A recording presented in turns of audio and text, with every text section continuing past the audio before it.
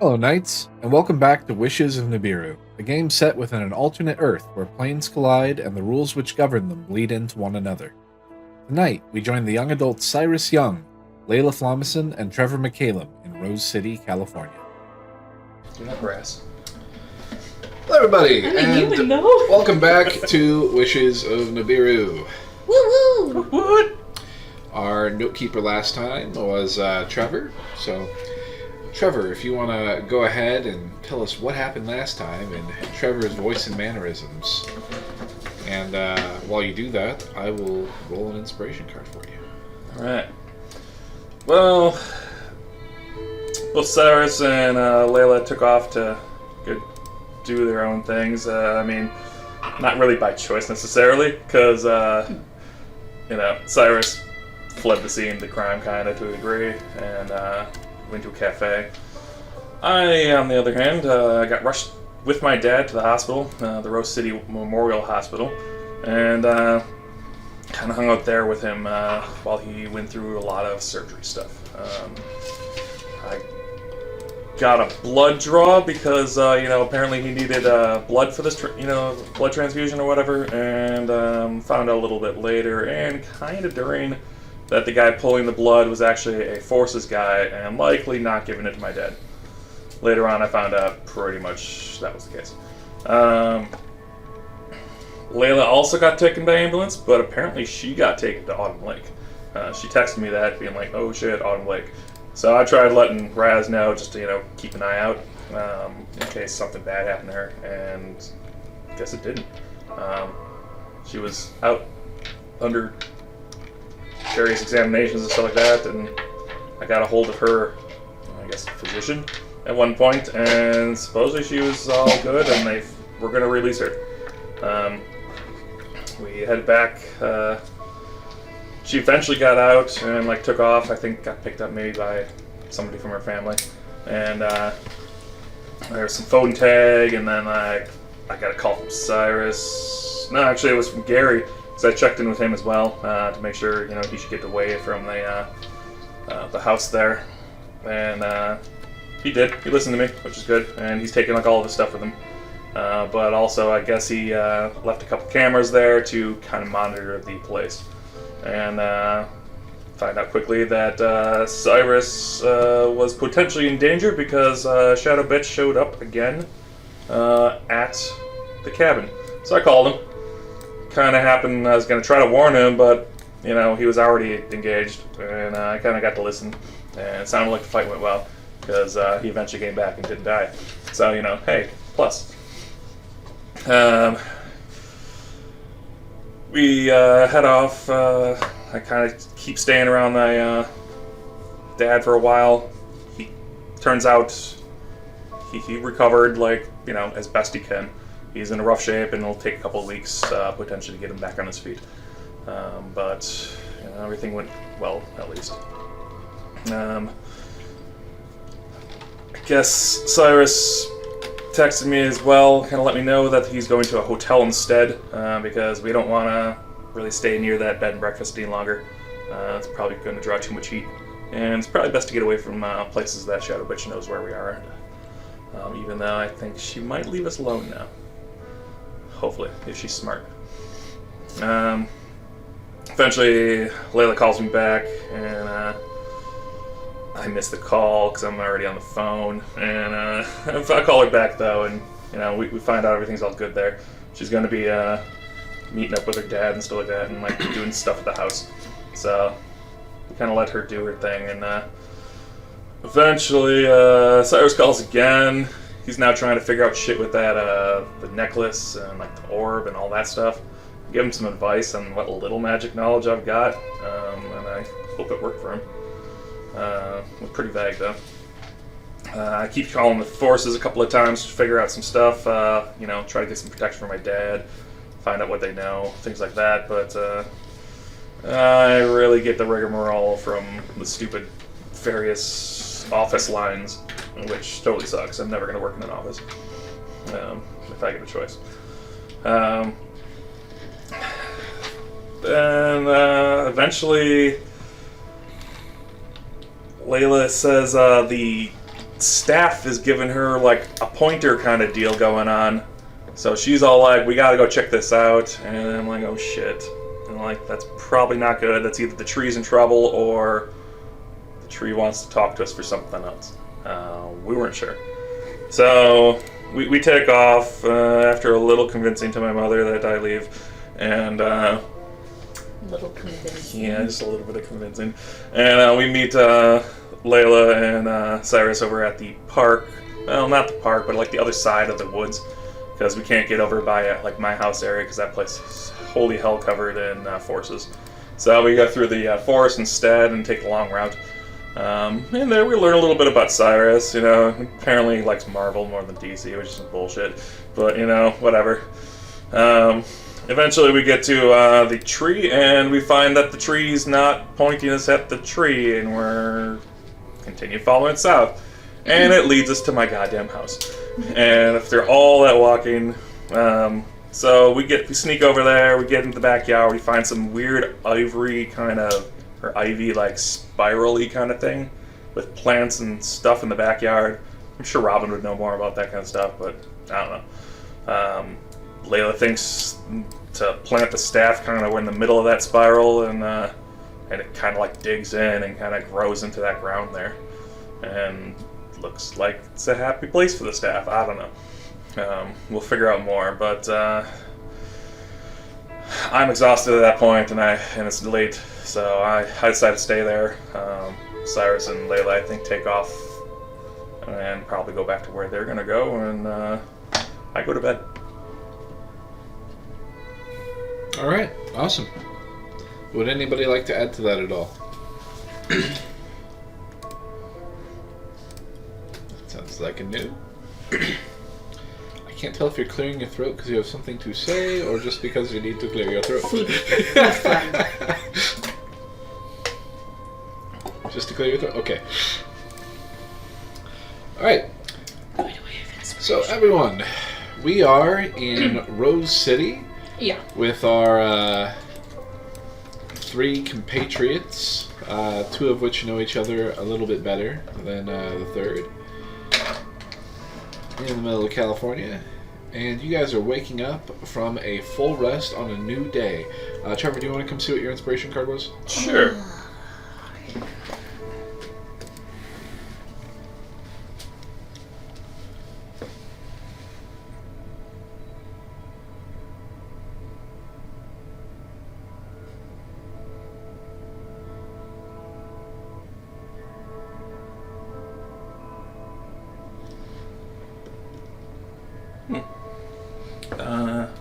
For those, like that first of the options or whatever, if I choose that and it turns out not to be that, do I just get the other one then, or is it like kind of like wasted then? You can get the other one. Okay. Cool.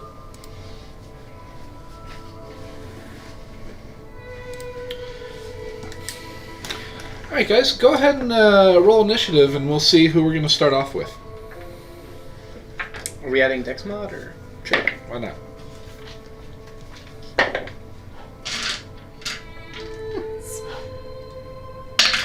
Or subtracting? Wait, you have a subtraction? No. Nope. I have an 11. I have an 11. Ooh. I've got a 7. I have a Plus the 2. higher dex mod. Plus 2. Plus 2. Reroll, guys. 14. 5. Okay. Alright. So, Cyrus, you wake up in your motel. Alright. It's a little bit of a sleazy place. As I said, it's across the street from the highway. Your room opens up directly to the parking lot. The parking lot looks like it's seen better days. Its asphalt is cracked. And you're pretty sure, as you were falling asleep in the middle of the night, you heard a drug deal going down outside your window. Cool. What time of day is it? It's Or morning. 7 in the morning when you wake up. So you have plenty of time if it is that you're planning to check out. I don't know. How long are you planning on staying here? Did you get multiple days? Just the one night? What's the plan? Probably got 2 days. Okay. So you have plenty of time then. You could go back to bed, you could get up, you could get your day started, whatever you want to do, because you've got a whole other night. Cyrus is going to browse around on his phone, see if there's any sort of major news, and then just sort of browse around for about half an hour. Alright. As you pull out your phone, you're looking at the news. One second, I got something in my throat. It's so purposeful. Right. I mean, it was. It was on purpose. But it sounded like very theatrical. It sounded like stage play style. Anyway. No, the big story on the news, on like everything, no matter where you go to get your news, whether you're on social media or you're going to some sort of YouTube influencer or you're going to official news pages, anywhere you look, everything is about what went down in Boston and the massive crater that used to be the Sky Building, known to be owned by a recent tenant of Boston, they would know him as a investor, art collector, some wealthy gentleman who recently moved to the U.S. from Europe and is very private. Is there any new developments about it, or is it just a bunch of conjecture? Well, essentially what they have found out, first off, so there's a lot of stuff, so I'm trying to figure out what to go into first. But what you're able to find is that there's a crater where the massive skyscraper used to be. And I'll get to the biggest point last. But Boston has gone under martial law. They are bringing in forces from all over the country to come in and handle the Boston area. Boston was already known to be one of the most Advent-inflicted cities in the country, having a whole underground network of Advent-inflicted persons and kind of like a black market for Advent-inflicted items and materials. But the big issue is that there appears to be a wide open rift levitating in the sky, hundreds of feet up in the air. There is some sort of gate that creatures have been recorded to have gone through, and there is some footage you're able to find online of these strange kind of almost hermit crab-like creatures with serpent tails crawling out of this rift in the sky and then just sort of falling down hundreds of feet and splattering on the ground. And there's reports of some sort of strange amnesia all over the city where local residents seem to need to be reminded often that this rift even exists. Okay.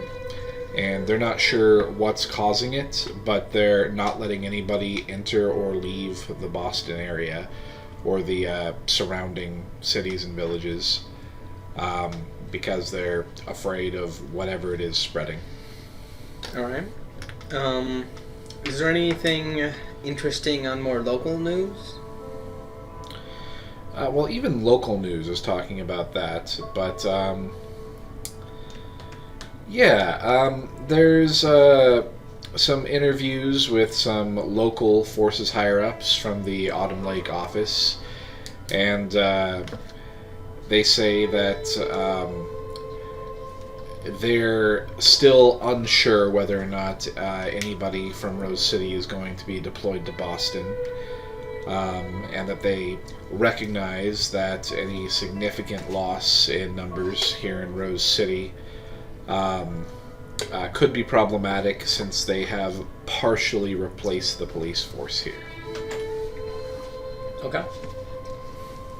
I suppose after buzzing around a little bit more, Cyrus would get up, probably around 7:30, and go find a breakfast place to eat at. Okay, there's a diner nearby you can head to. Denny's. And guess what? They don't have what It's you a want. Lenny's. Oh, I'm sorry. Ooh. Yeah, a Lenny's. Lenny's. Yeah. Lenny's. That sounds And they- upscale. Every time you ask if they have this, they don't have it. They just ran out. Yep, of course. Alright, so Cyrus would go there and, But they have old coffee. yeah, get some old coffee. Well, That would always happen to me. They would. What she's talking about is they would hand me a like a special menu. They'd be like, "Oh, and these are our special items that we're serving right now. This is our special menu of like I don't know what to call it, seasonal. I don't know. Yes. They'd have like a they have like a special menu. Like here's our special menu of special items or anything. I recommend this is, and I'd pick something. It could even be something that the frickin' waitress recommended. And then they'd be like, "Oh, I'm sorry, we're all out of that every time, every time." Anyway, Well, you do like to pick the weirdest things that are like probably like they don't keep large stocks of. alright. After eating, probably takes 20 minutes, half an hour, Cyrus would head back over to Trevor's place to see if that, Thing. any developments with the stick. all right.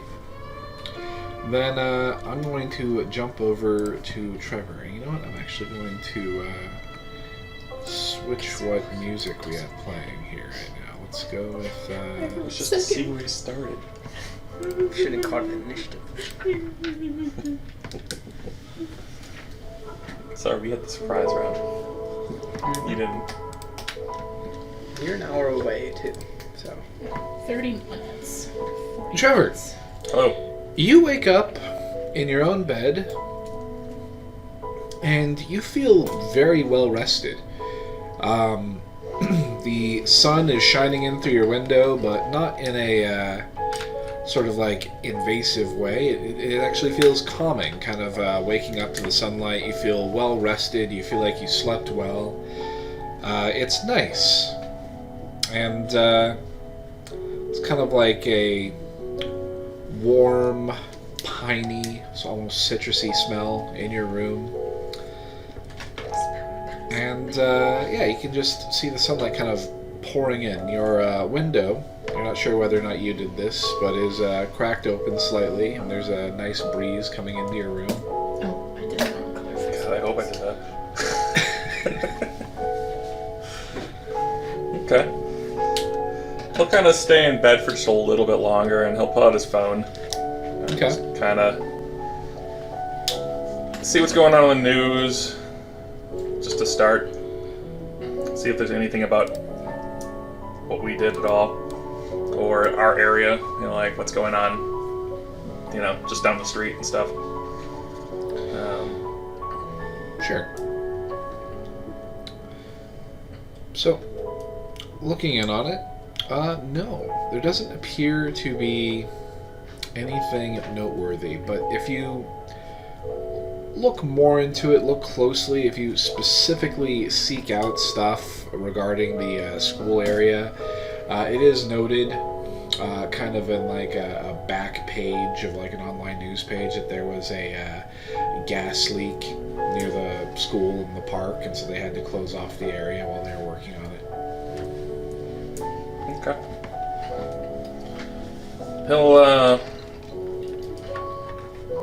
He'll set up an email, and he's just gonna email his sister, Okay. like Robin. How is she Found dead. expected to receive this email? We have internet in our room or in our You cabin, do. so feasibly she could. I don't know if she's got her smartphone and could find stuff that way, but Maybe. that's all up to whether or not Okay, she that's actually fair. like looks at that all that often. So That's that's why fair. he figured leaving an email would be better than just trying to call Okay. and see if, or like using Messenger to try to get to her. Sure. So she can see it when she sees it. And he'll just tell her that we got Dad back, Mom's safe. Everybody's safe right now. Dad's healing. He's going to be healing for a little while. I hope everything's going well for you as well. And he'll just kind of keep it brief and to the point. I'll talk to you more later. All right. Your message is sent. Cool. I'll eventually get up and look out the window.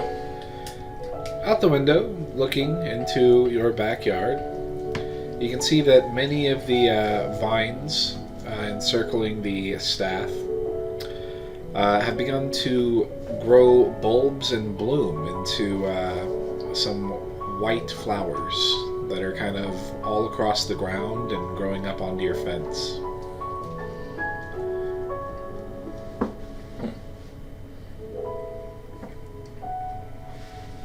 I'll do like a Google search on white flowers and try to find one that looks like this. Sure. Probably have to get closer. I mean, yeah. I don't know. I figure we could probably zoom in really easily with that. After Googling for a bit, you find that they look remarkably like daisies. However, you know they're not daisies unless they've been, like, inserted somehow, like, unless somebody, like, grafted them into the vines, because daisies don't grow on vines. That's true. They kind of look like daisies. Flowers like daisies. Oh, I got weird daisy flower vine things. It occurs to you that your sister might be better equipped to figure out what the hell these are. Yep. She definitely would. And probably could even talk to them. Just thinking she was just gonna be like, you know what? Yoink. Thanks, Robin. To skill proficiency. Can't do all the stuff that she can do. Alright, he'll head downstairs and find something to eat. And try to make a simple breakfast for himself. Okay. As you are making breakfast for yourself, whatever that may be, your phone begins to buzz. Bzz, bzz, I'll look at it. it is your mother's number. Answer. Hey, Mom. Trevor, are you okay? All good here. Completed what we needed to do for work, and I'm at home making some breakfast at the moment. Okay. Your father's still stable? Good. I was just worried. I wanted to call and check up on you. Everything is fine with him, they're telling me, but they are wanting to keep him sedated. I'm not really sure why. They said it would be better for him, but I don't know. It didn't make a lot of sense what they were talking about. Really? I mean, I would think you would know. That's weird. Well, I'm not a doctor. It just seems weird. I haven't heard of anything like this before. Well, okay. I'm gonna come back to the hospital in a little while. Is there anything I can bring you? Yeah, if you could bring me a change of clothes and something to eat. I'm starving. Yeah. I can do that.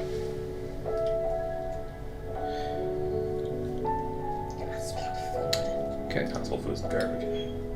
And around now, Cyrus arrives outside your house. You want to go check out? Yeah. I was going to skip to Taylor, but she's checking on the animals. So, Cyrus, you arrive outside the McCallum household. And let me check something here.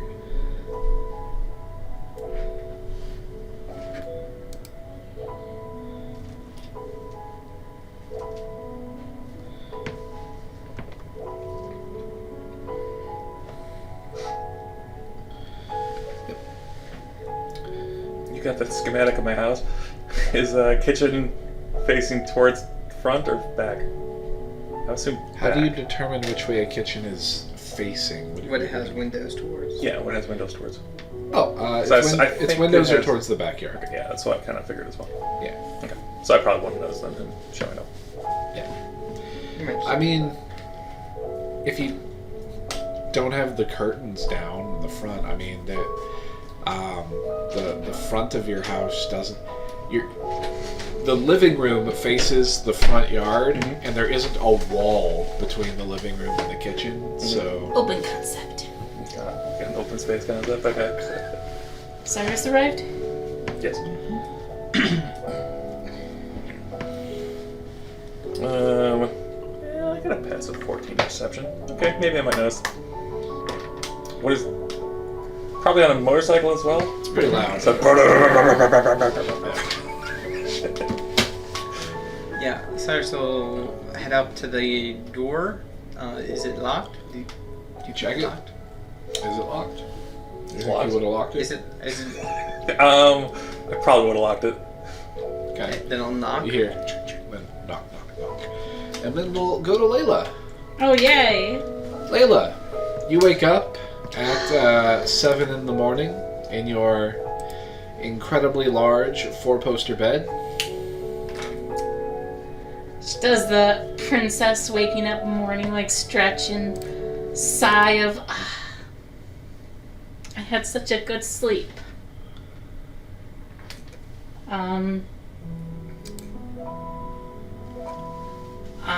I'm going to, unlike the others, fuck the news. I'm going right, opening my closet doors a little, like, dramatically, you know, like... Open it, clothes sort of wave. All of them are nice and neat and organized. They have plastic film over each of them to keep any dust from getting on any of your clothing. She's gonna peruse her closet I'm going to peruse my closet, and I'm going to find a cute dress. Alright, I will note that Layla does not have any backless items. But I do have Amalia. That is true. Gonna find a dress that is fitting for the weather and cute and very suitable for having a nice breakfast with my dad. Alright, I will note that from yesterday your wing is very tender and sore. Yeah. Just be fine. I'm going to then sort of exit my room and then call for Amalia, holding the hanger with the dress. The dress, obviously, I'm the two. Okay. Malia looks up from downstairs, nods, and says, right away, miss. And goes shuffling off to go, Oh, wait, no. I actually have a special request. She stops. I need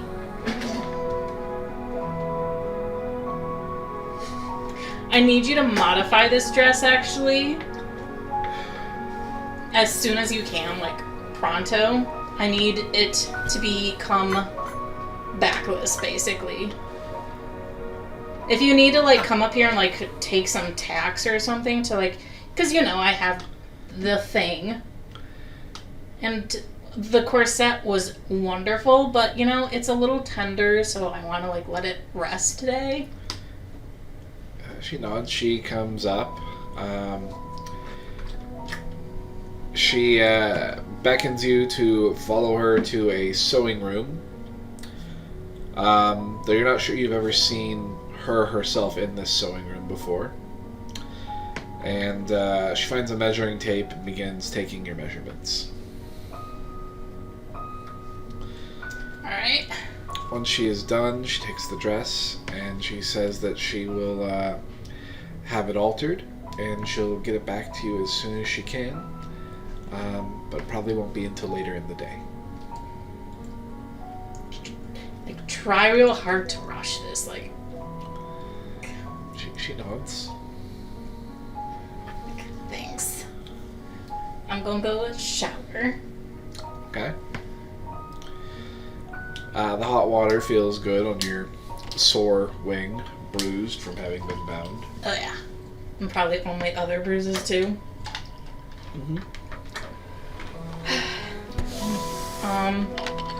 Remind me, your lunch, I think it was, with your father, that's on the weekend, right? Or is it today? He said it's supposed to be today. Okay. So, you'll have lunch with him in a few hours. Yep. So I am showering and then doing a minimal makeup amount right now. And I mean, honestly, this probably takes Layla an hour. I won't lie. Okay. So, you're getting dressed, doing your makeup, doing your primping routine. Yes. In the meantime, what do you do, Trevor? Because we're skipping a couple hours here. He'll head over and just kind of look out the window real quick to see who's front door there. Realize it's Cyrus, and then he'll unlock the door and let Cyrus in. Any developments? It's growing flowers. If that's what you're talking about. Interesting. I'll take a look. He'll relock the door. Oh, Lead him to the back. So? both of you, with your passive perception, you hear kind of like a hissing, gasping sound as Cyrus goes to approach the back door. It sounds like it's coming from Cyrus's person. Oh, cool. You guys want to Do you roll have a snake on you? active perception check to investigate the noise? You can. What's that? 26. From a 17 to a 26. 3. Okay, good. I'm glad you're paying attention. What did you get? That's a 7. Okay. You don't know where it's coming from. The fuck was that? You notice as your shadow becomes a bit paler, Cyrus, as this hissing sounds. Interesting. I'm gonna move back and forth to see if it's sticking perfectly. My shadow is sticking perfectly or acting normally. It seems normal. The hissing is coming from my shadow, I think. It was a single hiss. What? Really? Yeah, it's fainter or something. I don't know if I have one of those shadow things stuck to my shadow. That's not your shit. Yeah, that makes sense. Strangely enough.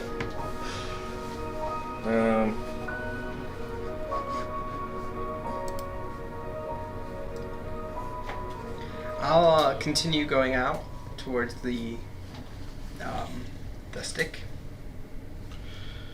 Alright, you head into the backyard, easy enough. You open the sliding glass door and head on out. You see the... Trevor's watching his shadow as he follows. It seems normal. You see the vines have grown over all about the fence. It's kind of like a sweeping ivy with what look to be daisies all over them. And the spiral of vines, still present, appears to have partially sunken into the soil. Okay. Is the stick visible at all, or is it just... It is. About 3 feet of it is sticking up from the ground, with vines and ivy kind of wrapping in a spiral pattern up and around it. Okay.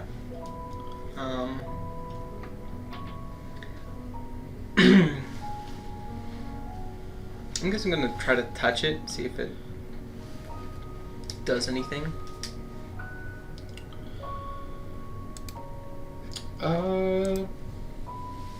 No, it does nothing.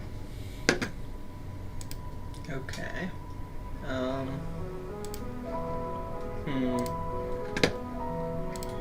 Is it moving at all? It does not appear to be moving.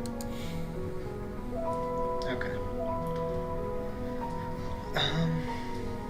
head back over. So it grew flowers overnight.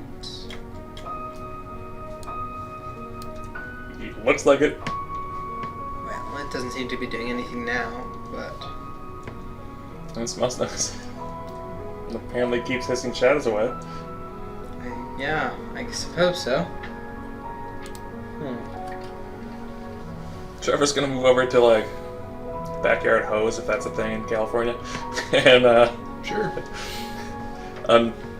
do it a little bit and I don't know, spray down the backyard, give it some water. Okay. You are able to do so. Yeah. Hopefully it's on our side. And then, It seems like it. Seems pleasant enough. right? No vines, or not vines, no prickles or spores or anything. Oh, right. He's gonna head back inside and sort of like cover the windows before summoning Balfour and having him put down the thing with the egg in it. The container. Just like put that on the couch or something. All right. Oh yeah, that thing. Check something really fast. Stop doing that. I have to get comfy because someone took my cushion.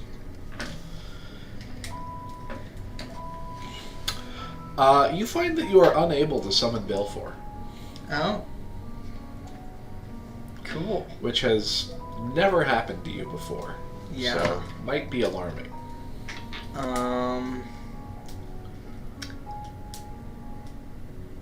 Is this within the hissing noise radius?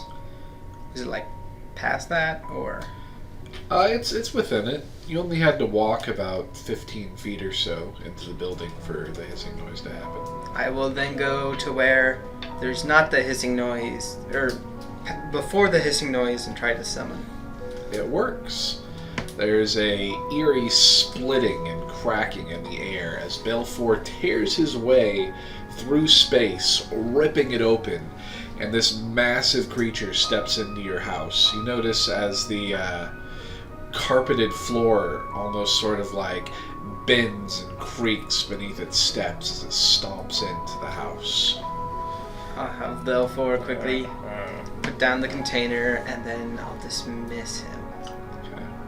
Do you know, does like, you know, that ripping of reality and all that stuff, like, leave a lasting thing at all? Have you ever seen that? Like, have you done it a bunch? I'm just curious if my house is now weaker from, like... Balfour sets down the thing and then steps back inside. It's weird I couldn't summon him past that hissing noise spot. Really? Yeah. That's good to know. So it's like protective, or maybe something like that, or Seems like it. preventative. Cool. Anyway, that's the egg thing is in there. Trevor's gonna try to go near, like, outside of the hissy area and try to, like, teleport poof, like, just, you know, within to it. He's trying to see if his own shit is at all affected by this. Nothing happens. You're able to teleport just fine. Okay. If I cross it again, do I hear another hissing noise? No. Okay.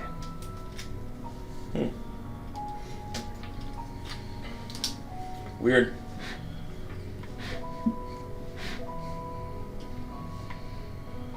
What are your plans for the day? Well, I was gonna go and see my dad, check in on him and all that. You? I don't know. Seems like there's a lot of stuff happening with... Oh, Trevor, I take that back. You can't teleport into it. Can't? No, I thought you could, but you can't. What? You teleport, but then sort of bounce off of the area right before where the hissing noise was. Okay. Well, And you'll take... Oh, taking damage. not a lot. Oh, I lied. That's significant, sort of. 8 force damage. Ow! Bloody nose. Jesus. He will go ahead and try to heal himself a little. Spend 2 side points to try to counteract that. And then he'll bonus action that last hit point away.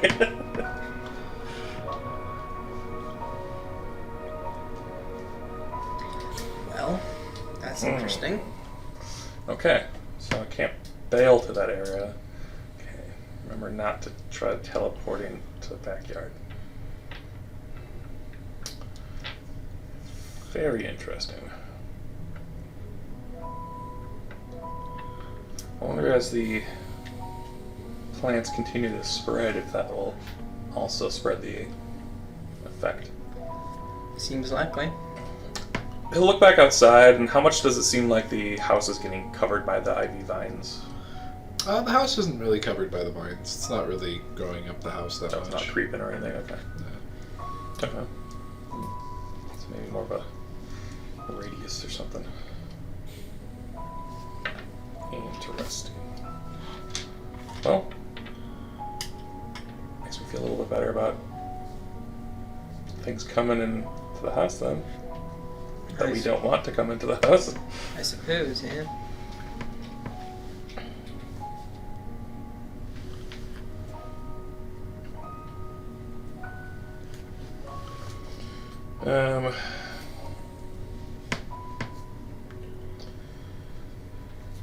So I'm assuming Shadow Bitch actually didn't show herself. Nah, just some shadows.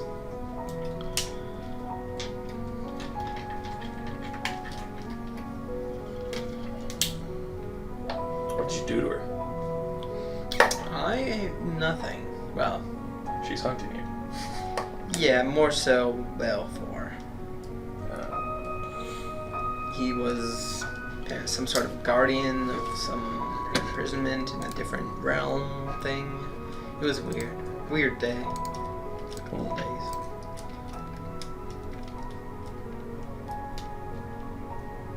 So she wants to recapture him maybe or something? No, she was captured by him, and I think she's scared of Balfour. I don't know.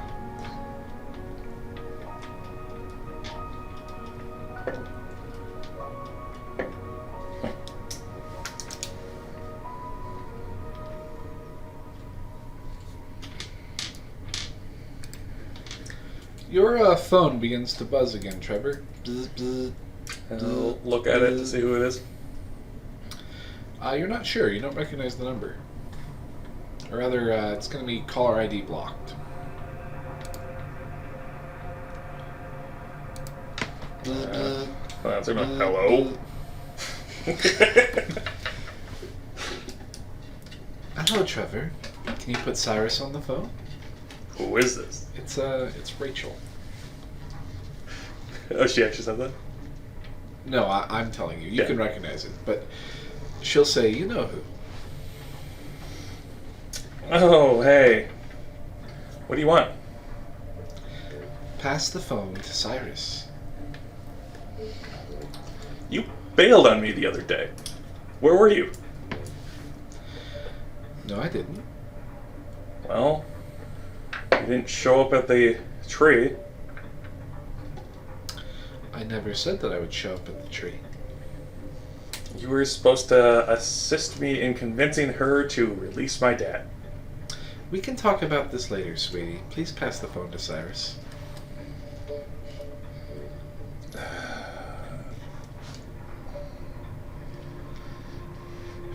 Okay. I'll put it on, like, the audio, like the Speaker? speaker, and hand it over to you. Hello? Cyrus! How are you doing? I am doing all right. You know, it wasn't very nice of you to get others involved in our business. I thought we had a sort of unspoken agreement. I haven't the slightest what you're talking about. What Well, others? Well, Cyrus, now that we're getting others involved in our affairs, I suppose it's only fair that I do the same. Okay.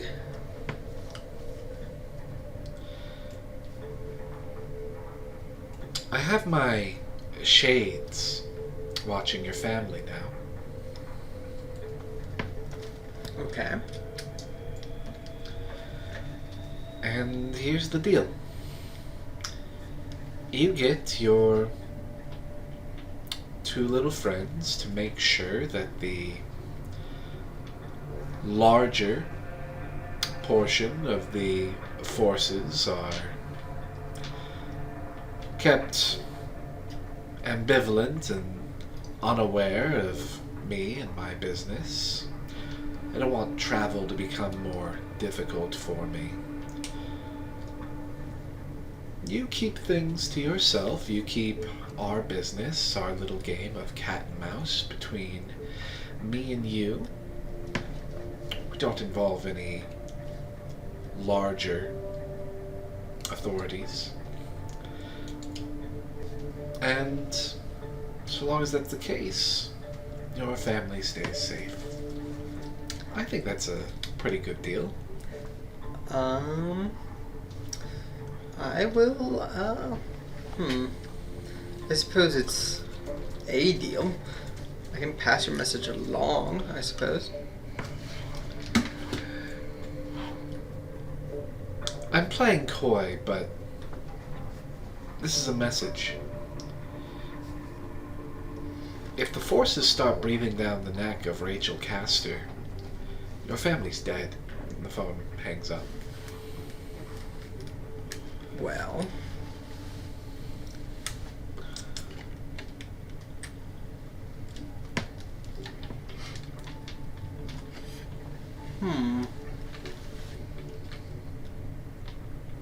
Should I not have passed you the phone?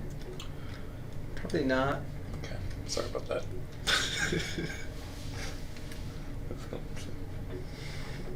Thanks.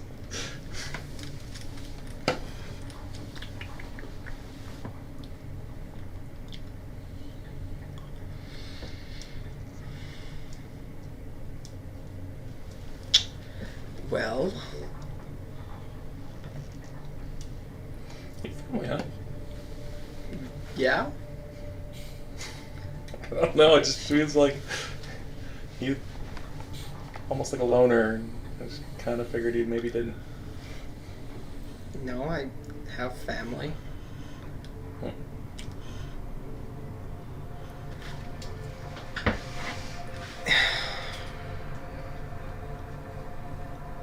Not exactly sure what I can do, but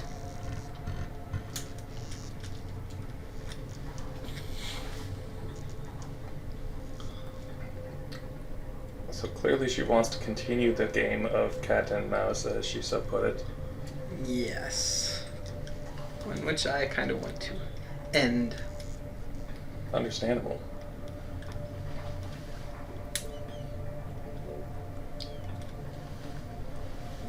I'm not sure how she knows that the forces have been involved. I don't know if they have been or will be.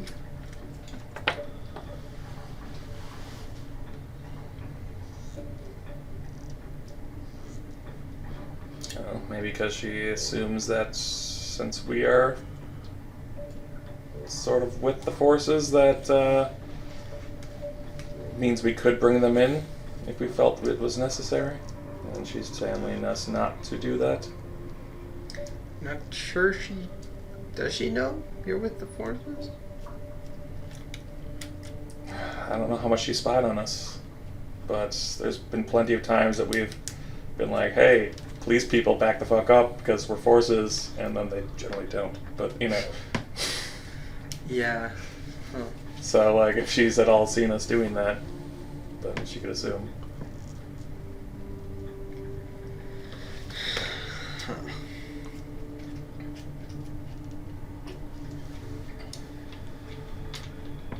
Well, I'm not sure what there is to do. The forces probably aren't breathing down her back, and if they are, I can't exactly stop them.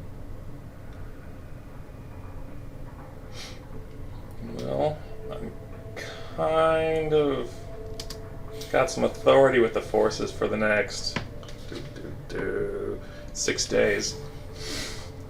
I can keep them off the back if you want to go deal with her.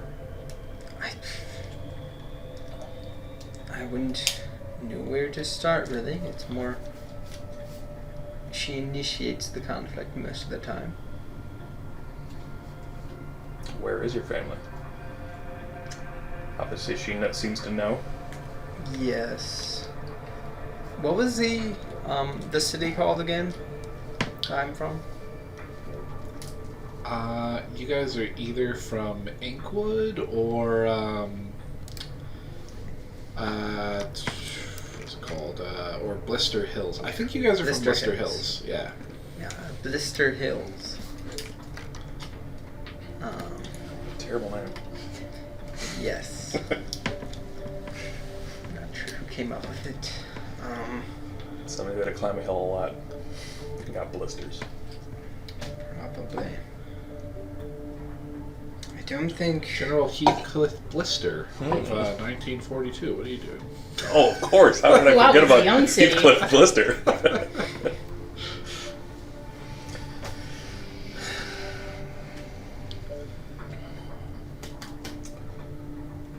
I'm not entirely sure. I mean, I kind of owe you for helping my family, so I'm willing to help yours. I don't know if there's a place they could be safe from her necessarily. Anywhere with mirrors anyway. Certainly fair game. Well, it Wait, seems can like I you're... get everybody to speak up a little bit. Okay. Well, it seems like your family's safe, at least as long as we stay within her rules. Yeah, it's sort of difficult to know if... Well, I mean... Yeah. This seems like a... I don't know. Maybe not an empty threat, but not one she's quick to act on. At least it didn't seem that way.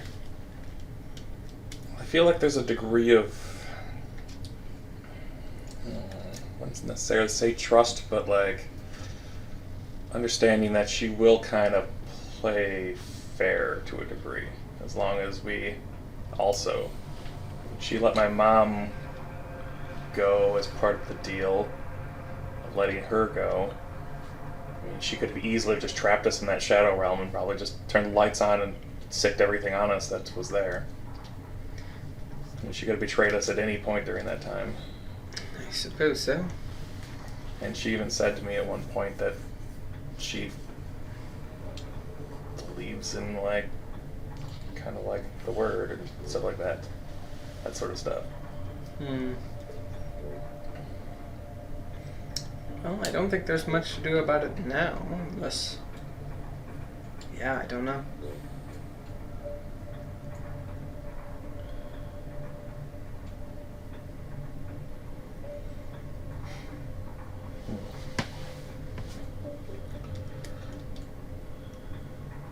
What kind of...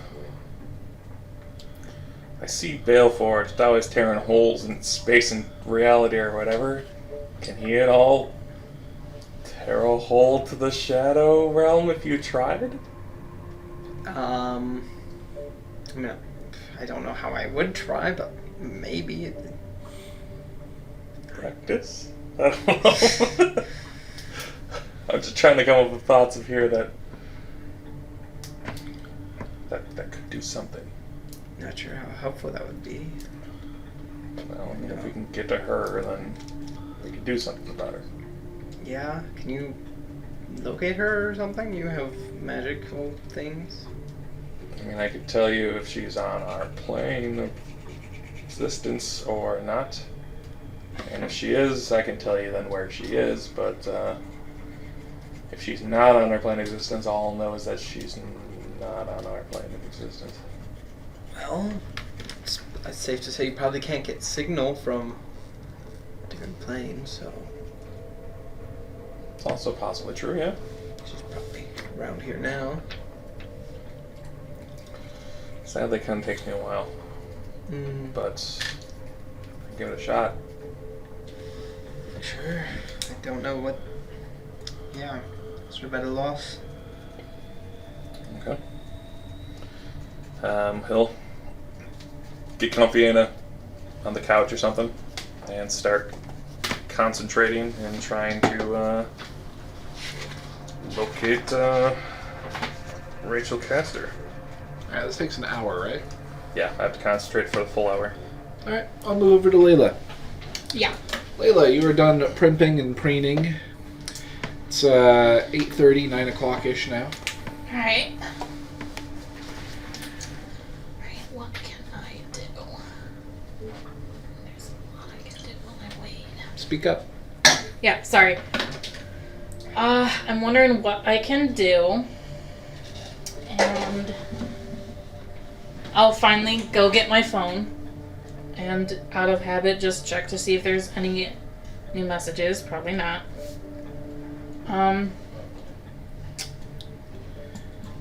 Then Find that your face-based profile has lots of messages saying how much people from school miss you, and they heard that you volunteered with the forces, and how honorable that oh is. my god, yes.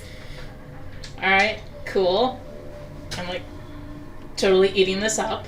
There's some random boys that are like, I totally had a crush on you in high school, but I was too scared to say anything. Didn't. Okay. After leaving most on red, I'll go ahead and text the boys. Good morning with like 6 O's on morning. Good morning. That's not how you say it. Deeper. Just cheese. No, Okay. I don't understand. Smiley face emoji, a sun emoji. I DK about you all, but I slept so good. What are you up to? We text back. We checked in with the stick. Weird anti magic thing around it. And flowers.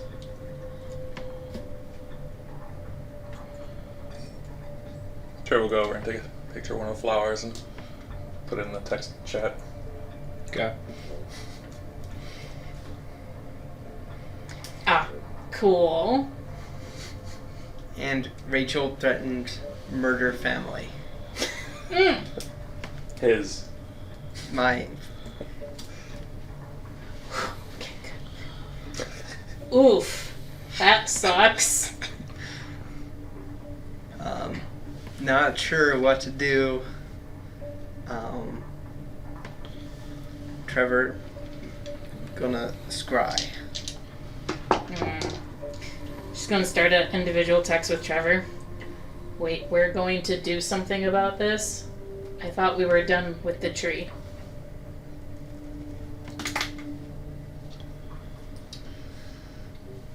Kind of like move it so like Cyrus can't see him. Then I'll texting say and back spell in the group chat, huh? As a side note, I will remind you guys, just because you guys haven't used phones a long while, that while as far as you know, there's nobody specifically spying on your messages, and It's not like anybody's going to instantly. If for some reason someone had a reason to decide to spy on you guys that was in the appropriate position, they could go through your text messages in your guys' position. Okay, just so you're aware. Oh yeah, I'm assuming my phone's all the hell to bug because I've never gave like the forces my number, and they've called me like 3 times now in this like last 4 sessions. Yep. Like they're constantly calling me. Yeah, we kind of owe him a little bit. Plus, tree's done, but shadow bitch isn't.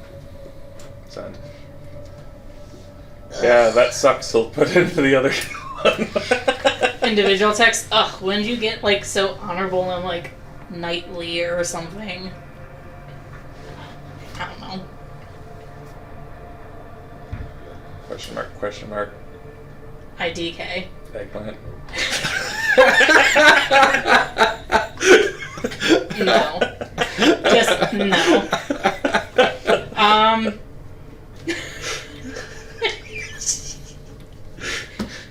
Good job, dude! Back in the group chat.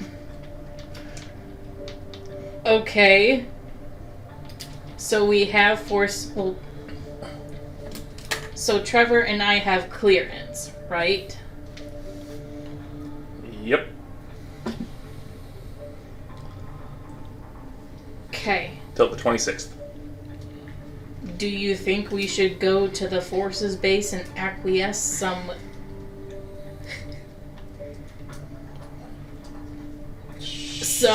hang on, Is this a group resources. Yeah, this is group, I'm assuming, right? This is the group one. Acquiesce. Yeah. Common text word. I'm a fancy girl. Not even sure yet if it's going to be used. No, that's why it's like waiting so long. Is she's like acquiesce? No, it's not how you spell it. Stupid autocorrects. Autocorrects to Affleck. Oh. You finish? Acquiesce some resources. You want to tell me? What? Can't use forces or Shadow Bitch will kill his family. She seems to want to make this a small group on group or resources on resources competition. It's not using the forces, it's using our equipment. Wait, aren't you supposed to be concentrating on something? Did that just Yeah. get like outright interrupted, or? Oh, well, you can do actions and stuff like that while you're concentrating. Yeah, but It's just like keeping a concentration spell going. okay. But you're not. I would say I'm distracted. What are the components? About the concept what are the of that. components of this spell? Me, in my mind. You don't. This is. Oh, it's not a spell. It's not a spell. Okay. Okay. I'm gonna say is possibility forces shelter parents? Question mark. That could work.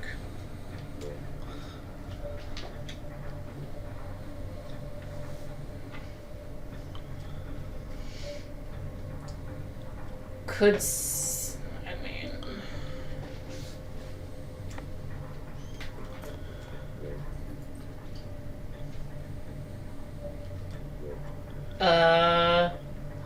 maybe IDK, LOL.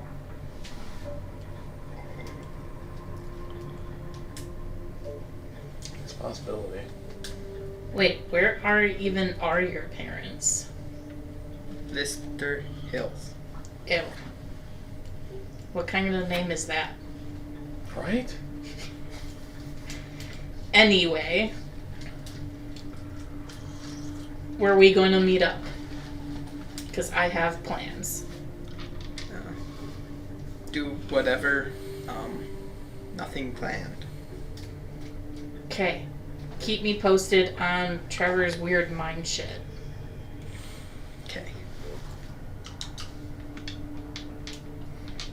insulted, but it's kind of true.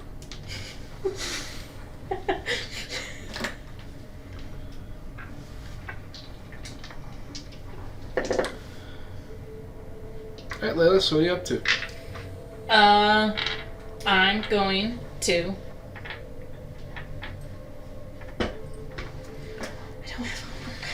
don't have to. What day is it? What day of the week is it? It's Friday. It's Friday. Okay. Normally, like, we'd be training, or like we'd have stuff to do. I don't have stuff to do. My mom's probably asleep. I'll go downstairs. Your mom is not asleep. Oh, great. She is sitting at the kitchen table looking at her phone and appears to be drinking a mimosa. Good morning.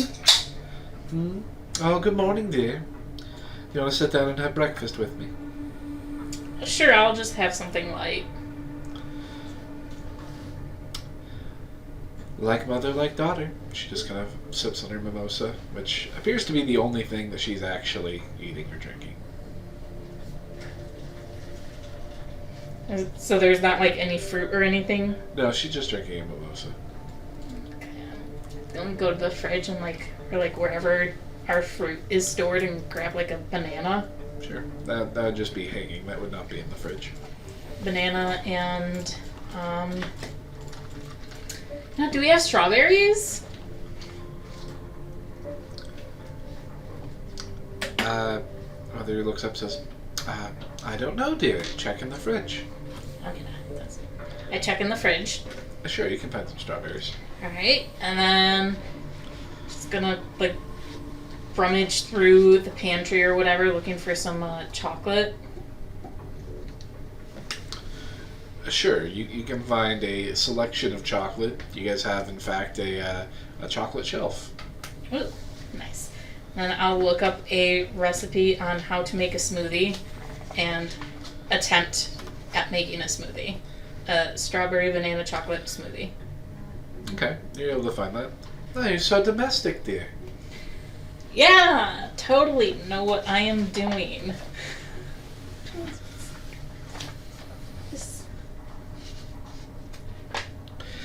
Do be careful. I don't want to have to bring you to the emergency room. Oh god, been there, done that. Yeah, She says as you begin to work the blender. Yep.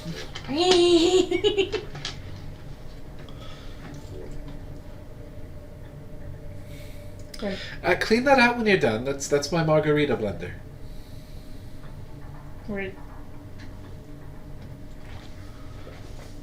Can't Mommy do it fine?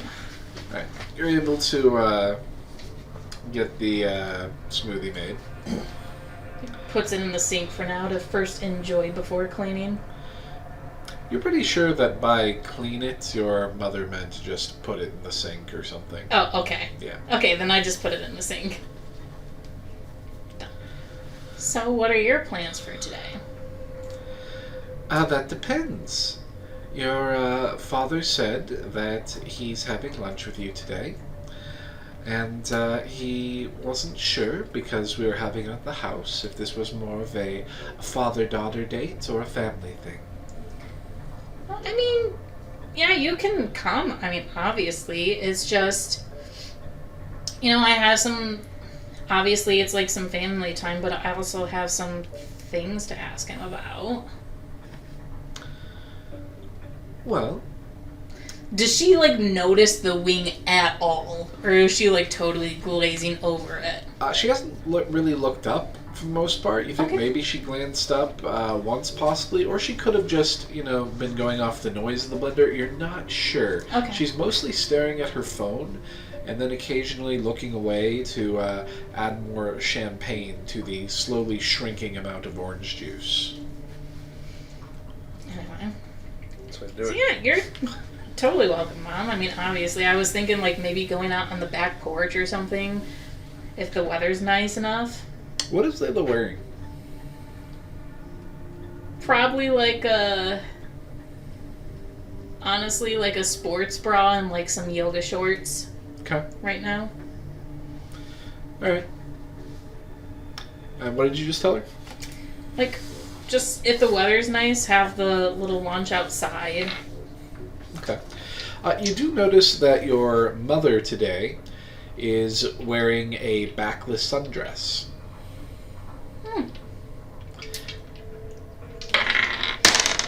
And it may occur to you that your mother has never had a problem purchasing backless clothing.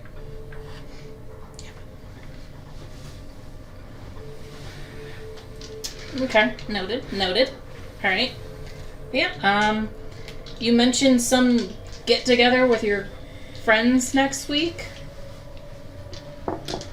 Oh, yes, down at the country club. And it's in public. Okay. Yes. What day? In a sec, I have to check the date. It's next Thursday, dear, in the evening. They're having a sort of family soiree of sorts. Fancy. I guess.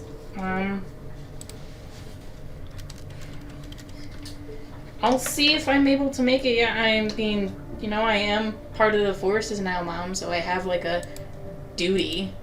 But I mean, obviously, Oh, I'm sure you can take a day off. It's a government job. I'm sure you get vacation days.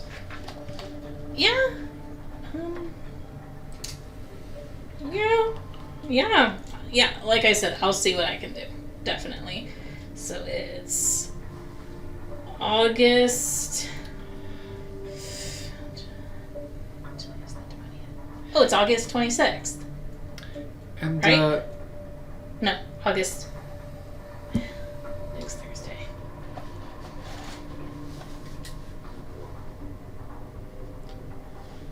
Layla is marking it on her calendar. What were you saying, Ma? oh, nothing. Just scheming. What? I'll tell you later. Oh.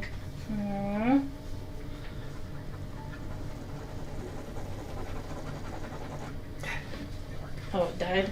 It died, but I rejuvenated it.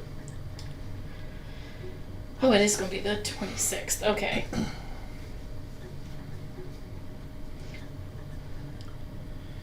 Have you picked up any new hobbies? Actually, I have. What's that? I've been fencing. Fencing? Yes. It's great exercise. That's really interesting. I'd like to see you do that. I'd like to see it. Well, Do you normally practice at a certain time? yes, Sunday mornings. Just once a week? For now. Okay. Cool. Going to go purse shopping later today if you're interested. Magnus felt so bad that he has to leave on such short notice that he said I deserved a shopping spree. When's he leaving? In a couple days, I believe. Okay. Heading to Boston, I think. Yeah, makes sense.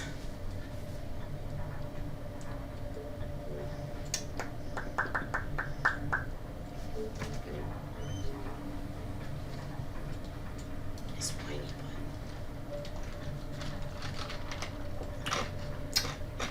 She continues sipping at her drink. butt. Just Malia comes in, begins washing the blender. I'm scrolling through my phone now. You see Bartholomew just kind of walk through, kind of gives like a nod and like a very light bow to each of you, and then just continues on his way.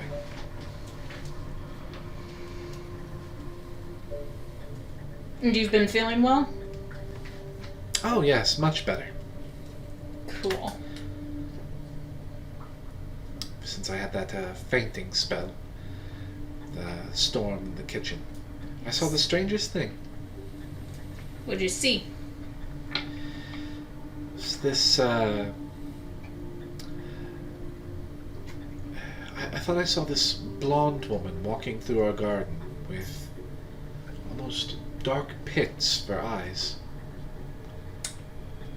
And I saw the garden moving, and I don't want to think about it, dear. sounds really bad. Did Dad heighten the security? Over a storm? No. Over a creepy woman, possibly? I don't know. I was seeing things. Okay. I think I might have had a glass of absinthe just a few minutes prior.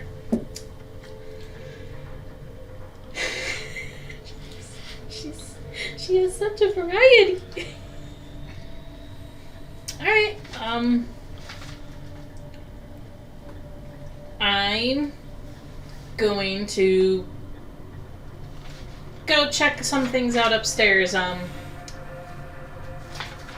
Enjoy your mimosas. My what? Mimosas? Drink? Oh, yes, of course. Right. Wanna skitter upstairs and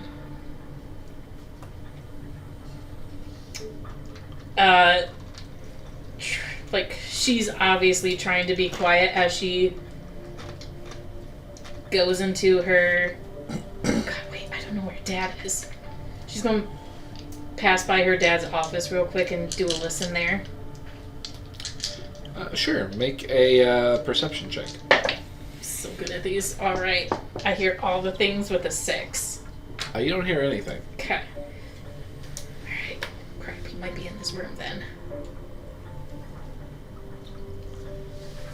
I'm going to... You know what? Screw it! I'm gonna go, still being a little quiet, up to my parents' room. Okay.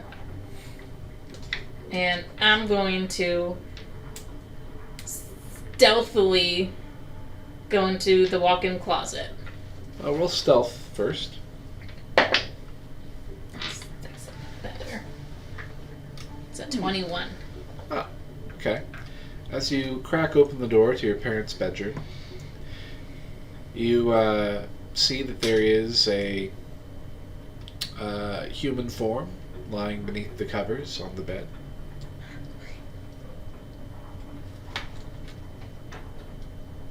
She's going. Okay. She's going to maintain my stealth. Alright. As you get to the walk-in closet, which is closed, please roll a sleight of hand to try and quietly open it up. 19. Okay. You manage to very quietly open up the walk-in closet. Thief. And you're able to walk in. The walk-in closet is around the size of Trevor's entire bedroom. I'd imagine it a little bigger, honestly, but yeah. Because it is a his and hers, you know. I'm going to go towards the back, or like the spot where I know my mom hasn't worn these things in a while, and I'm going to try and find a couple backless dresses. Okay. You're able to find a couple options. They're all these sort of elegant evening wear gowns for the most part.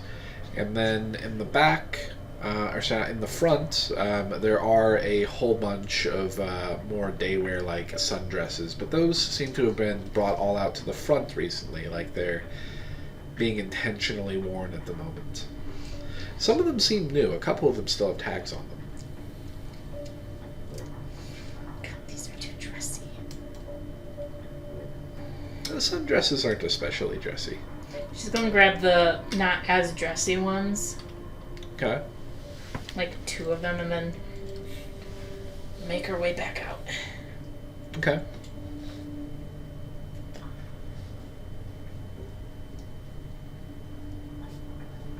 Go to her room.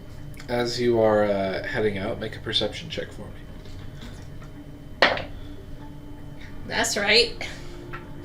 3. 3. Okay, with a 3, I'll say what you notice is that in one corner of the room, there looks to be almost like a golf bag or something, some sort of sports bag, and You do see it's unzipped slightly, and there appears to be a fencing mask kind of peeking out of it. Is all I'll give you for that. Sort of startles, like seeing the mask just like peeking out and just like sort of mini jump scare, but then skitters out.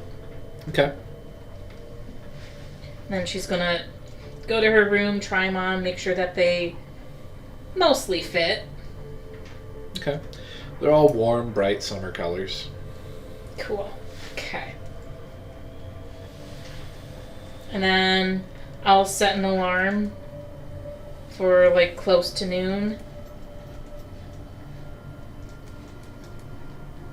Okay. And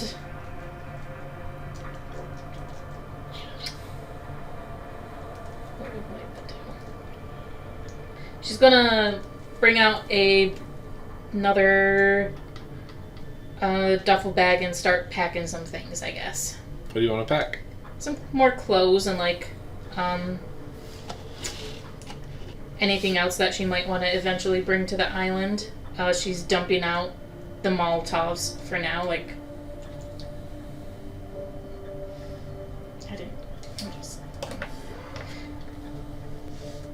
I'm gonna put these here. Like she's cleaning out her Where's bag. here? Her bedroom? Yeah. Like on the floor, or? On like her vanity or something. Okay, it's gonna be a strange sight for Amalia when she comes in. I might take care of them, but for now that's where they're gonna be. Got some pipe bombs nearby. Don't worry about that, Amalia. Specialized forces equipment. Yeah. Oh, yes, they look very official. Yep. And yeah, just gonna start packing some more like sleepwear and stuff. Okay. You are having the same issue where none of it being really backless. She's gonna start like putting all of her shirts and like tops and dresses and stuff in a pile of have Amalia alter. Okay. With that, we'll say it's getting to be around 10-ish, 10:30-ish, and I'll hop back over to the guys. Trevor, as your concentration ends, you get a 3-mile radius? 1 to 3. 1 to 3? Yep. I'm going to give you a 1-mile radius. Cool.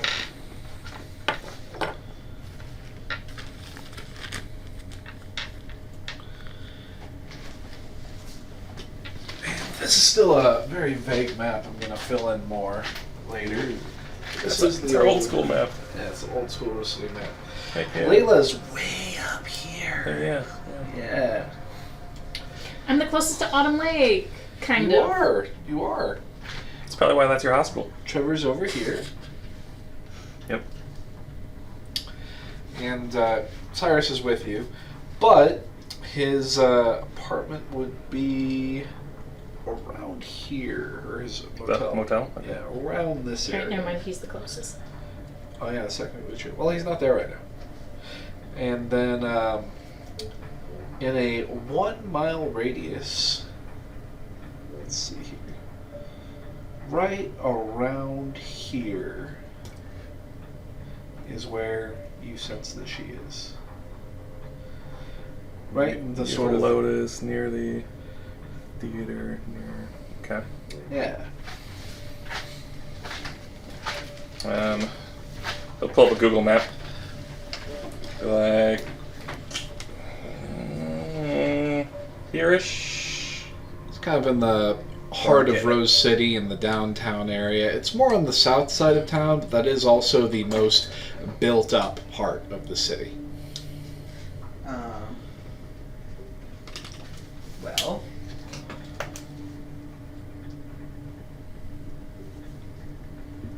it's good to know, I guess.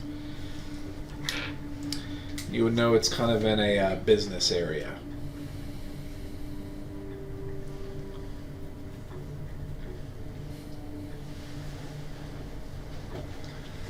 Doubt we can actually find her in that. But Well, I can try a couple more times throughout the day to see if she stays around that area. I At suppose. least to try to track where she's going and stuff. Yeah.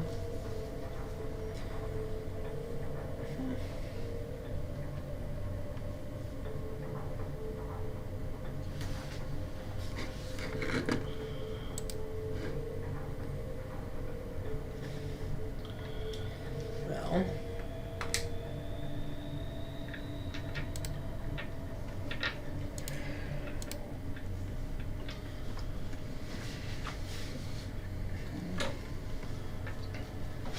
Do you have any... Where'd you learn what you do? There's no school. I sort of just do it.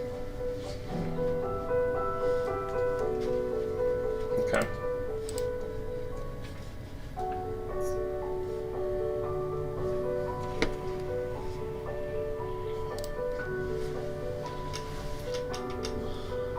Maybe better if we had Robin here. A little louder.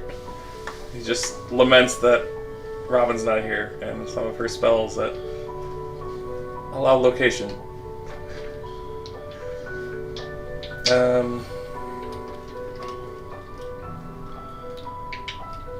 How quickly do you want to act on this?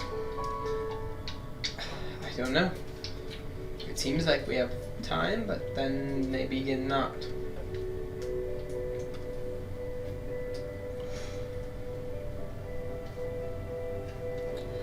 Well, we could. It's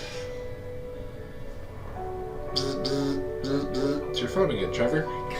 Look at it. It's your mother. Hey, Mom. Are you okay? Are you safe? Yep, everything's fine. We had a visitor at the house. Speaking with him right now is just a friend that you met the other day. But you're safe? Yep, still safe. Nothing's happened? Nope, everything's good. And you still have a vehicle? We set up a really nice garden in the backyard. Okay, so everything's fine. Yeah, everything's fine. Should it not be? Where the hell's my food? Yeah.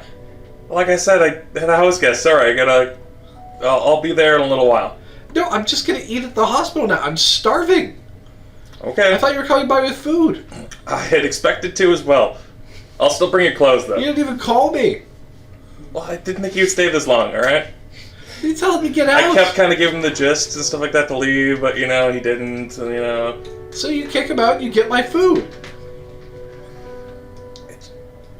Are you gonna get it Hangs from the up on hospital? Oh my god, seriously, it's never been like this. Alright. I'm getting you missed something.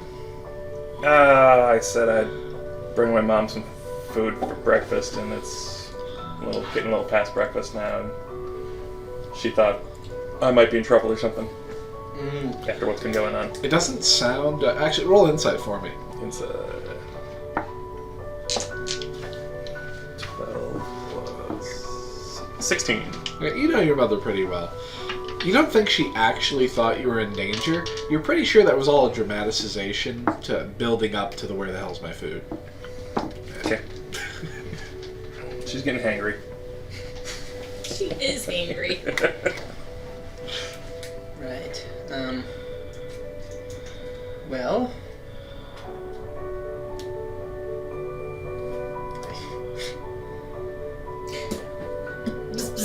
Ooh, just got a cool idea. What if we do get Forces equipment and we get another RC car and we attach it to a little like one of those RC things, and we could have someone drive it around, like if we ever need it. Question mark, question mark, question mark, question mark. One of the Pokeballs, Trevor.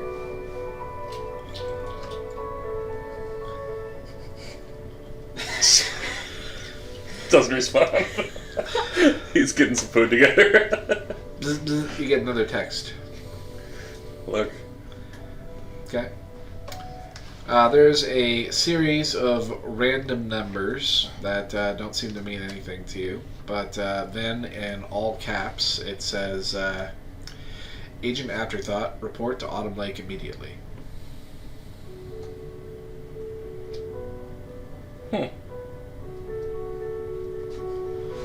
Do I care?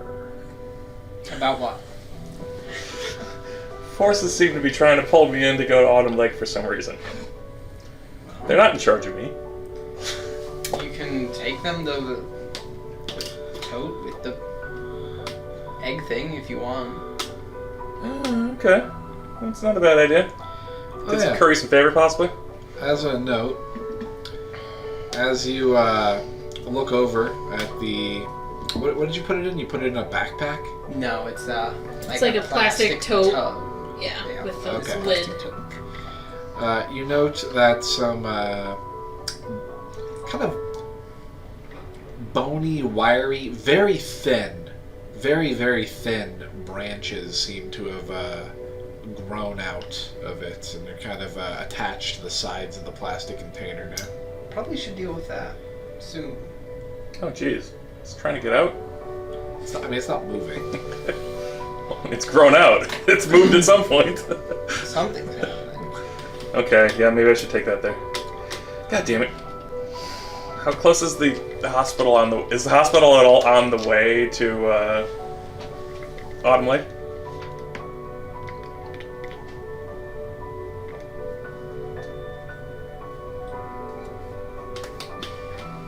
Nope. How far out of the way is it? So you know how Radar was telling us he had to like do a right triangle to get to his destination when he was moving his sister, and then come back. It's kind of like that. Basically, instead of going to Autumn Lake, you have to go way to the south for no reason whatsoever, and then you'd be at the hospital, and then you can drive to Autumn Lake. Basically, the difference between your house in Autumn Lake and the hospital in Autumn Lake is about the same distance, just from different angles. Okay. Well, I gotta go down the lake. I'll take the thing. I'm assuming you don't want to come along because, you know, we're keeping you kind of out of the force's radar to a degree. Yeah, I don't. You just tell me what happens, I guess. Okay, stay safe. I will Are try. you staying here or are you gonna leave? I have no plans. I'll stick around, I suppose, unless I Okay. want to do something. Alright, just lock up when you go. Okay.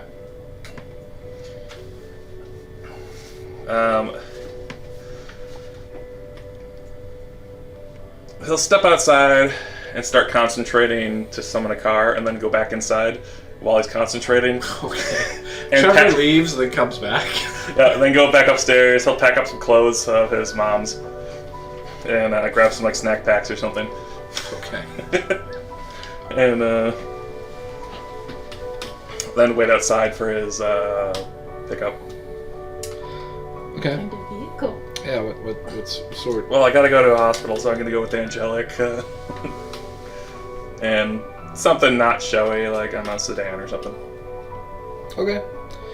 Kind of like a white soccer mom sedan kind of shows up.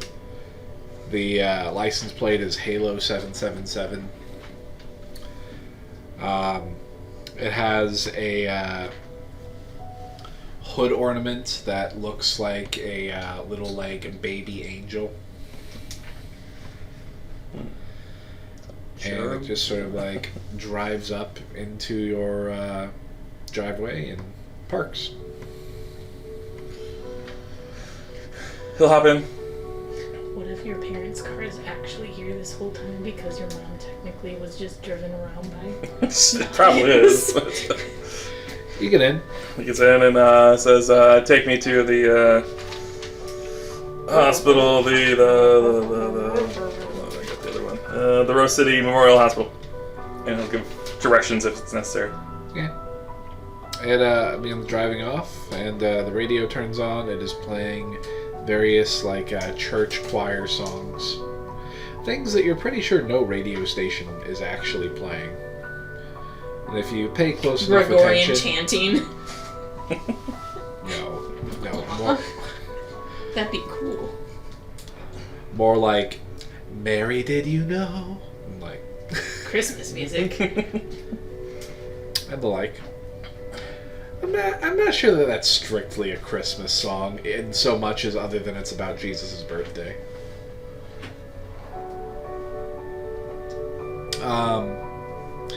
But yeah, you begin driving off. If you pay close enough attention, you'll see that it's actually playing from a CD player, which is very old. They don't make cars with CD players anymore.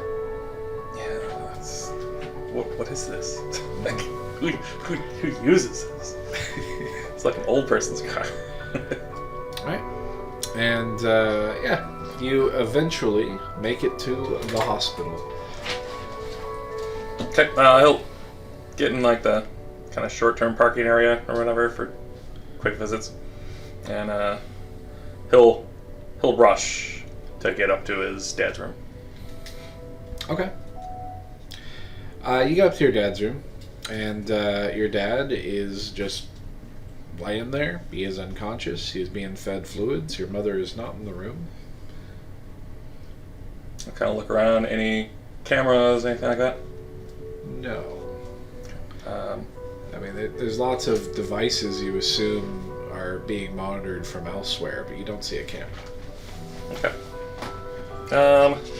Kind of walk up to him and be like, Dad, hope you're all right still. And kind of look him over a little bit. I mean, doesn't know medicine, so, and then he's gonna try to restore vigor on him. He'll kind of just concentrate over him. So, like the give health points one? It will remove any reduction to one's ability score, or remove one effect that reduces its max hit points, or reduce its exhaustion level by 1.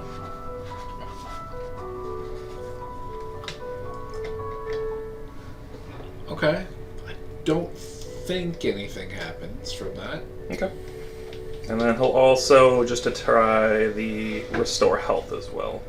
Okay. So it would remove a condition of blinded, deafened, paralyzed, or poisoned. Or alternatively remove 1 disease.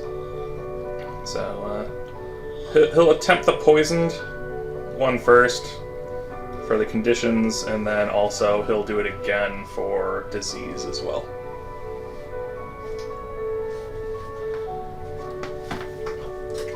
Huh. It's meant to be. Just wakes him up. I'm thinking that might wake him up. I feel like a sedative's a poison, right? Yeah, it seems like a poison type thing. Alright. Your dad's eyes kind of fly open, and he sits up straight. The tube kind of like rips out from his mouth, and he begins gagging on it. He begins slowly pulling the tube out of himself. The alarm goes off. You see a flashing light, and you hear somebody go, "Quick, room 23, quick!" And you hear quickly approaching. I'm just going in here quickly. Steps. Okay, he waits for it to get all the way out. Trevor, Dad, you're safe. I feel weird, Trevor. You're in a hospital. Just relax, sit back, relax. Sit back. Looks at his arms, and as you look down his arms, you see that your father's arms are looking a little bit red, and you see he's starting to get like a little bit of a rash on his arms. You can kind of see it slowly starting to form, and the skin kind of pales a little bit. Rash. Hey, doctor people, want to get in here?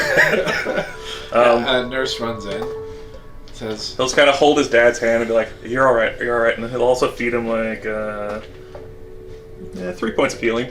Just if it matters at all. And William says, "Oh, you're not supposed to be awake yet. What do you mean? Maybe I'm not supposed to be awake yet." He goes, Lay back down, sir. We're going to get you a sedative. He goes, wait, no, what? And he slowly starts trying to stand up, but... no, stay down. You would know that regardless of anything else, he probably still couldn't or at least shouldn't stand up at this point because of prior injuries from a crowbar. Right.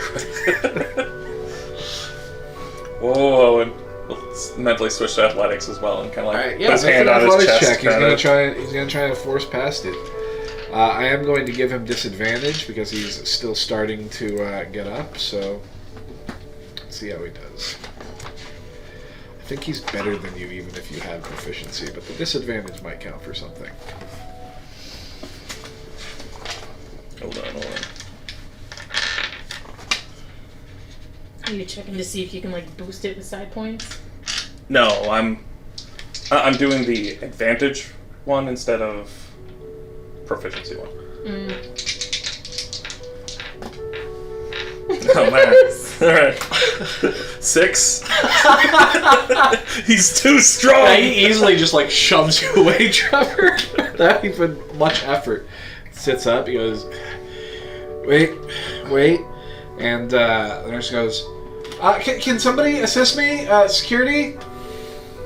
Dad, you're in a hospital. Just calm down. Why am I being... He's looking at like all the injuries all over himself. He's got like bandages, pretty much like head to toe. He's not in a cast, but he is very heavily bandaged, so much so that it restricts his movement. Because as you know, he had lots of holes in him that had to be filled with a temporary material and sewn. He's looking at it, he goes, Where's the creature?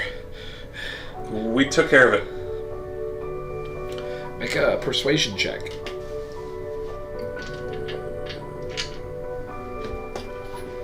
Alright, that's not bad.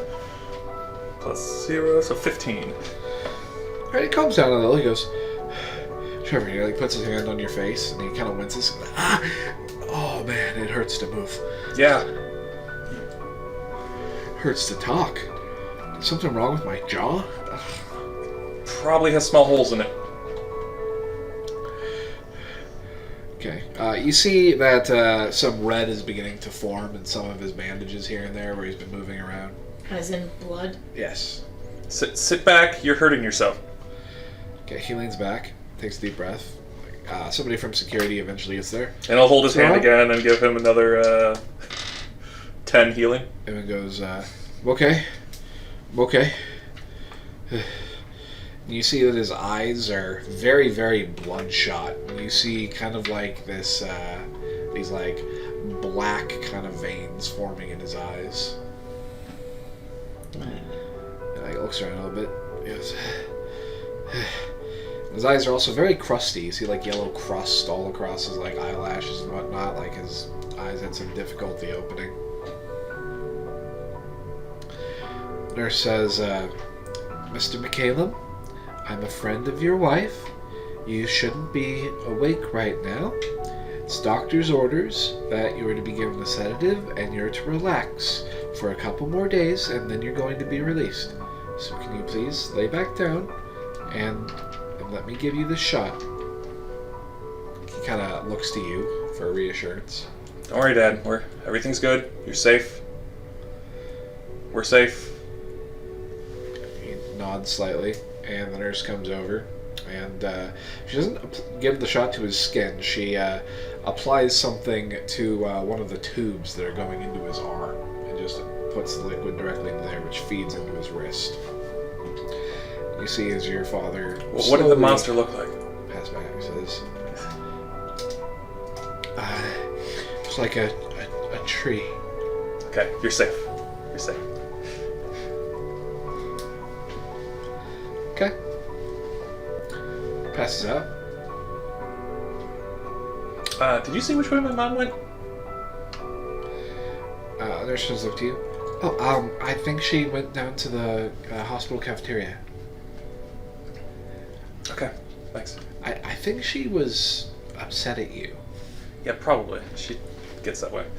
he'll set the bag like with the snacks and her clothes just in the room, and then he's like, "Why did he wake up? Are you not monitoring his sedatives?" I don't know. I'm calling the doctor. The doctor's busy with another patient right now. I believe it's urgent, and I've gotten your father back asleep, and I'm checking the machines now, and I'm making sure everything's okay. Right. If it's not, I need you to pay attention here, because I saw there's red rash kind of going on him. I don't know if that's blood or what the hell that is. I also saw like dark black veins kind of in the eyes. I'll make a note for the doctor. Please do, because I'm sure he has an idea of what that all means. Or she. Thanks. I'm gonna go find my mom. Okay. You head off to the cafeteria. Oops. Just as you confidently walk out. And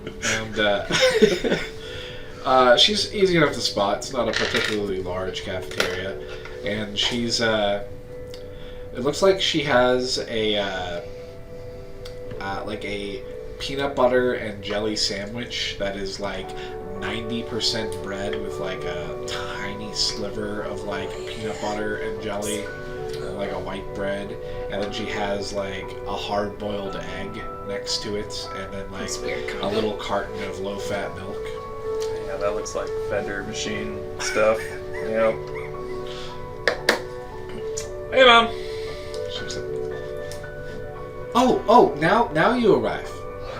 Yep, are you enjoying your snack? She gives you a smirk that looks threatening. He kind of looks away a little bit. You just missed it. Dad woke up for a little bit. I reassured him he was okay and all that. They put him back under with some more sedatives. What? He woke up? Yeah, I just said that. She just leaves her food there, gets up, and begins rushing past you. He's back under. She ignores you, just keeps rushing off. He'll finish the egg and drink the milk and then follow after. Okay. You get to the room and she's asking her friend, the nurse, a bunch of questions. She says, "No, he's okay. Everything's doing fine. I'm not sure why he woke up. It didn't make a lot of sense, but I gave him another dose of sedative. And everything's okay. I'm going to continue to monitor him for a bit because, he was already on enough that he shouldn't have woken up. So I don't know if he's has some sort of resistance or what. But I've made a bunch of notes for the doctor."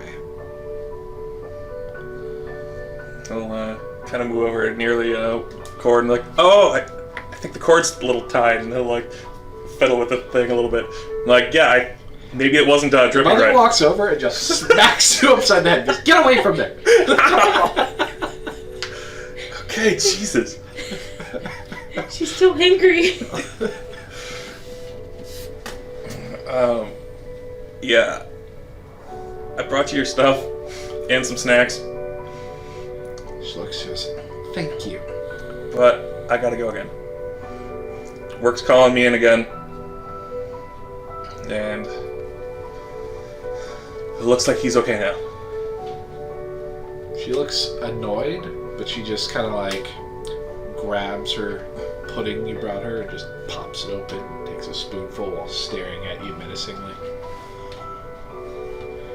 Love you, bye.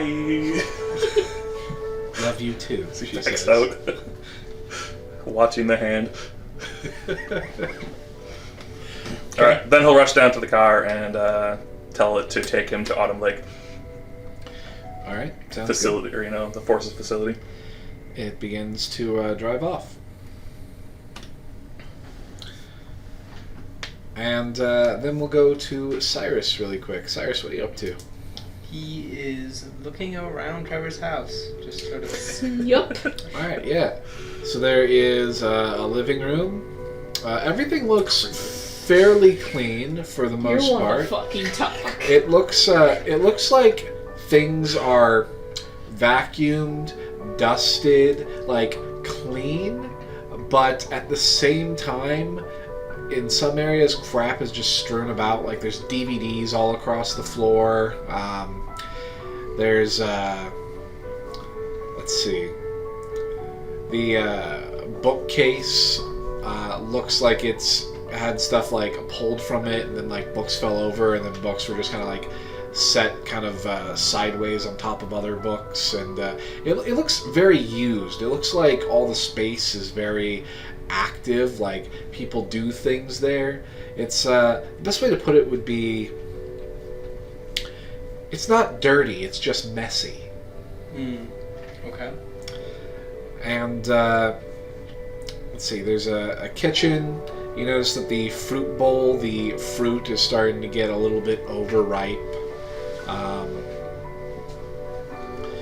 The kitchen is a pretty small one, and it kind of leads into a washroom area and then out to the garage.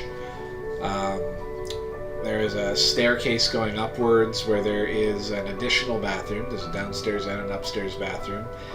And there are a total of 3 bedrooms upstairs. No bedrooms downstairs.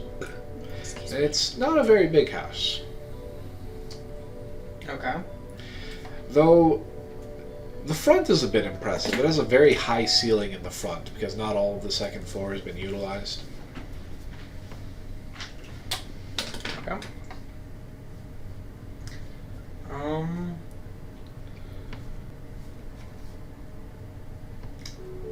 Yeah, the Cyrus is just gonna wait for updates for the time being. Okay, so he's just going to be chilling there? Yep. Alright, sounds good.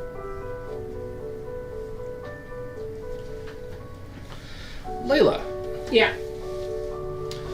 where do you imagine you're at? I'm still in my room, like, I have the stuff that was previously in my backpack, like, laid out on the bed, including the pillow with the sacrifice, or the dagger inside of it. I guess some of the other equipment, probably the waterlogged equipment.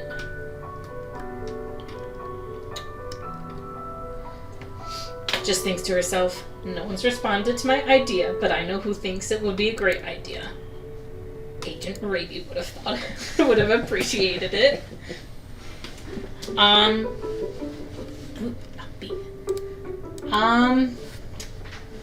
After a moment of thinking, she's going to bring out her phone that she's been using, that I don't know which one it is, honestly, that she would have exchanged numbers with Bink. And she's going to ask him, hey, I know this is random, but how's the island? You immediately go to voicemail when trying to call. No, she texts it. Oh, okay. It says message not received. But you can click to try again. Click.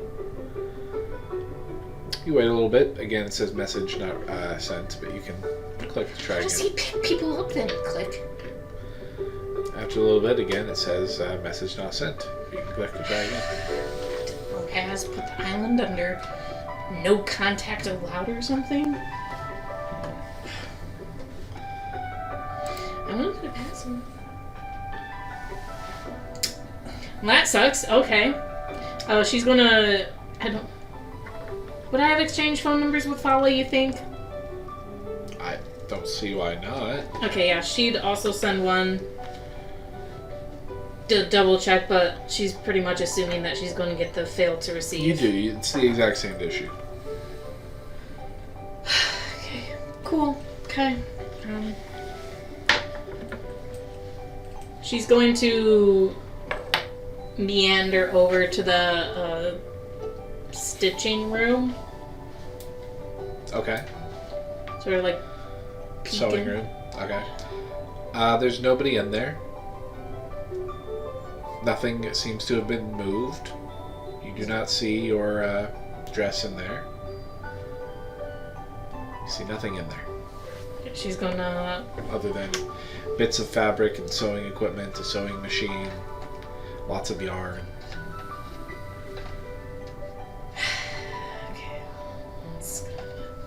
Okay. Great. Great.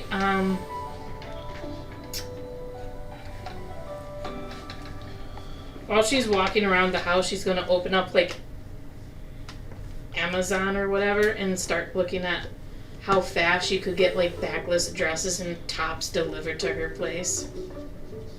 In 24 hours. Okay. Add to cart. Add to cart. Add to cart. Add to cart. Okay. She's gonna buy like 2 weeks worth of clothes. And Okay. just tops and dresses and stuff. Sounds good.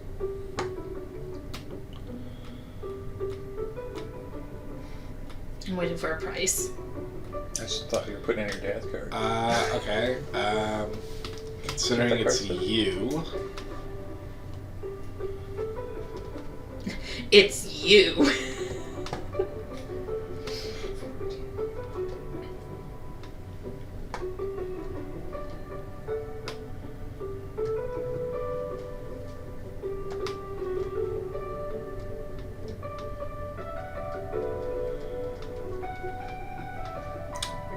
$75 credits.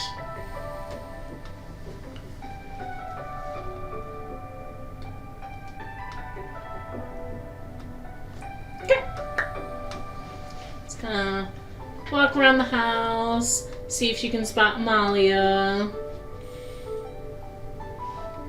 Or Bartholomew. Yeah. You walk around for a little while, and you do eventually spot Amalia. She is currently vacuuming, and your father's dead.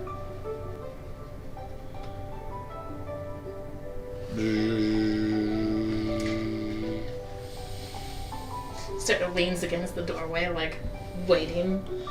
Okay, once you know she stops from the vacuum, goes, "Oh, Miss Layla," and kind of curtsies and says, "How can I help you?" Do you have a status of that dress? I'm just. I dropped it off with a tailor in town. Oh, okay.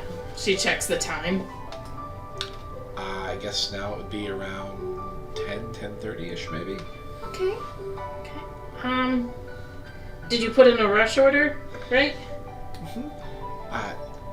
He said that if I pick it up this evening, it should be done. Okay. Is Bartholomew around? I believe Bartholomew went to go and take care of some particulars for your father. Huh, okay. So he's probably already in town? I could call him. I got it. No worries. You keep cleaning, you know? Layla's gonna Okay. text Bartholomew. Hey, are you in town? Wait, is he a texter or a caller? He doesn't care. Okay, she'll text. And she's like pacing, so like time is like moving slow for her, you know, when you're waiting for something. Sure, you get a text back a little while later. It says, "I am in town." Could you pick me up a backless dress, please? Smiley face. Very well. Where am I picking it up from? Get it from one of the places Mom goes to. Any specifics? Sort of skitters upstairs and checks one of the tags of the dresses that she took. Okay. And sends him that name. Any color I'm looking for, or style of dress, or... Let's do black. Very well, Miss I'll Just see make what sure I it's can do. backless. All right. Thanks! Smiley face with the hearts on it. Okay. Anything else Layla would like to do? She'll go ahead and go downstairs to the theater and start flipping through channels. She's gonna watch some news on Boston, sure. Okay. You see much the same as the other two. including footage of what looks to be just like this open sore in the sky, where every once in a while a creature sort of wanders out, and you recognize these creatures and falls to the ground. This isn't live footage. They're able to just find the same sort of clip that's been going around all day, as well as news about people forgetting and a strange sort of subsonic sound that some instruments have been picking up ever since the building disappeared. There's also footage of these strange tentacle-like vines kind of like reaching out and slithering around outside the hole in the sky and going back in. There's helicopters surrounding the area. A large radius around the area has been evacuated, but there's a lot of confusion. You heard there's been several accidents of people like just wandering in, or of people who are barricading the area, abandoning their post, forgetting what they were doing. Alright, she's going to, as much as she can remember, write down on her phone some notes that she remembers from their encounter with similar things. Like, I think she would remember that they don't like fire. Okay. And that the things may be able to make you perceive your greatest fear.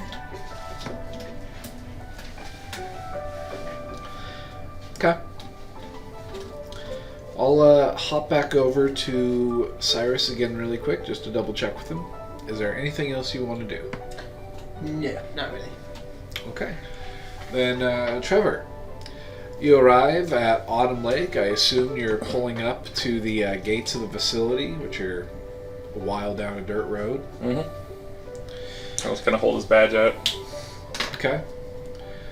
Somebody steps out, looks at the badge, says, 1 second, Agent Afterthought, I'm just going to call it in, and, assuming everything's good, I'll buzz you in.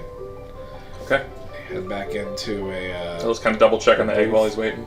Or not egg, but heart, or whatever the crap that thing was. That. Yeah, not much has The changed. It's organic. kind of like this beating, like, fleshy thing, and little, like, extending stick-like vines are just sort of, like, attached, almost like a spider's web, to the edges of the box. Okay. And after a little bit, you are waved on through. They press a button, and the gate, topped with barbed wire, just slowly kind of like rolls open. It's on a motor, and you're bid to drive on through. Drive on over. All right, and as you drive in, the dirt road quickly turns into a paved area. And you see a large parking lot and a very large, pristine, looks to be sort of like a concrete structure that's been painted white. There's also a lot of windows, like an unnecessary amount of windows. And from a distance, they appear reflective, so it's hard to actually look into the building. But you imagine if you like got close and like pressed your face in it or something, you'd be able to see. Okay. It's a heavily forested area. You can hear the river running nearby. And as you look around at the hilled area, it's familiar. This building was sort of built over the top of that area where you fought the large skeletal creature that came out from the waterfall. The building appears to have been built, in fact, over the waterfall. No surprise there. Okay.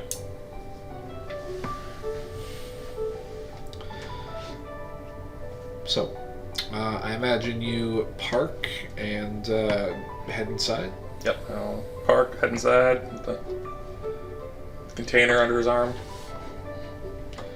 Okay, 1 sec.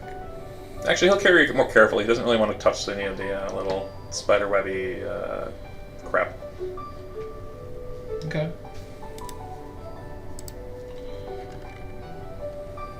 Ooh. Ooh. I feel like I'm underdressed. You probably would feel fairly underdressed. As you walk in, you see that almost everyone is in very formal business attire as they're walking around.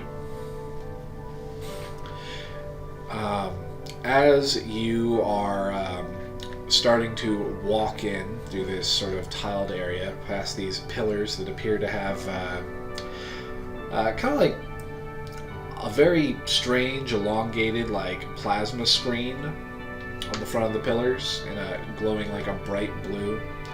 As you walk up closer to them, they begin to undulate a bit and slowly turn red. And several people stand up, and you see as some people throw their jackets aside and go to reach for guns. What do you do? It's alright, everybody. He's just, he'll continue holding the thing. Just, Advent Inflicted Person here. You see Authorized. You see some of them kind of like look over your shoulder and then slowly stand down as you hear heavy footsteps kind of approaching you from behind. Hey, look.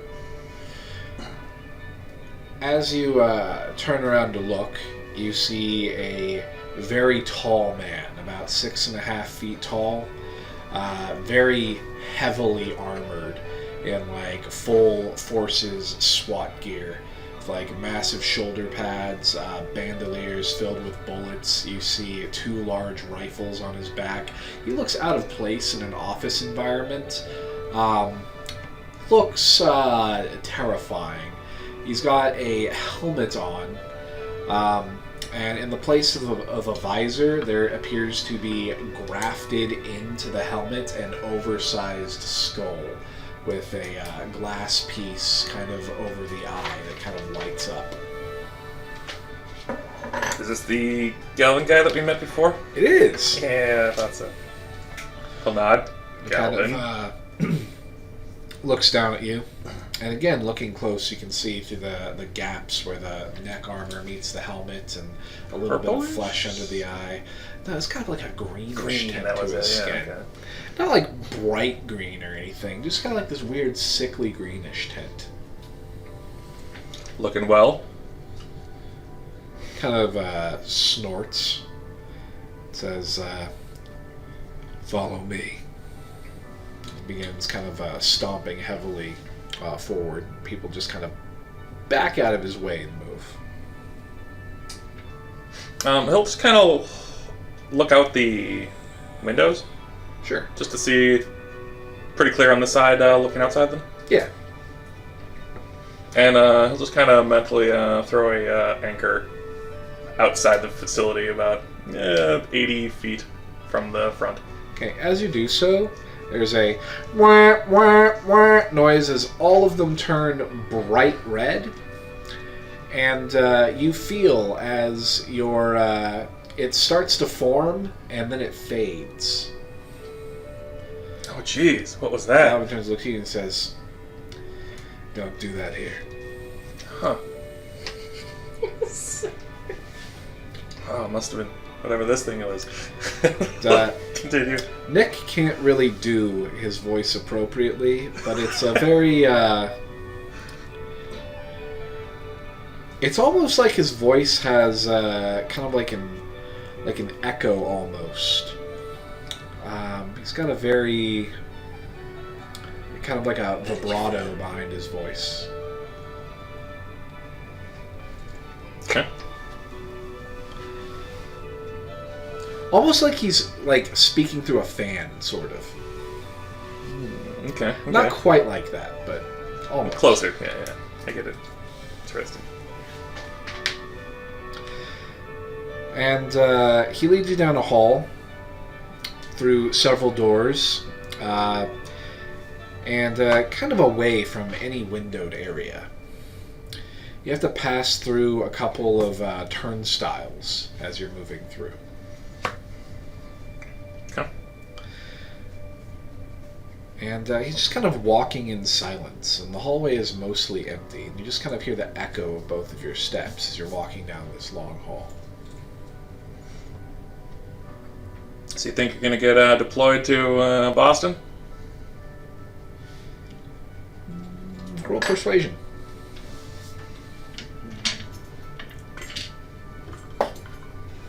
16.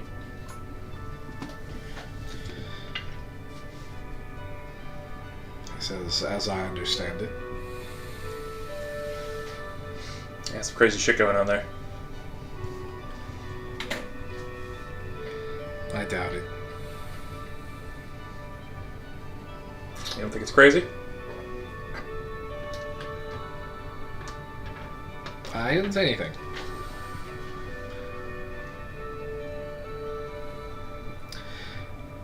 So, he eventually leads you to a door, and he opens it up, and you see Alan Gibson sitting at the head of a long table.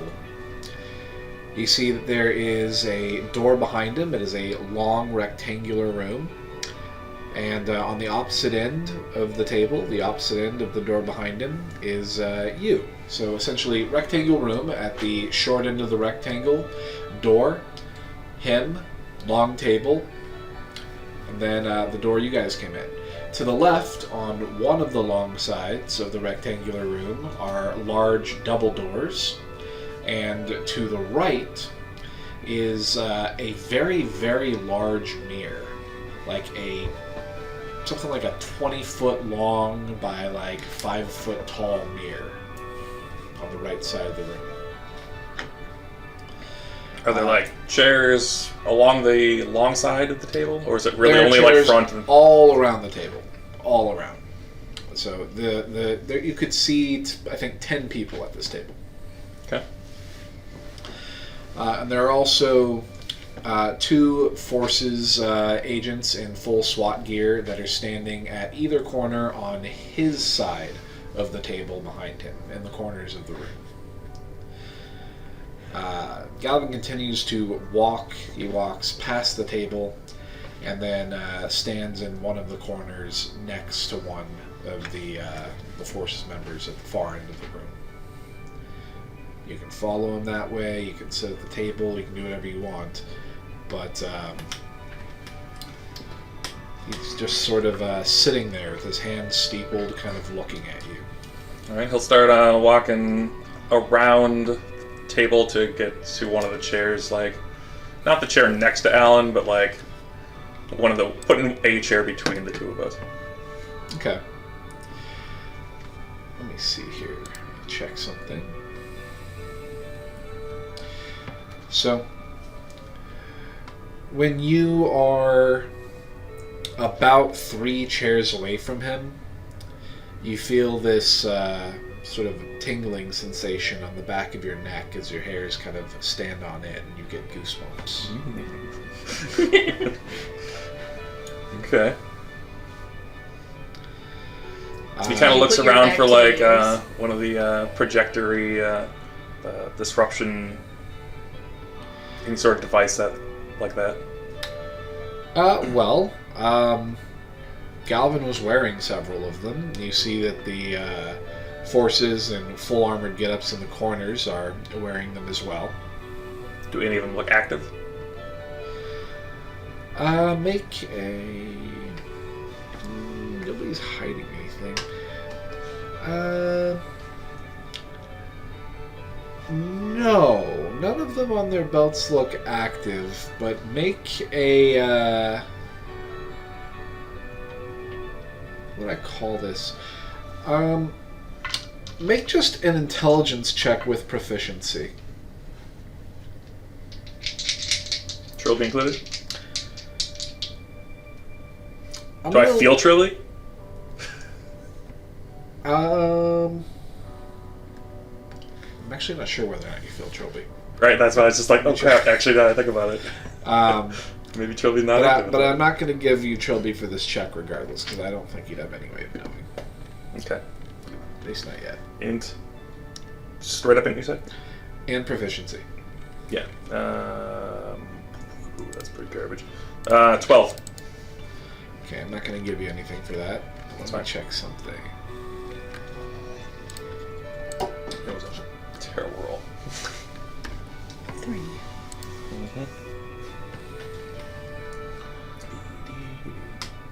Did you have your back to the mirror? Why not? So that way I can look through here and see what's No, behind me. Trilby is quiet. And not through. Trilby is quiet? Trilby is quiet. Okay.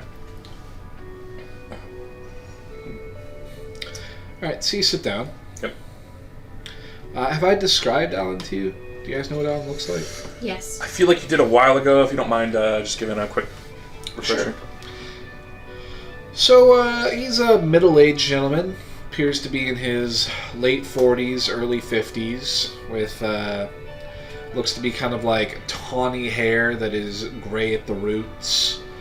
It's, somewhere between short and medium length, styled in a side part.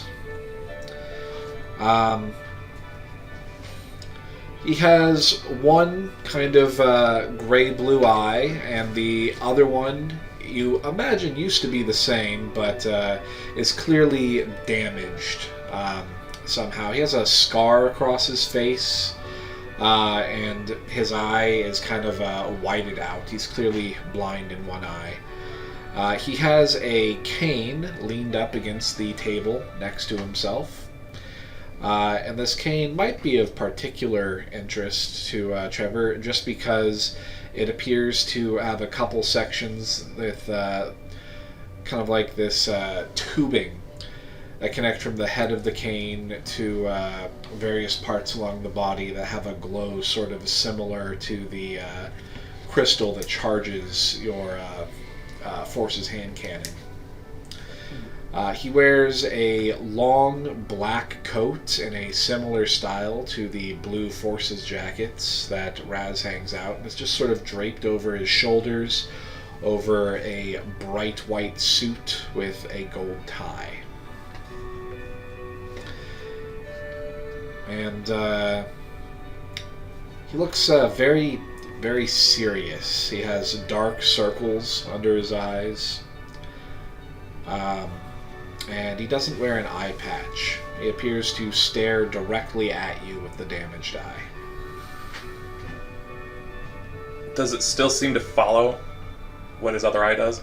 It does. Okay, good.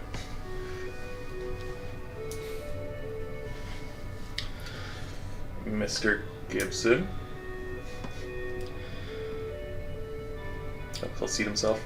He smiles. He says, Mr. Afterthought. Give a nod. You called. Yes, I'd like you to tell me a little bit more about the body underneath the school. We found it. What is that?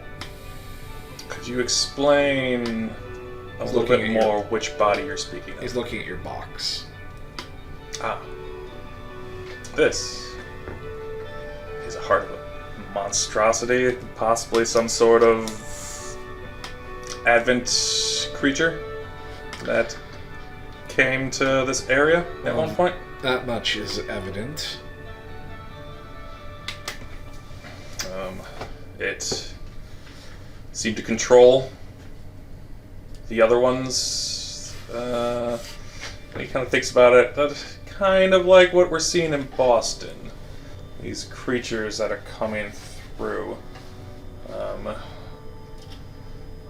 They were a little bit more, I'm trying to remember, insectoid-like, with tendrils and such coming out of them. They had memory-affecting capabilities. And especially the one that, if you're speaking about, the one that you saw, the very large body, that seemed to have enhanced, let's say, mind capabilities, as it seemed to be able to draw upon your fears and your thoughts. This in the container here, we found within that while we were down there, and I don't know if it was trying to regenerate or what this is, but it seems like a heart almost. It beats still. If you don't mind, I'd like to confiscate that and put it in a locker where it is not going to get out. Well, actually, I don't mind, but I did bring it here for you guys to make sure it's handled appropriately. We don't know what it can all do, if it can regenerate, but Galvin, go put that away. figure you guys have the capabilities and the resources to make sure that it doesn't affect our city anymore. Galvin begins marching over to retrieve the box from you. I assume you do not put up any resistance. He just picks it up, walks out the double doors to the side of the room. You see a hallway there, and they close behind him. Alan says, "Did you and your team kill the creature below the school?" Yes, several years ago. This was prior to us being enlisted. Really? Tell me more. Well, there's not a whole lot more than to say that we slew him with our advent abilities. Strange that I'm only hearing about this now. Well, we didn't really tell anybody about it because we didn't know what was going on. Do you know how it affects people's minds? How it is? Well, the more extreme version is if it eats you, you will be more or less erased from anybody's recollection, like within the world.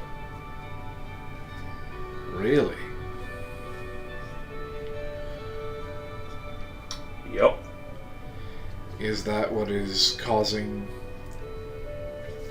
our men to forget why they're stationed in Boston? It's possible.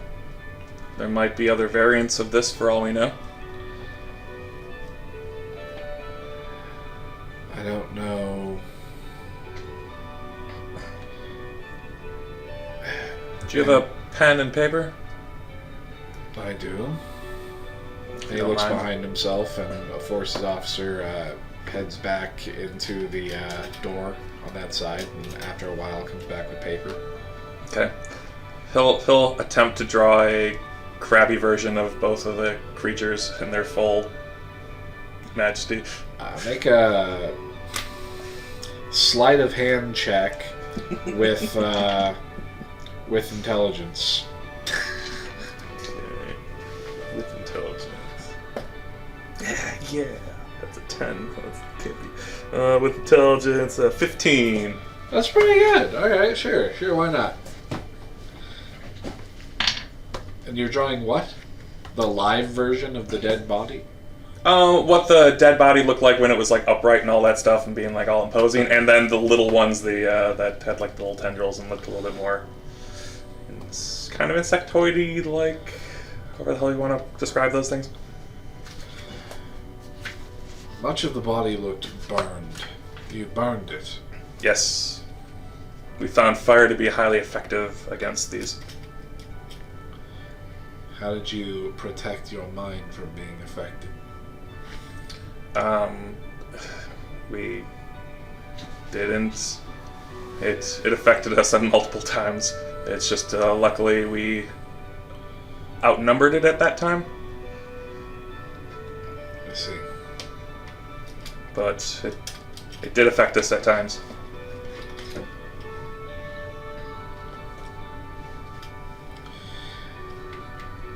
What about the small creatures? What are they capable of? They hurt. God, I feel like maybe they like kind of poisonous or something. Trying to remember. Hold on, let me look back at my notes quick. Is there a rift like the one in Boston? I imagine you've seen the news underneath the school that we did not find. Not that I'm aware of.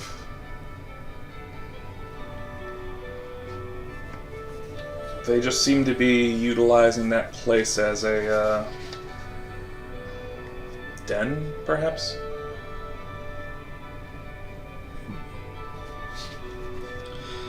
How familiar are you with this city? Reasonably. I mean, this is my hometown. I'm a little bit more so of the west side knowledgeable. How many Advent inflicted areas in this city are you aware of?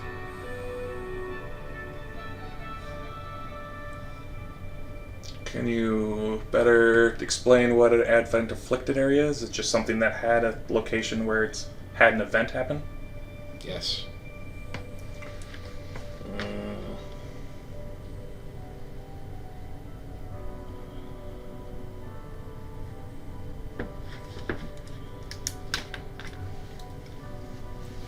At least 3?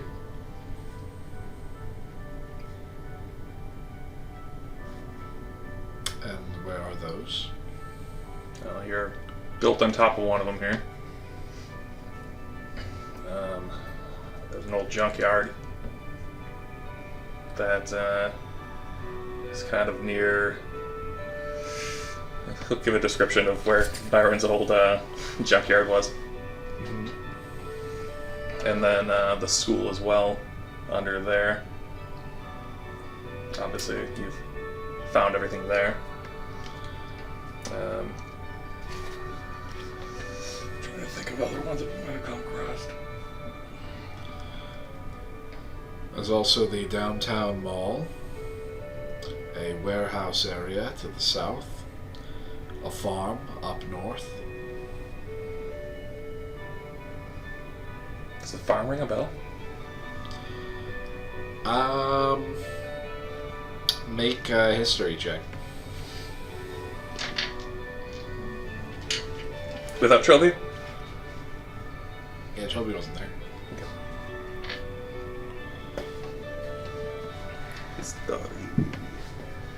16. That was indeed a location that you were aware an event had happened based on a map that Byron retrieved from M12 when he was captured. Which I believe you guys actually investigated during your time off. Downtime. There was you guys were aware that there was what are these those called? The doors that like open in half. Doors. You know what I'm talking about? Like, Yeah, doors that- yeah, that's, I know what you're talking about. Yeah, you guys found It's the barn door, yeah, pretty much. a door like yeah. that triggered a gate you guys were able to go through. It's over by the farm there? Okay. Huh, so you seem to know about several others that some of that we did not know anything about. Well, I've been here for some years. Clearly your devices are able to detect from a reasonable distance. Yes. And with that, I am going to skip over to Layla. Okay. Layla, Yeah. we're going to go a little bit further ahead, unless you have something you want to do before lunch. Nope. She's patiently waiting for any of the dresses. You do indeed get a dress brought back by Bartholomew. It is exactly to your measurements. It looks She's excited. very nice. It is a little bit more in a classic style. Oh yeah, this'll work. Thank you. Of course, then. He goes back to his work. You find that the caterers have arrived, and they are setting up a very large meal for you and your father in a dining area. Okay. She is staying upstairs until getting ready, like officially ready, until they are gone. Okay. Well, they will eventually head back into the kitchen, but they're not leaving until the food is until you guys are done. But yeah, eventually the time comes, and you are aware that your father has gone downstairs. Alright, she's going down. Alright. You head downstairs in your dress, and your father is seated at a round table in a smaller dining area you guys have downstairs. And there are several dishes strewn about. Lots of finger foods and little sandwiches and some wines and juices. And everything is vegetarian just for you. We could have done stuff for my dad.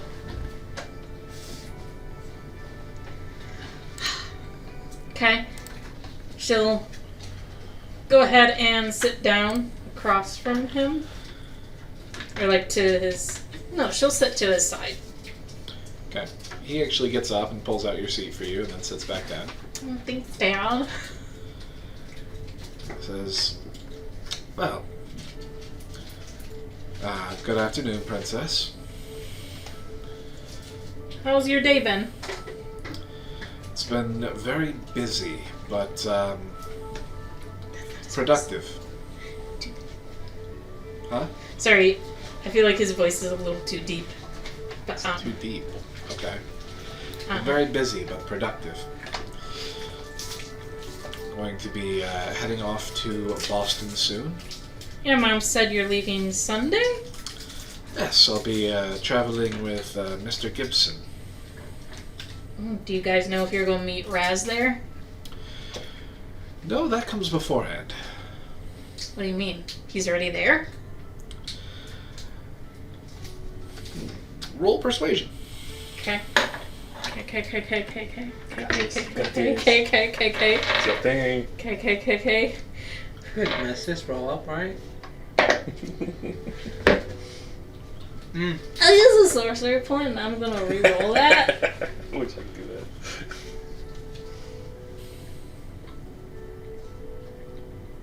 Because I don't like that number. Could possibly be worse, right? Right, yeah. 21. Well, I didn't tell you, but my old friend Raz may already be in town.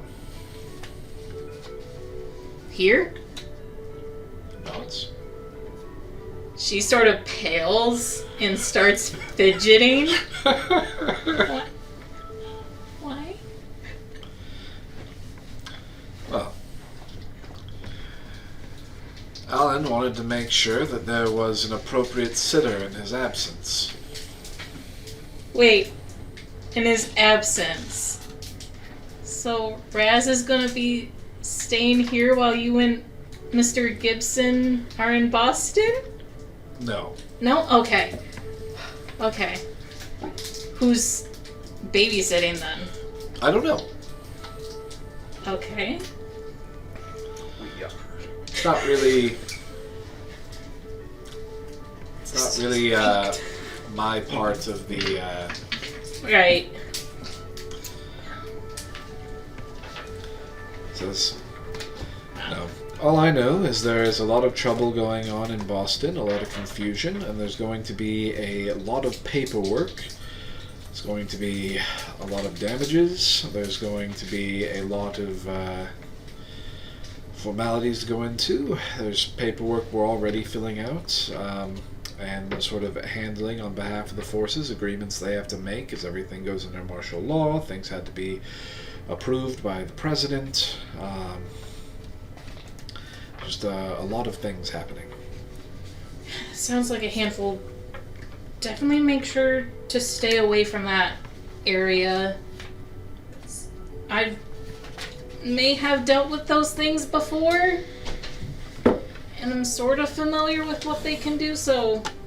You should probably make Mr. Gibson aware then. Yeah, I have actually some notes here on my phone I can send. I don't know if he has an email. He does. Have access. Okay, I can provide that for you. Awesome. After lunch. Okay, yeah. No phones. But did you want to just discuss business, or did you have other things you wanted to talk about? Yeah, I've wanted to catch up. I miss being home. I miss, I guess, the normalcy of things, but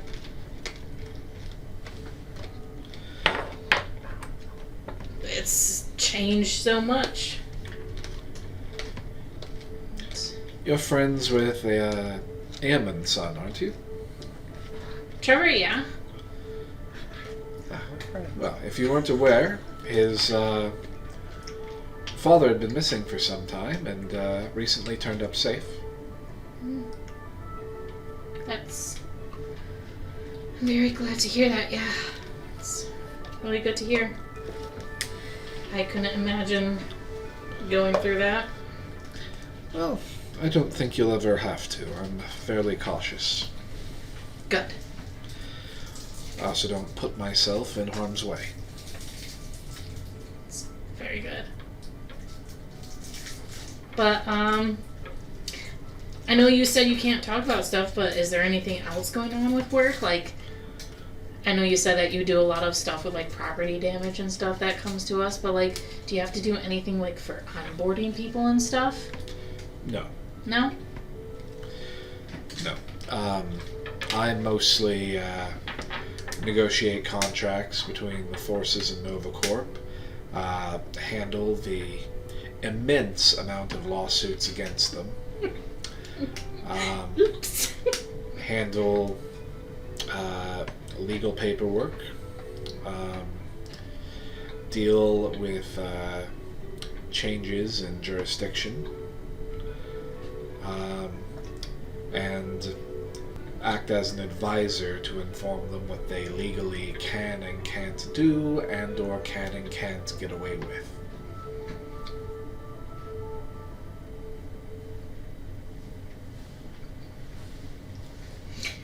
Sounds like a lot of reading and a lot of people dealing. It is indeed a lot of both. Well, I do you make get very time good off? money. I'm thinking I might retire early, maybe age 55 or so.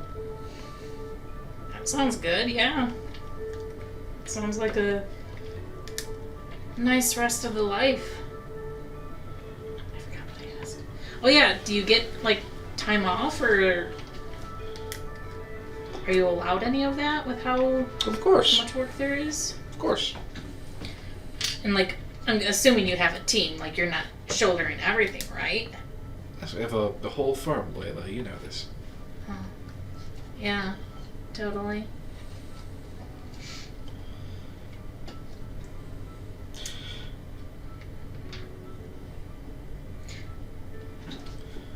You know,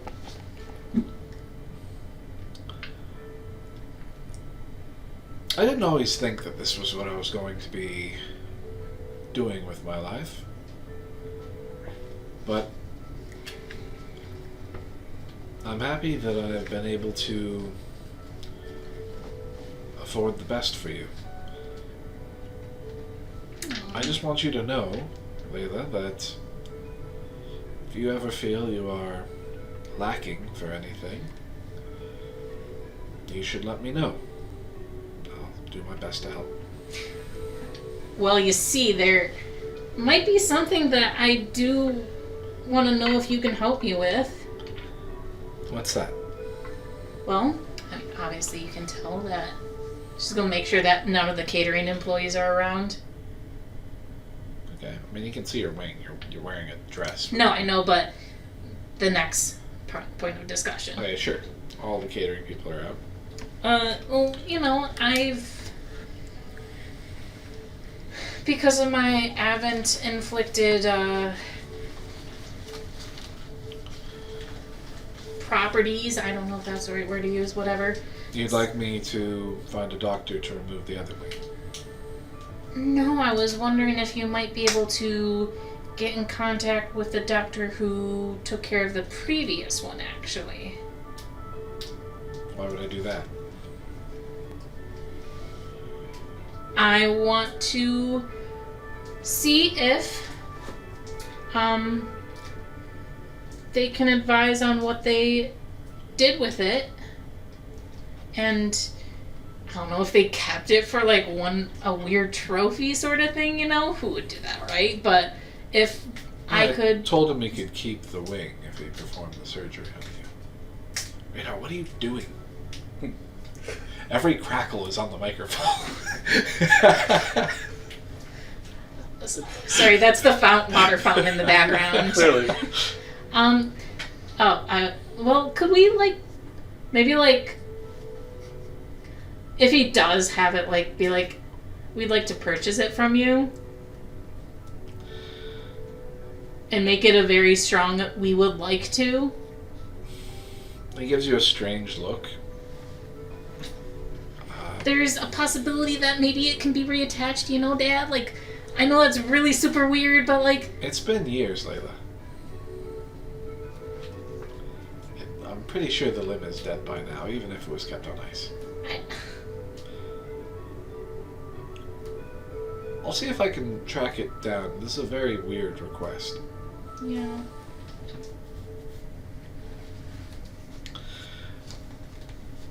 I know someone who can probably remove it. Karen, she's our nurse at the training facility. She's like a super awesome, like, amazing doctor. She's like super young too, but like she's amazing.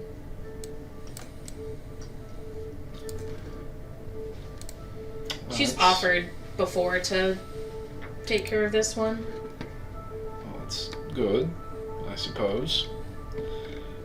But,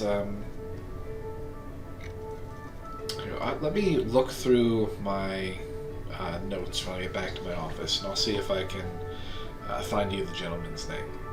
Okay, Be aware that that surgery was very much under the table, Layla. I know. I can handle it from there. I've noticed that the scars on your back are gone. They're reduced, but yeah, the Forces technology at the facility, and like I said, Karen, she's an amazing doctor, and she's been able to work some real magic. Chuckles at her own little joke.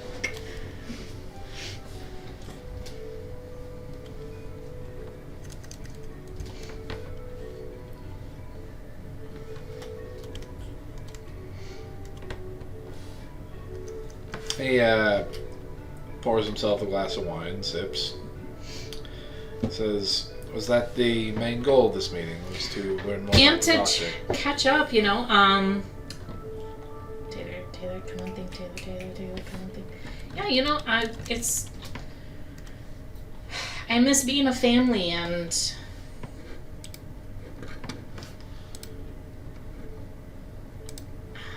I just want to savor every moment that I can.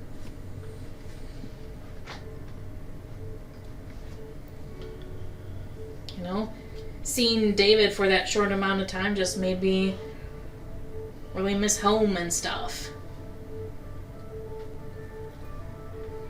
And you know, I hope Mom passed along all the stuff I gave her, that he's doing great. Yes. Where did you say he was again?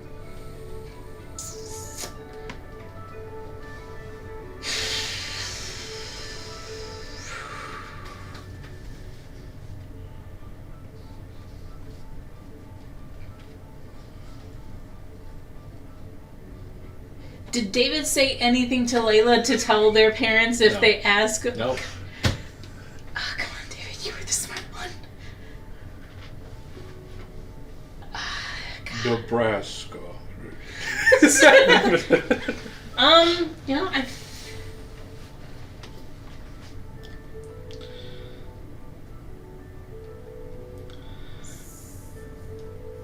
I'm honestly a bit confused why your brother would feel the need to elope and then run off into the night.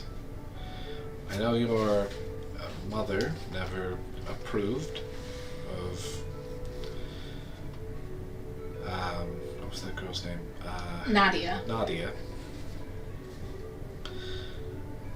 But we're not the sort of family that would disown him or something over who he fell in love with. I think it was more of like he felt like he had something to do, and it wasn't anything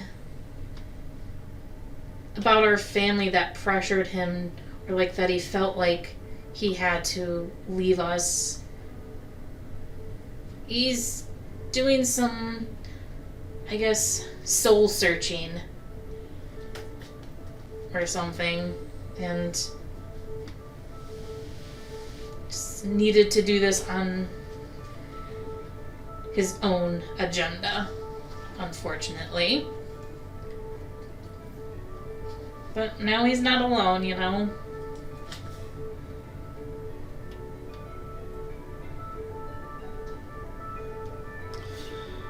Speaking of Mom not approving of people, she wants me to bring a boy to the next, what is it?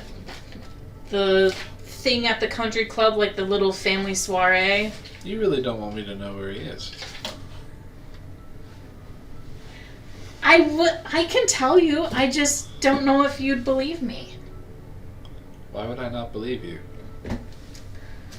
Oh, okay. Alright. So, the Advent events are caused by another world that is similar to our world, but not similar, in that they are crashing, but it's on a different plane, so we don't actually see it, or something like that. Our worlds coexist, and what happened is that these Advent events were caused because there were rifts that were getting too close, and they, like, branched from their world to our world, and that is how... Layla, what does this have to do with your brother? There's a whole bunch of... There's like a multiverse or something, and he is on a different plane thing. He went through one of the rifts, like the one at Boston. Yeah! He's at like this city that all of these rifts are connected to, or like all of these universes are connected to.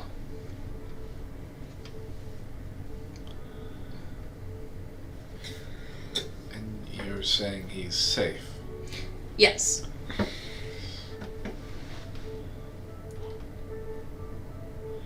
Your father looks very pale and like a little bit kind of overwhelmed, which you don't see him look like very often.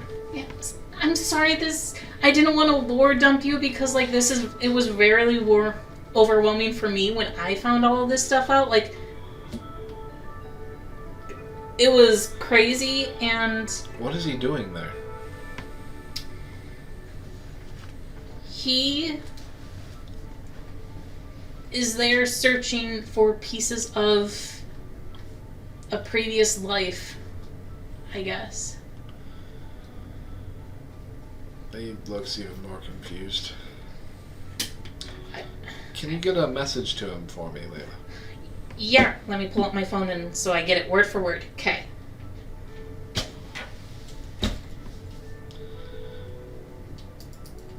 Tell David that I love him.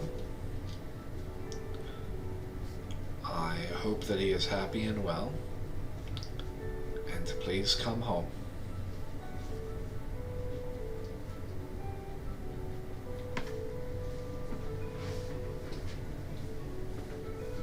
Do you mean like permanently or just to check in? At least to check in. Okay. I will definitely let him know, and because I definitely would, like to see him every once in a while too. Oh, I missed a word. Sorry, hang on. Okay. He continues eating his food. I'm gonna jump over to Cyrus. I was gonna ask where my mom is, but I don't know. I'm guessing she's passed out. I'm going to go check on Molly. Okay. Cyrus, do you have anything to do, or are you continuing just to chill at Trevor's? I'd go and get lunch eventually, and probably text Trevor like any updates. But I don't know at what point that would be. Okay. I mean, Trevor, eventually your phone will buzz. Bzz, bzz. Any updates? Probably depend on how much I'm, where I'm at also in our... You're at a table being grilled, essentially. Yeah, I so don't- he's I don't not know. really looking at his phone at the moment. Okay. He probably just feels the pocket buzz.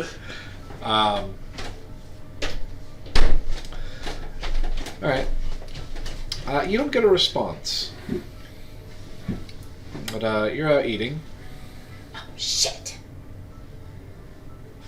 Sorry.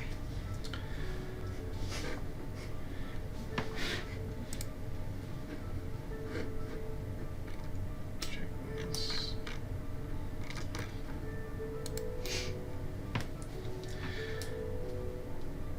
And where would you go to eat? The same diner or? Somewhere nearby. I don't know where that would be. Just some. There's not really any. I mean, it's really nearby, but like nowhere within Well, I mean, longer walking distance. My point is that Trevor lives in kind of like a suburban neighborhood with not any like super close by restaurants or anything. Is the cafe that he could get some cafe food? He'd just go to like a upper fast food, like a Culver's Five Guys type of thing. Five Guys. Sure, you can find something. We were not impressed at all. Yeah. You drive for a little bit. You find a fast food place. Do you go inside or? Yeah, he'd go inside. Okay.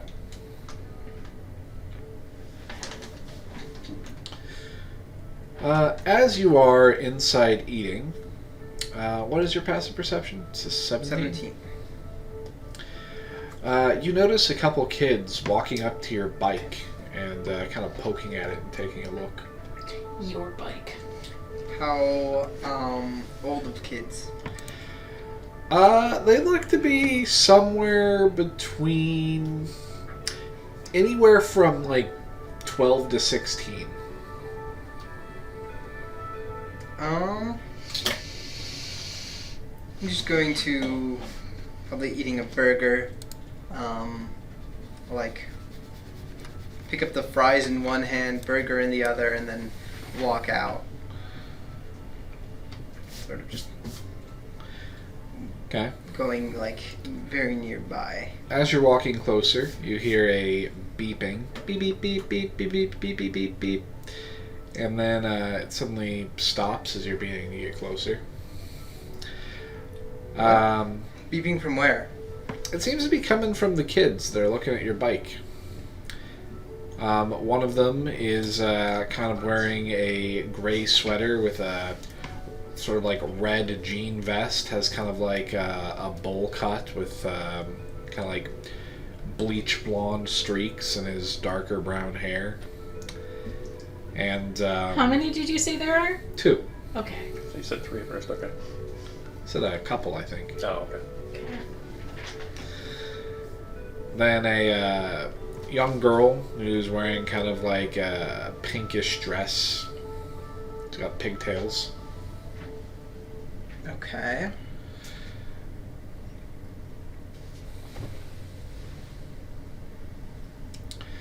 And as you walk closer, the kid looks up and proceeds to shove the bike over, and it just crashes down on the asphalt. He looks What up. color hair does the girl have? Black? Black. Okay. Really interested in these kids. Mm-hmm. Anyway, boy looks up and says, "Oops." Cyrus just blinks. And then he basically he just walks closer to them, not saying anything. Okay.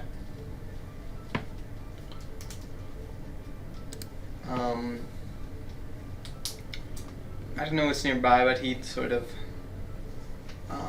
need to get something and just eat his, take a bite out of his burger and just watch them? Are they just both looking at him? Yeah. He just is looking back at them, eating a burger. Trying to be nonchalant. Okay. No, just The girl says, He's a fry out. "Is this your bike, mister?" Doesn't matter. It's a really cool bike. I was just wondering who owned it. I push it onto the ground. I didn't do that. That was Ugo. Ugo, why did you push it onto the ground? Ugo? Kid looks up. He says, "I didn't do that. What are you talking about?" Right. Ugo. How do you come up with that name? That's what my mom named me. Wow. That's mean-spirited.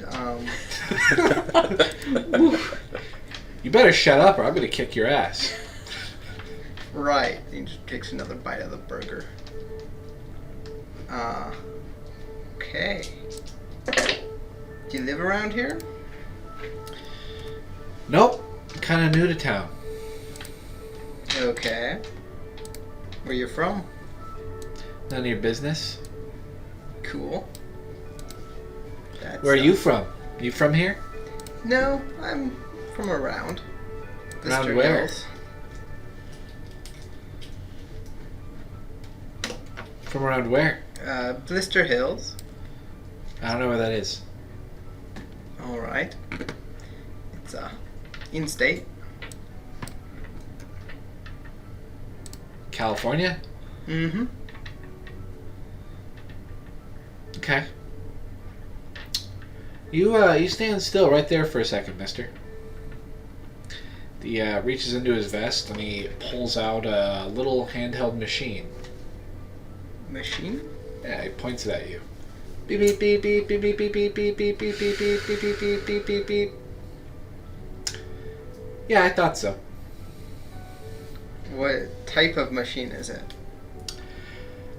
Roll initiative.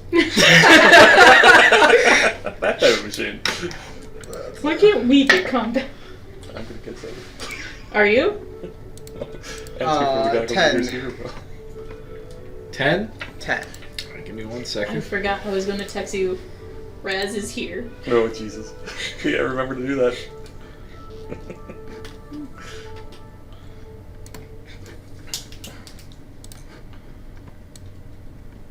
In fact, I'll say while Layla was taking notes on her phone of what the message her dad wanted her to relay, she would have texted Trevor that Raz is in city. Oh, maybe I'll get my messages then.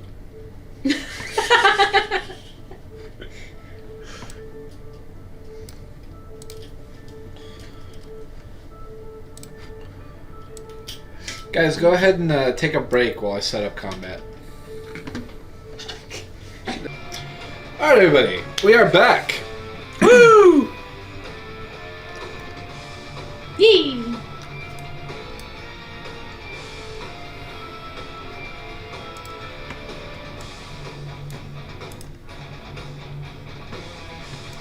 I actually have some music.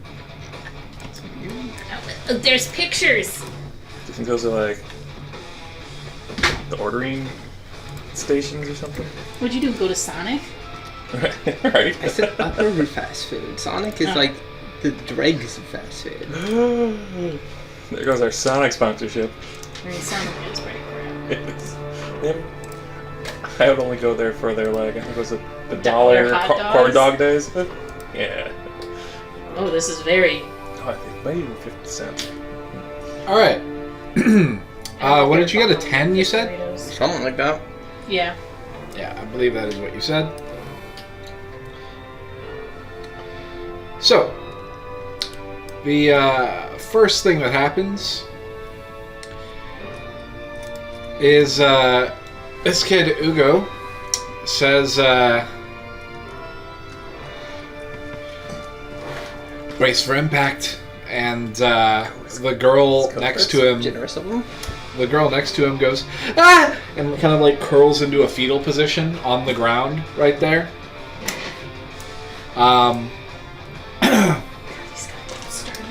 He rushes forward about 10 feet and then proceeds to swing his fist at you, nowhere near you.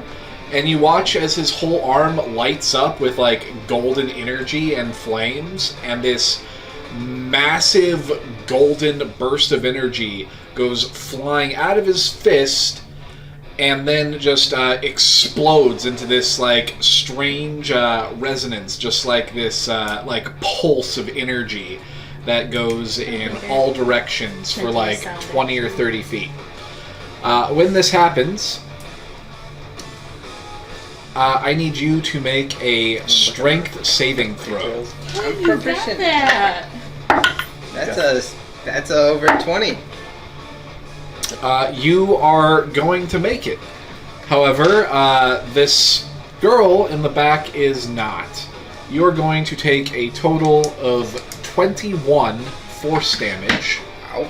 And you would have gone flying if you hadn't have made that save. She is going to go half flying. or nothing? Huh? Is that- full or nothing? Is that? Is that- I'm not going to tell you how the ability I mean, true. Yeah, it's full, or you get flying in addition. So she gets knocked prone back here. It's like the bike knocked And over and stuff too. what you feel when this hits you Further knocked is over. it feels like a large fist punched you right in the sternum is what it feels like. You can kind of feel like your bones creak. It is a massive hit, like a gorilla punched you. Yep.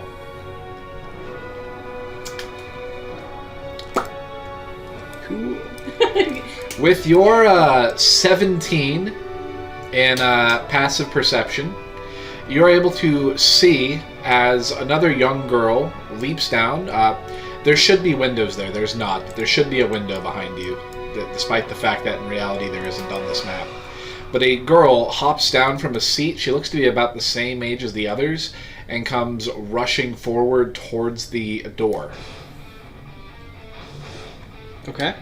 This is like from inside. From inside, yes. Okay. So she has gotten to the door. She is basically on the other side of the door, right here. We'll believe you. And you can see her. It is a girl in a black skirt and top. She looks to be around 14-ish. She has her hair down. She just comes rushing forward, and she takes her hand and just kind of points it towards you, but nothing immediately seems to happen. Cool. So tell me, how is Cyrus standing? What is his posture, having He's just been... sort of. He was leaning against the wall behind him with Did like. your burger just get blasted in your face? Yeah, he was like tweezing a fry out of Well, a bag the burger of doesn't fries. get hit. There's no pressure or anything on anything else. It feels Okay.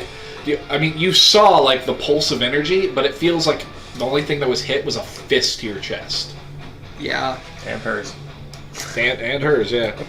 You did see him kind of stumble as well when he threw the punch, though, so it seems like he hurt himself too. Okay.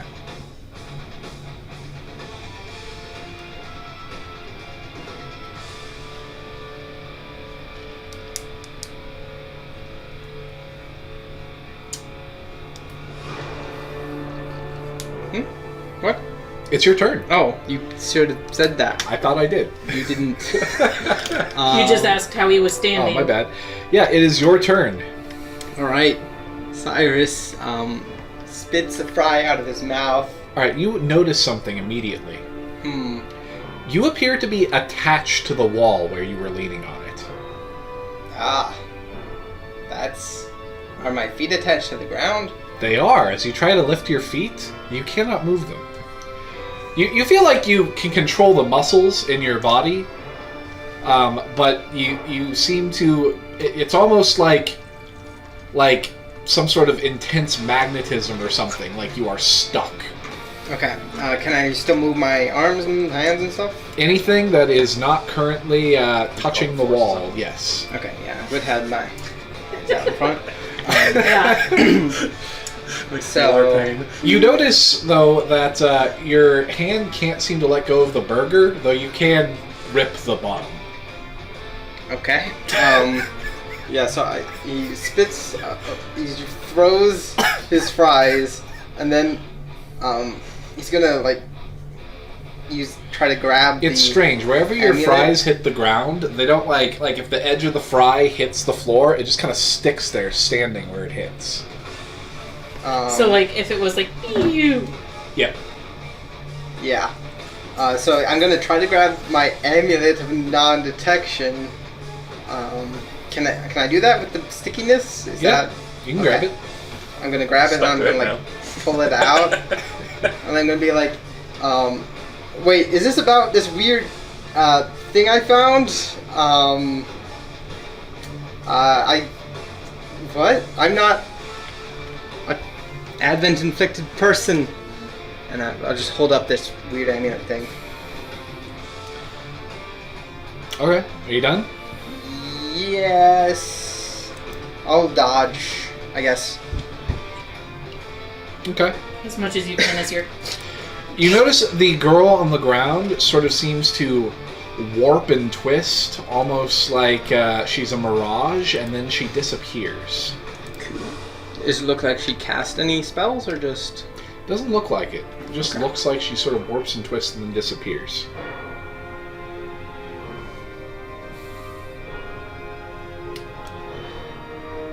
Then you notice as the boy in front of you starts to warp and twist and disappear. Okay.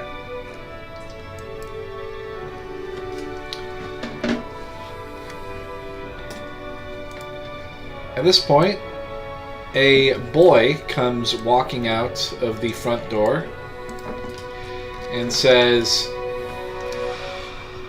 "You can't fool us, Shadow Master. We've been tracking you." what? And he pulls out this weird metal orb, which I feel like you may possibly recognize. You've seen some forces have this orb. Okay. And he proceeds to crack it open. This is a little boy, looks to be about 12. He's wearing a suit. And you feel this strange sensation, like pins and needles on the back of your neck. And then the orb begins to sputter, like the light begins to blink in a pattern repeatedly. Okay. Do I feel unstickified? No. you do Okay. not. You did briefly. Very briefly. If you want, I'll let you use your reaction to unattach yourself from the wall. Okay, sure. Okay. You unattach yourself from the wall through reaction, but then... And you feel like your feet were unstuck for a second, but then they re-stick. Okay. Boy says, "Give up, Shadow Master. You're under arrest." I'm no Shadow Master. I need you to make another strength saving throw. I'm 14. 14? 14. You make the save. You feel another massive blow to your gut. Oof.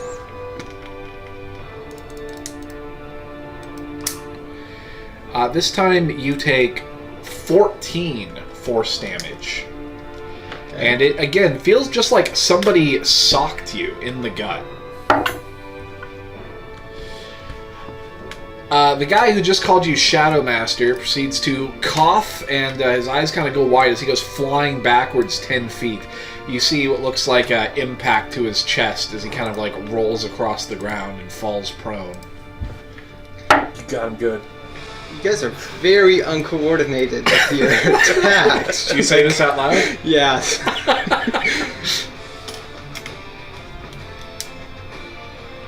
Like the only person their friendly fire. Yeah, right. That's why we couldn't use that line. You become unstuck. As you see through the window, the girl goes flying backwards as well and slams into a table. Okay. Very uncoordinated. Yeah, these guys are. I don't need to do anything. I just outlast them. You're Homer Simpson in this. Don't know what that means, but oh. She slowly gets back up. That's how I used to win boxing. It is her turn before yours. And she moves her hand towards you.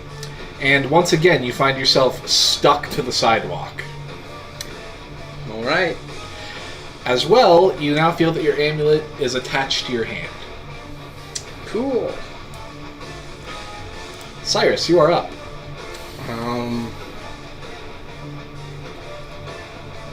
Okay. Can I take my, is my shoe stuck? Can I take my foot out of my shoe? Or... If you want to use your action trying to figure that out, I will let you. Sure. Okay. You begin to try and pull and move. First off, you can make a strength saving throw to attempt to pull away. 21. Okay. You are able to move at half movement speed on this turn, but it does appear that your shoe is stuck to your sock, is stuck to your foot, and the shoe is stuck to the sidewalk. Everything that is touching seems to be stuck to each other. Okay. I'm gonna... It did take your action to be able to get this movement, though. Yep. I think he's got to click elsewhere. He's trying to move. Oh, no, it won't work on this anymore. You have to tell me. Okay, I'm gonna move one to the left, one diagonal down, and I'm gonna try to get to my motorcycle. Yep, different orders, so that, yeah, okay. And I don't know what it requires to try to get on that, but I will... Yeah, half movement, you can get on the motorcycle. Okay. Can I start it? Yeah, that's an object interaction. You can start the motorcycle. Putt, putt, putt. How can I drive with it? I don't know. Yeah, you can try to drive. I'm gonna actually make you do a check to not crash as you begin to stick to things that you sit on and grab onto. So I'm just gonna have you do a. I will either call it a sleight of hand or a wisdom check without proficiency. Your choice. Can I use wisdom with land vehicles? Oh, you have land vehicles? Yeah. Yes, I will allow that. Plus 7, that's an 18. Alright, you are able to turn around with your scraped up bike and zoom off. You can move 100 feet on the motorcycle. I'm just gonna turn out, go to the left, and zoom off the map. Alright, you drive Do and you head look out. both ways? Slam! That's semi.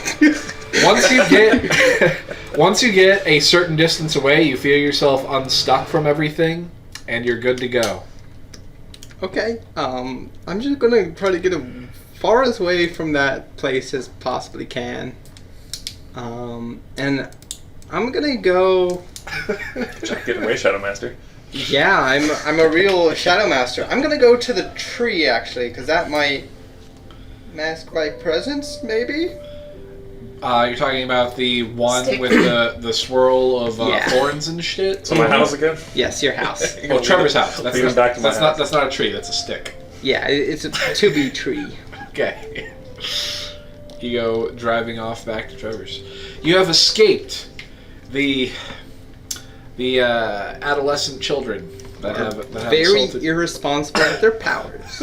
They did way more damage to themselves than me. They did hurt themselves pretty bad, actually. Good job, Ugo. And then I'm just going to spam, text, message, call, whatever, the group chat and stuff. Okay, you get lots of lots of texts while you guys are at your Meetings. respective meetings. Doing a quick look. Okay. Oh yeah, he's probably swallowed Layla's text of Raz is here. Probably.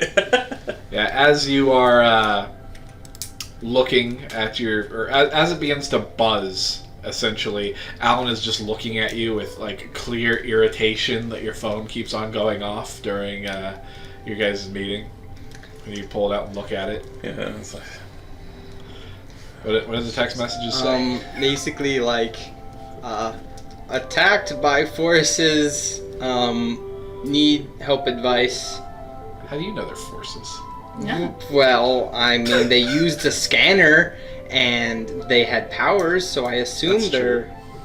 the same. I mean, they could just be random people with powers and scanner and forces tech, but I mean, they're kids. that doesn't but seem fair. very likely. Fair enough.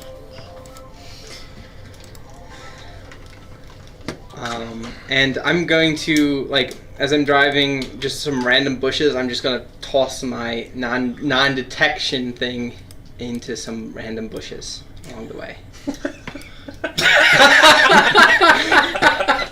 Cyrus says, "Fuck this." Yeah. And I'll like mark the spot on a map or something later, I don't know. But yeah. Didn't help out.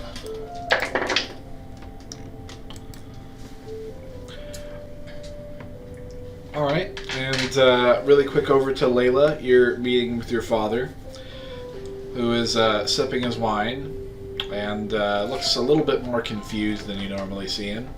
And then all of a sudden your phone bzz, bzz, bzz, bzz, bzz, bzz. Apparently, do you check or no? She does a quick. Okay. Like she like hits the button to turn off buzz or whatever. Was Mom gonna join us, or is she relaxing elsewhere? Your mother wasn't sure whether or not you just wanted to meet with me privately. She asked, and I said she could come. You know how your mother is. Maybe the inflection you gave made her feel like you would have preferred it this way. What? No. I was... No. I don't know. No. Did you know your mother took up fencing? She told me that. She says practice on Sunday. Mm-hmm. What made her do that? I think she got bored of going to the shooting range.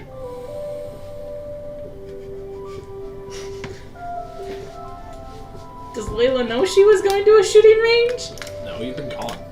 She was going to a shooting range? Yeah, one of her girlfriends invited her to some competition plate shooting. Wow. I didn't know she was picking up these athletic hobbies. Well, she used to be fairly into sports back in her college days. Yeah. Nah. Do you have any questions for me? How is working for the forces? I imagine it is more dangerous than my line of work. I've been informed that you have particularly powerful gifts. Yeah, I'm pretty awesome, but I'm learning how to control them better, so that's like really great. But yeah, working for the forces, I mean, in my line of business, or in my lane, I guess I'll call it, is pretty dangerous, but you know, I have a pretty good team to rely on to back me up. That's good. I was told you were quite popular on Haven. Who told you that? I inquire with Raz every so often. Yeah.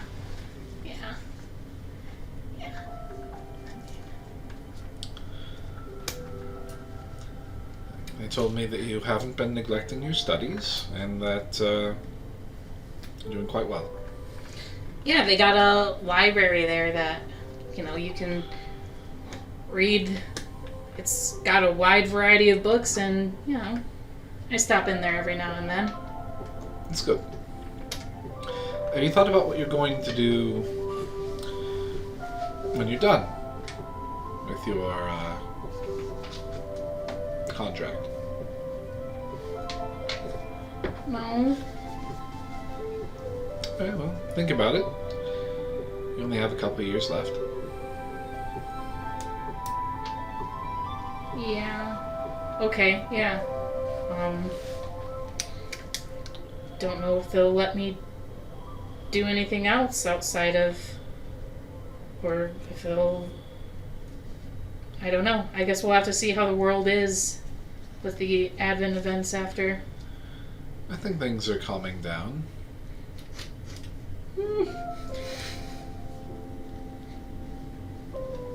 Maybe. Not in the literal sense, but I think it's becoming more and more apparent that things are not going to go back to how they were. Oh, yeah. Realization is setting in. Yeah. How was your dinner with Mr. Gibson? Illuminating.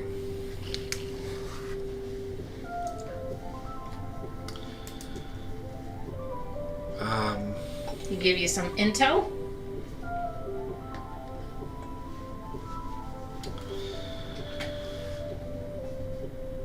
Yes, though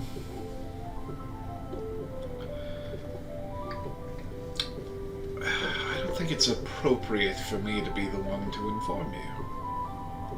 What? What? Well, just keep it between us. Okay.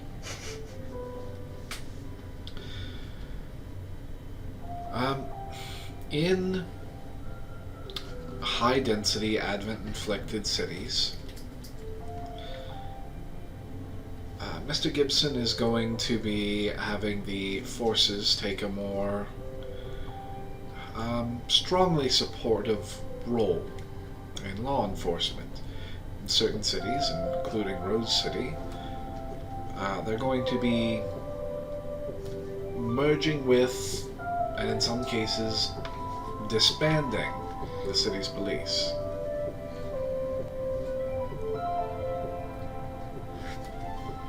Well, if they disband the police force entirely, what about normal crimes? Forces will take over there. When they disband, would they hire on some of the police force? I think that's the plan. It's more of Okay. a merger. Essentially, my understanding is that more and more often the police are running into situations that they're not equipped to handle, especially in more heavily Advent-inflicted areas like Rose City and Boston and Los Angeles and there's this place, Allenton. Well, in any case, in these areas, the police are often forced to engage in situations that they haven't been trained for. And so the solution is to train those who are willing to stay on to be able to handle those situations, to better equip them and to provide them with the necessary skills that we are currently providing forces members and equipment. That's good to hear. I hope that it goes over peacefully and it doesn't cause too much of a uproar with, people who are proud to call themselves police or something. I hope that, I want them to still work and, still valued.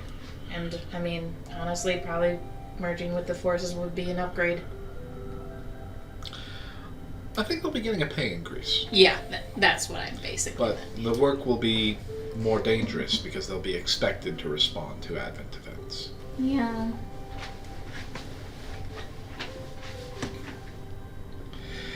Alright, so back to Trevor talking to Alan. Uh-huh. sorry, that was potential forces business. He puts it away. What sort of forces business? Sorry, special forces business. Oh, you want him to hate you. No, it's just he's clarifying. He says, I see. You see like a little vein pulsing in his head. He hates you. Probably thinks you're the snarkiest, little shittiest kid ever. Probably. Well, I thought about it a little bit more. Tell me, Mr. McCallum. Before he was calling you Afterthought, now he calls you Mr. McCallum. He says... That's afterthought. Have you ever seen any of my agents? No. I don't mean them in the corner. No, he points at Galen. Looks over. I suppose that's true, though he's a bit of an exception. You notice he's not wearing a black coat. The sign of those directly under my employ. I was told that Raz's men had a similar regalia, but here you are. Well, really, I don't know what to call your dress, to be frank with you, Mr. McCallum. Oh, I'm not currently here on Special Forces business. But you have been assigned to act within your authority here. Yes, you guys have given me this authority. Weren't you supposed to be protecting your mother? Did you assign one of your teammates to do so? That would be a wise move, but I feel that your everything's protected already at the hospital as it is. Yes. I have one of my men watching her for you. Oh, good. You're welcome. Yes. I, in fact, even tried to request that. And you guys tried to pawn that off on us. Well, truth be told, he's not there to watch your mother, he's there to watch your father. That's what I was more of. Brings me roundabout to my point. You've never seen any of my men in the black coats. Perhaps. Nor will you unless they want to be seen. Okay. Where is this leading? Just be aware that all of Rasputin's special forces are being watched. I believe it.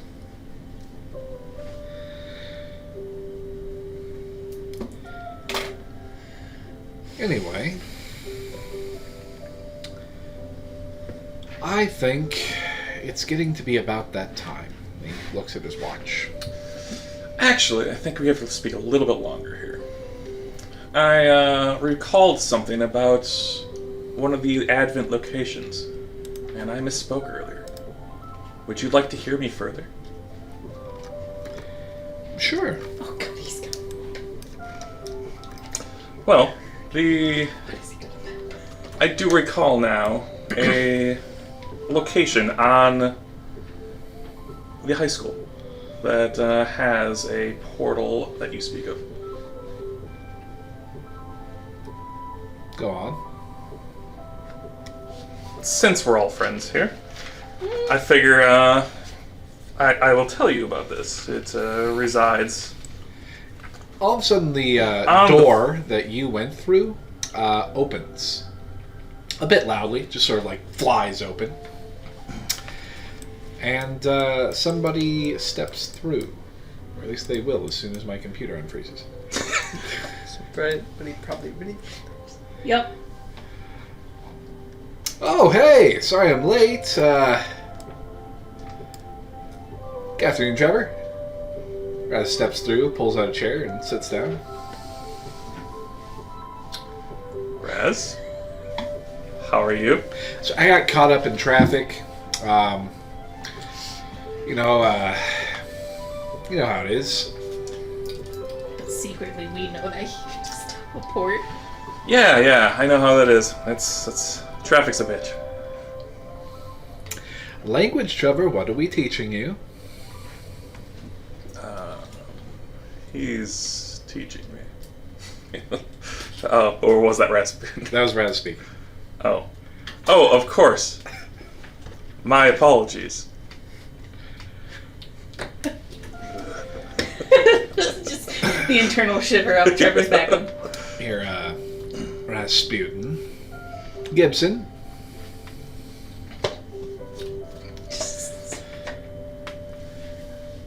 Well, now that you've arrived, your associate here was about to tell me about a rift at the high school. I says, oh, interesting. Well, it's a good thing that he was here to find it for you. Indeed. Raz looks at you. Yep. Do you want to tell him about this? This Sure. rift? Yes, we located this rift under, Rasputin's great suggestion. But it's in a planter box outside of the gym. Crazy enough, it's in a planter box in front of the gym.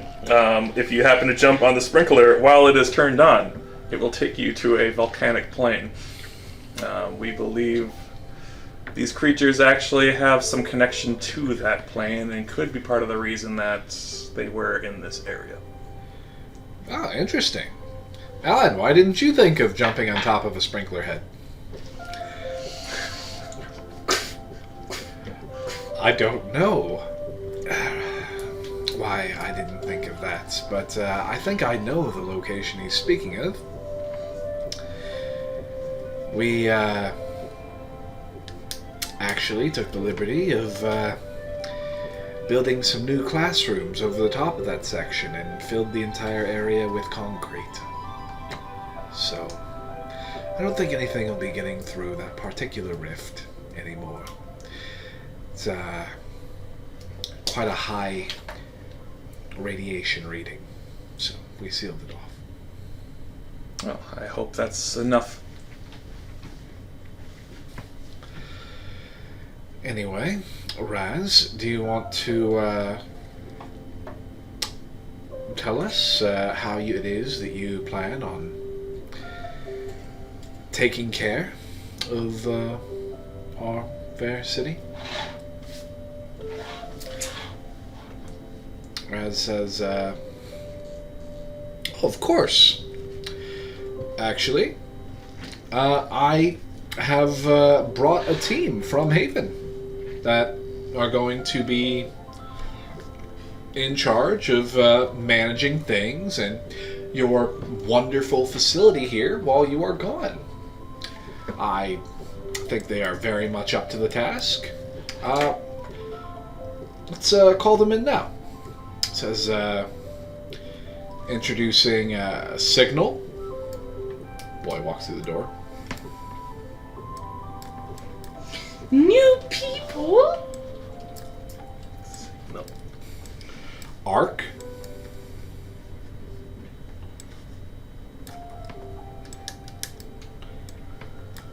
Impact.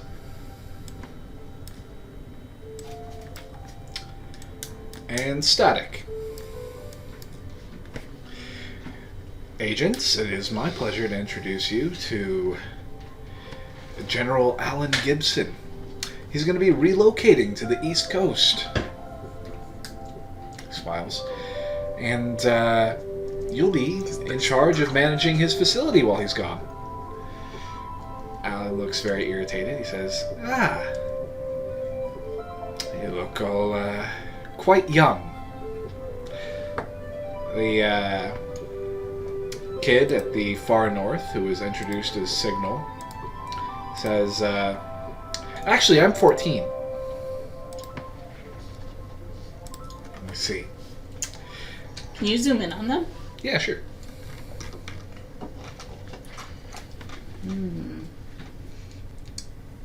They all have glasses. So that's their team thing. Do they look No, I've never seen them before. It's in the my Google life. glasses, man. No, you haven't? No. So you note as they come in, Trevor, that all four of them are wearing white Forces regalia with the blue coats. All of them have on what appear to be some sort of augmented reality glasses of some kind. They are all wearing headphones. They all have on some sort of thick chest plate armor. And they all have some large, what look to be mechanical boots on.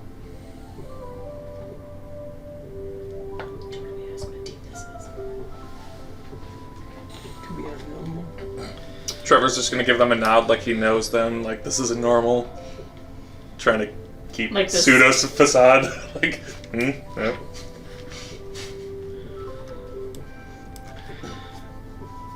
And you think that these four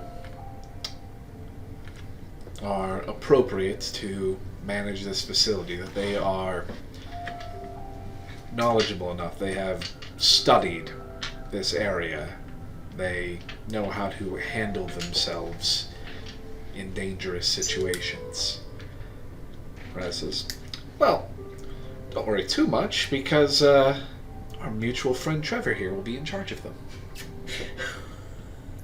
Just gives like kind of the head turn so that like they can't see, but he gives like a "you fucker" like, kind of look To Raz. to Raz. Of course, they're fine members of the forces, special forces. Agent Phoenix will be his second in command, and this will be their team. And in their very capable hands, Rose City will be managed until you return from Boston. At this point, Alan stands up and slams his hands roughly on the metal table, which kind of reverberates. He looks very angry. He says, I don't know how long I will be gone, Raz. So this isn't the time for your stupid games. This could be months. We don't know how we're going to deal with these creatures. We don't know who is going to be permanently affected. We don't know how to close that. We're going to have to build something hundreds of feet tall in order to close that. Raz says, well, they'll manage it while you're gone.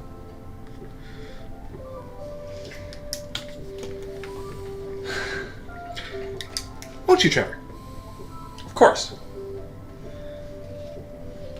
Alan turns and looks at you and says, Agent Afterthought, do you feel up to this task? Indeed I do, otherwise I would not have been chosen.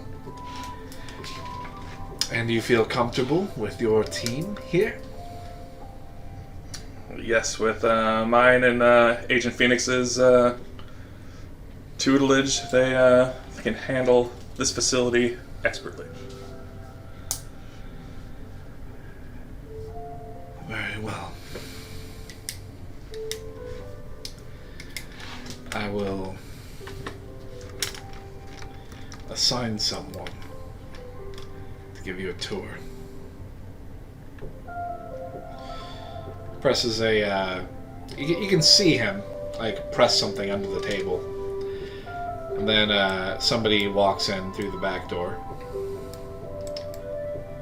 Says, Jacobs. Oh Who do you think it was? no. I don't know, I couldn't see. He looks Oh, angry. He's pissed, he's got a gun. Stick him up. Jacobs, you will give Agent Afterthought a tour of the facility tomorrow. You'll inform him of his duties, and you will be staying around here as his sole advisor. Agent Afterthought. This is Agent Jacobs. He'll get up and step over and offer a hand. And he shakes your hand.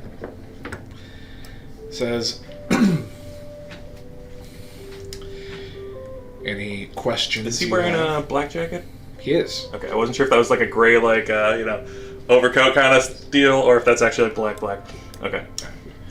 I mean, it does appear to be a little bit more worn and, washed out a bit than Alan's. He says, Jacob should be able to answer any questions for you. I do have a request, Agent Afterthought. Of course, General. Please dress the part for the remainder of your stay.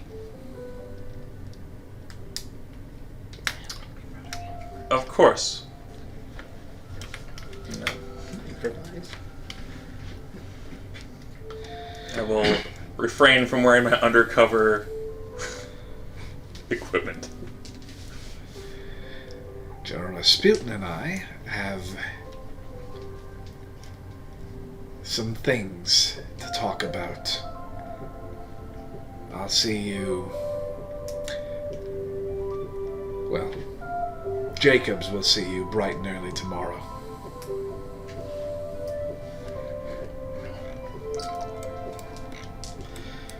And I don't know my head over there. He stands up. Raz gets up. Raz walks around the table. And the two of them head out.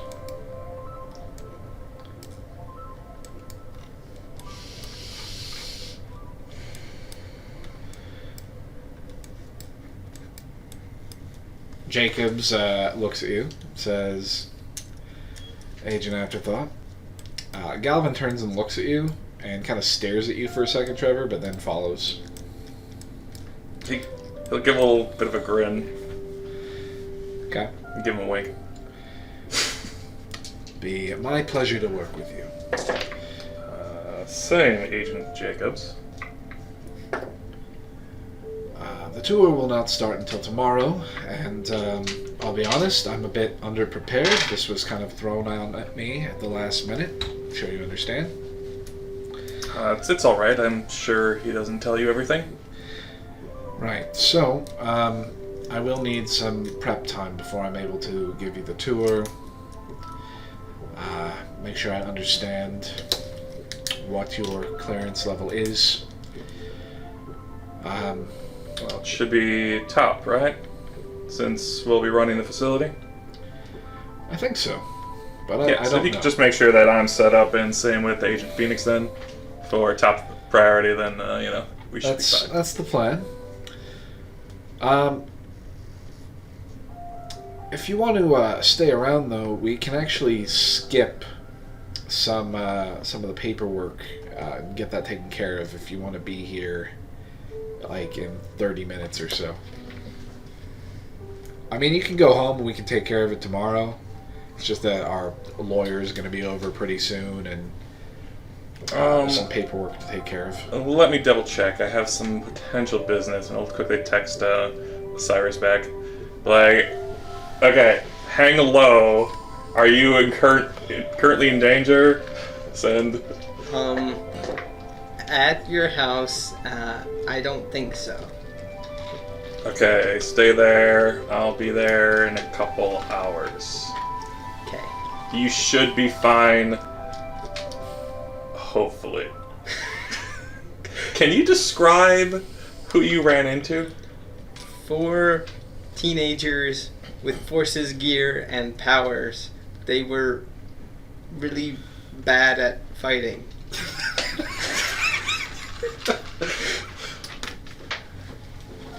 Any distinctive characteristics?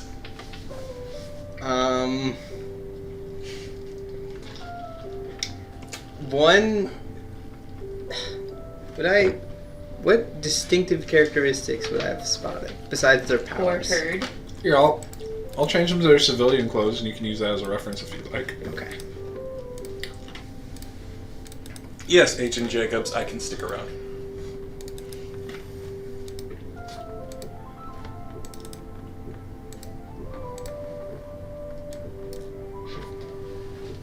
I don't think they really have any.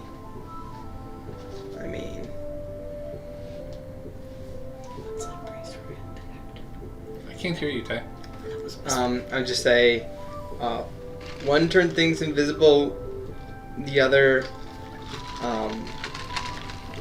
exploded, punched something. One made things sticky.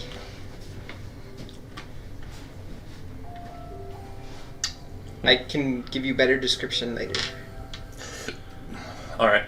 Stay low. Chill at my place. Okay.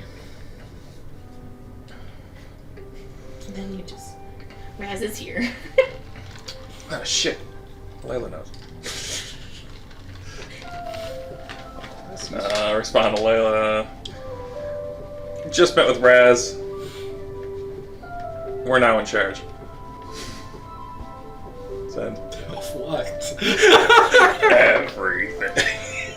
While you're at lunch with your dad says, "It's been lovely, Layla, but if there's anything else you'd like to go over, I do need to leave soon. There's some paperwork I need to take care of at the Autumn Lake office." No, it's fine. I'll let Amalia know to let the caterers know that we're all set. All right. They stands up, leans down, gives you a kiss on top of the head. Says, "You good on money?" Yeah. All right. Well, let me know if you need anything. You have my number. Will do, Dad. And he heads out.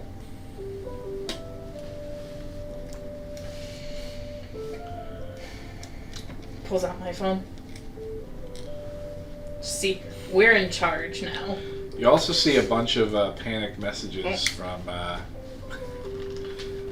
and I don't know if you messaged him directly or the group chat. It was the group. Okay.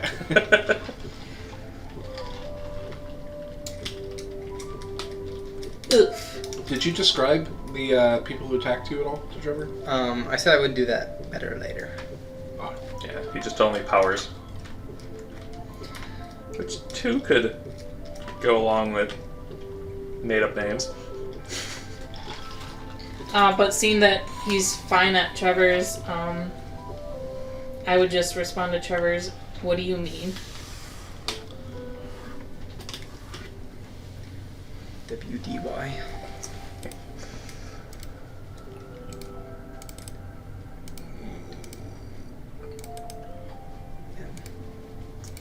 We're now in charge of Rose City and the forces. And he'll put like a little kind of emojis.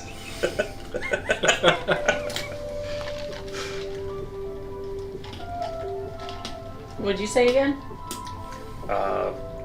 We're now in charge of Rose City and the forces.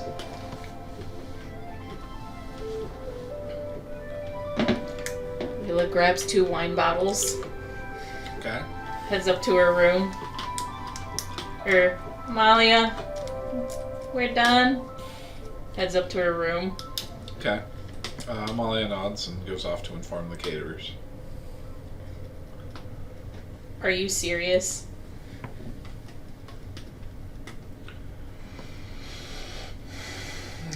Unfortunately, yes.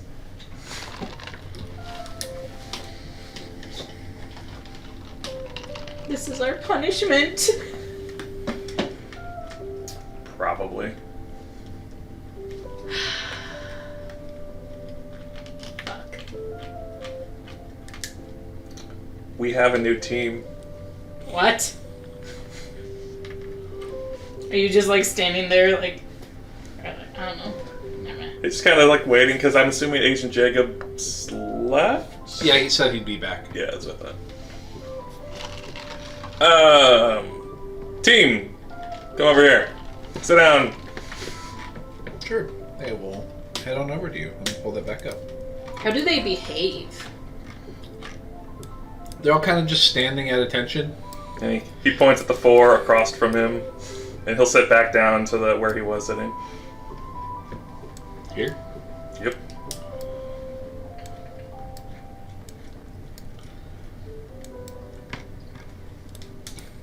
Team name?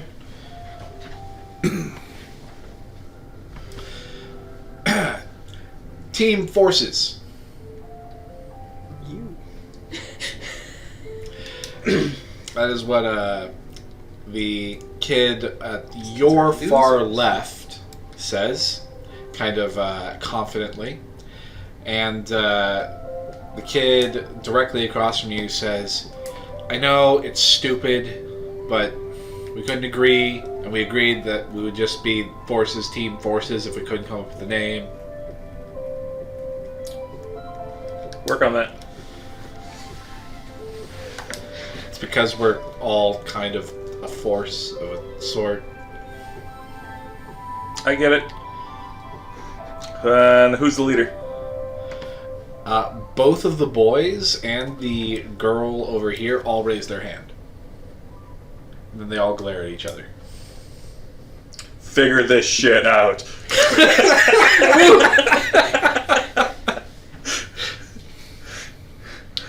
Oh, he's getting some pent up aggression from his days. One directly across from you says, I'm the strongest, I should be the leader. And then the one on the far right says, yeah, but you're not the strongest when I'm around. And the one directly across from it says, yeah, I am, because I can still beat you up with my fists. And they just kind of glare at each other. What are the two guards? Oh my god. They're looking confused, but trying their best to look like they're not paying attention. that awkward corner. Wish we had helmets right now. The girl in the middle says, I should be in charge because I keep them from doing stupid things. And then the girl on the far left just kind of shrugs and looks away. Boy directly across from you says, no,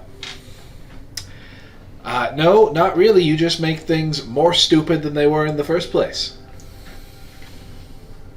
They're all just kind of bickering and arguing in front of you. Yeah, those are the days. Still kind of are. I was about to say. Yeah. Do I still feel the tingling? Now, several of them have you do some people not. left. You do not, actually. Okay. Be alpha. Shelby Do says, something to them. What the hell's going on? Did I fall asleep? Can I sleep? Through the existential crisis time. Alright, so we need to determine who's the leader here. But I need you to work this out between each other. So when I see you again tomorrow, have this figured out. Keep in mind, leaders need to be able to make the tough decisions, alright? The girl on your far right over here raises her hand. Yes? Where are we staying tonight? In the Forces facility here, if you would like. Unless you already have accommodations. No, can you show us to our room? Nope. That's not my job. Whose job is it? I will find that out. Probably Agent Jacobs.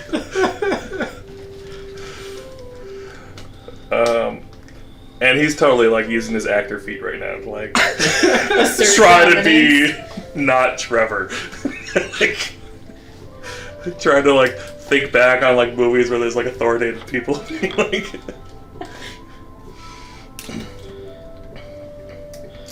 The kid on your far left raises his hand. Yes? Is it true you're Raz's son? No, but we're of similar capabilities and power. Is that why they call you Little Raz? Who calls me this? Everybody.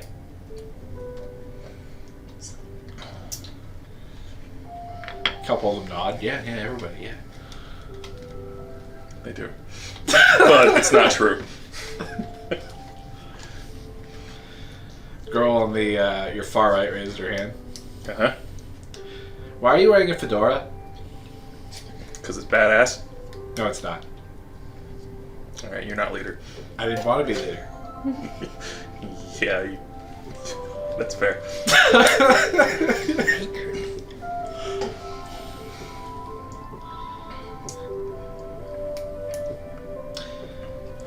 Alright, wait here. Alright. They just kind of look at each other. He'll get up and head out that south door. Okay. Just walk over to it and You test the do handle. feel the tingling again as you walk a little bit closer to the forces officers, but it goes away once you get about here. Okay, he'll try that door. Alright, opens up to a hallway. And he'll step out. Does any of this look familiar to him? From when we've been captured and from when we've been like here for other stuff?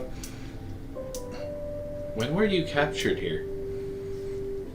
We got taken here. I think we were. Oh, when you were arrested and you had a bag Yeah. on your head? No. But the bag I thought was off when we got out. I'll make it really simple.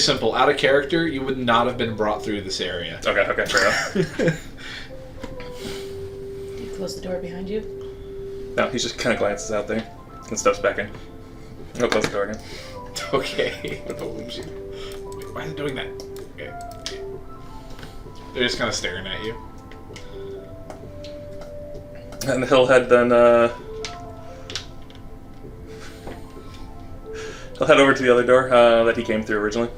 Okay. As you're heading over there, the girl, kind of in the middle, looks over at you and says, by the way, we almost captured an ape on our way here. Alright, tell me more. What does ape look like and what were its powers? They all speak at once. One of them says, brown glasses. That another one says, No, you. We You call spoke him- up first. to the girl, Yep. we're calling him the Shadow Master. Okay, I'm assuming his shadow-like abilities then? We think that he brings shadows to life. Alright, and what does he look like? He's got brown curly hair and glasses and a leather jacket, and he drives a motorcycle. Can you describe the motorcycle? Yeah, it's black. It's like a sports motorcycle. I don't really know a lot about brands, and now it's all screwed up on one side because she kind of looks over at her compatriot. Impact threw it on the ground. Yeah, so now it's got scrapes on it. Okay. So it should be identifiable, right? Yep. Impact raises his hand. Yes. Impact, was it? Mm-hmm. Okay, go. I got the license plate number. Okay. Have you run the plate? Who is it belong to? I don't know how to run plates.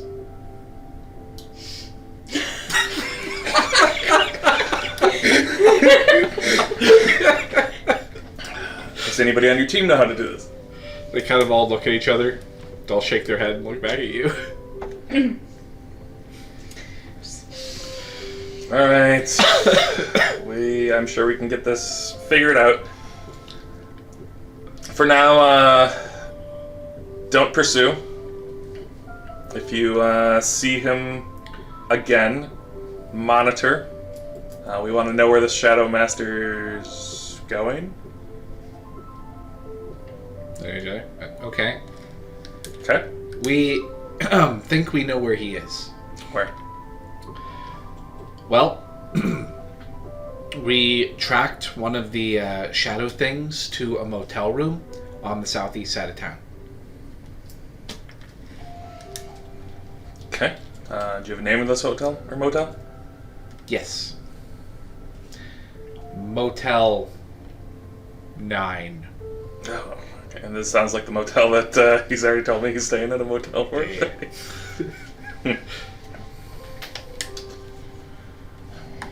Did he reveal any of these powers?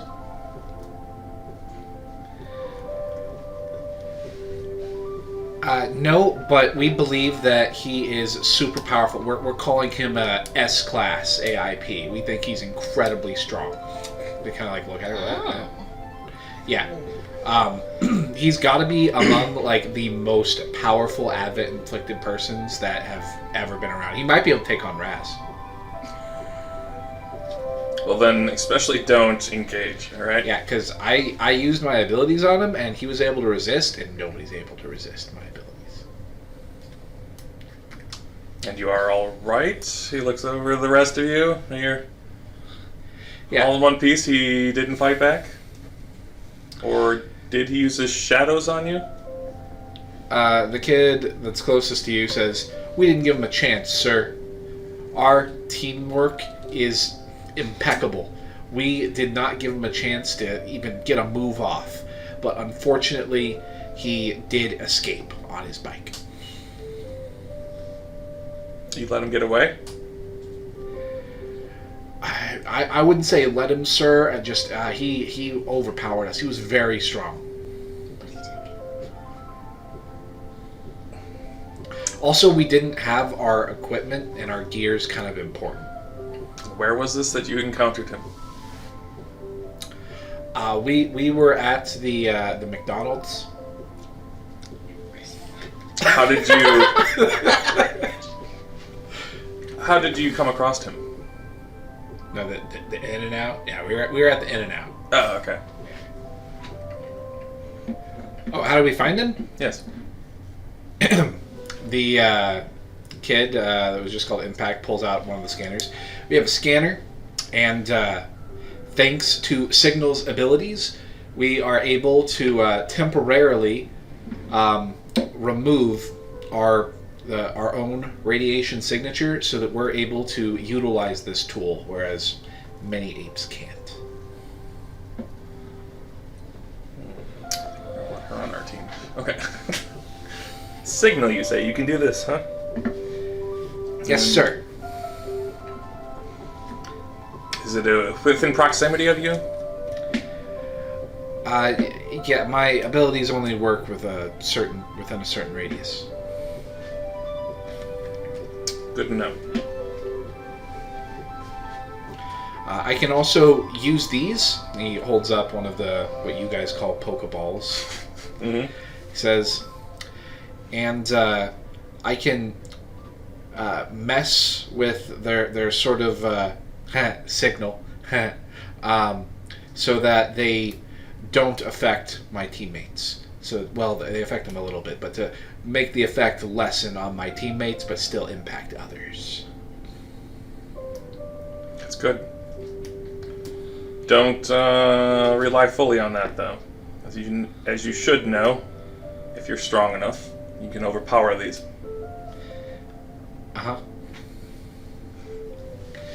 Also, I've done it many times. When I do it, I kind of make them weaker than normal as a result of me doing this.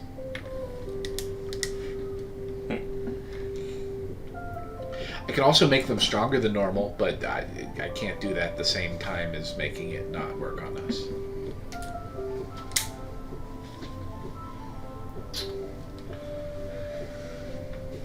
I can Arc, what can you do? Arc, which is the girl at the far end over here. Yep. Says, I can obfuscate things. Is that all? I can also kind of like bend lasers, sort of. Bend lasers? Interesting. Yeah, I have some abilities with manipulating light. Do you... It's not really as aggressive as Fame's powers. But So you know Fame, then?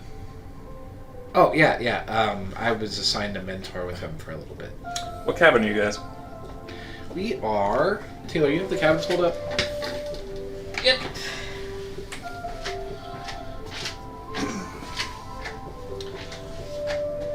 There we go. They are 22. What they say their team name is? Team Forces. They are Forces Team Forces.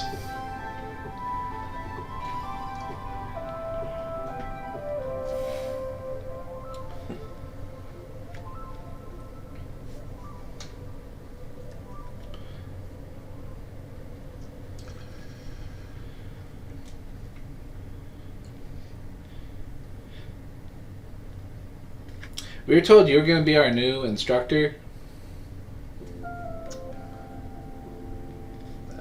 Sounds right. Are you just gonna like leave us notes randomly and disappear like our last instructor? Possibly. Okay. He had a stupid hat like you too. Who was he? What was his name? He didn't talk a lot. He made lots of duplicates of himself. God. Really, you hit. Wow. I think it was like Darkfall or something. Yep. That sounds right. Nightfall. That's the one.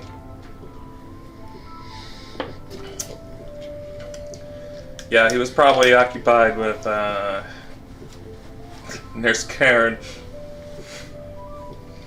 Why? They look confused at each other. Did he get hurt a lot? They're too young. Quite a bit. What a loser. Well, don't worry, he's not your mentor now any longer. Yeah, his powers are kind of lame. He was basically just like Gemini, but taller. Yeah, kind of. But he didn't get weaker when he lost his clones. Huh? Don't worry about it. How long have you been on the island? They kind of look at each other. For me, I was there for about a year. 6 months here. I just got there like 3 months ago, and we arrived at like the same time. Who's the ones that arrived at the same time? That would be... Oh, I keep putting the arrow on the wrong one. That would be Static and Impact, so the two in the center. One who's been there a year is Arc. So the one on the furthest from you, yep. It was 6 months for Signal? Yep. Okay. Oh, Jesus. Alright, well, this is going to be a team mentorship. A lot of this would also be taken care of by Agent Phoenix. She is oftentimes more the face. The girl the furthest away from you says, I heard she was a slut. She's changed. Oh, okay. When you say she's changed, Impact goes...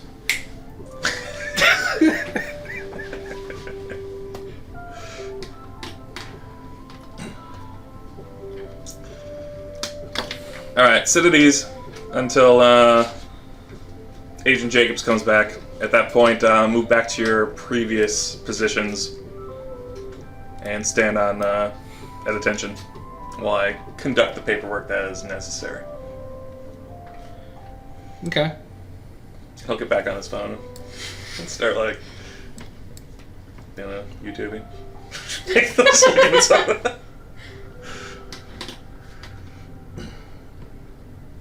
Actually, he'll text to Layla. Jesus, these kids are young, like green. They also were run by Nightfall. ... Said. This group or just Delayla? Just Layla. Mostly because he figures Cyrus wouldn't know what the hell he's talking about. Ugh. I'll make sure to pack painkillers. Alright. Cyrus, what are you currently up to? He's just chilling, watching. He's within the radius of the Hissing. Okay. and just chilling, watching some Andy TV or something. With your perception, you see a car pulling up in front of the house. A car you do not recognize. Okay. And as you're watching, the back passenger door opens up, and walking around the car, you see Trevor's mom starting to walk towards the house. The car Right home. drives away as she begins walking in. Okay. Where are you currently stationed? Do you do anything to prepare for her entry? Probably on the couch, if there is a couch within the hissing. I don't know There's a couch. what's a hissing. He's probably on Hissing. the couch. The hissing. That's the proximity. The aura. No, it's a hissing now. Okay. Okay.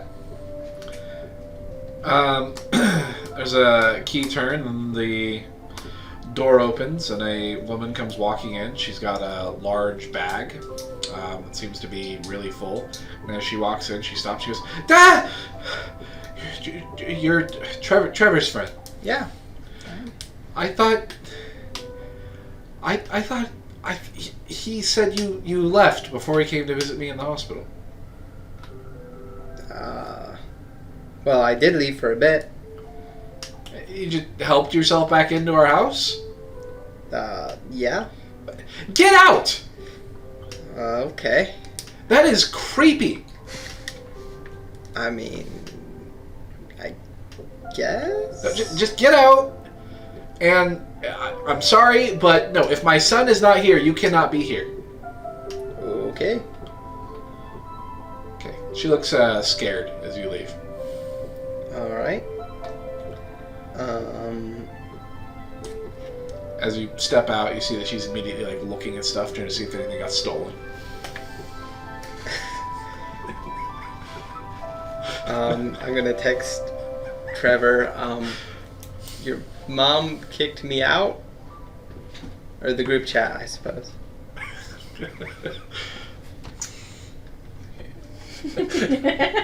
Snickers, and then, oh, shit.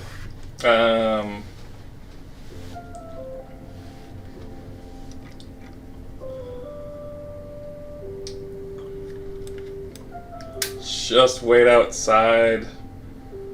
I'll talk to my mom. Okay. And, he'll call up his mom. Okay. Phone's ringing. Your mom answers, says, "Hello, Trevor?" And right as she says that, the door opens, and Officer Jacobs as well as Mr. Flomison come walking into the door. These guys get up and scatter and go running to their positions you assigned them to. Both Officer Jacobs and Magnus look really confused as these small children flee and run away from them.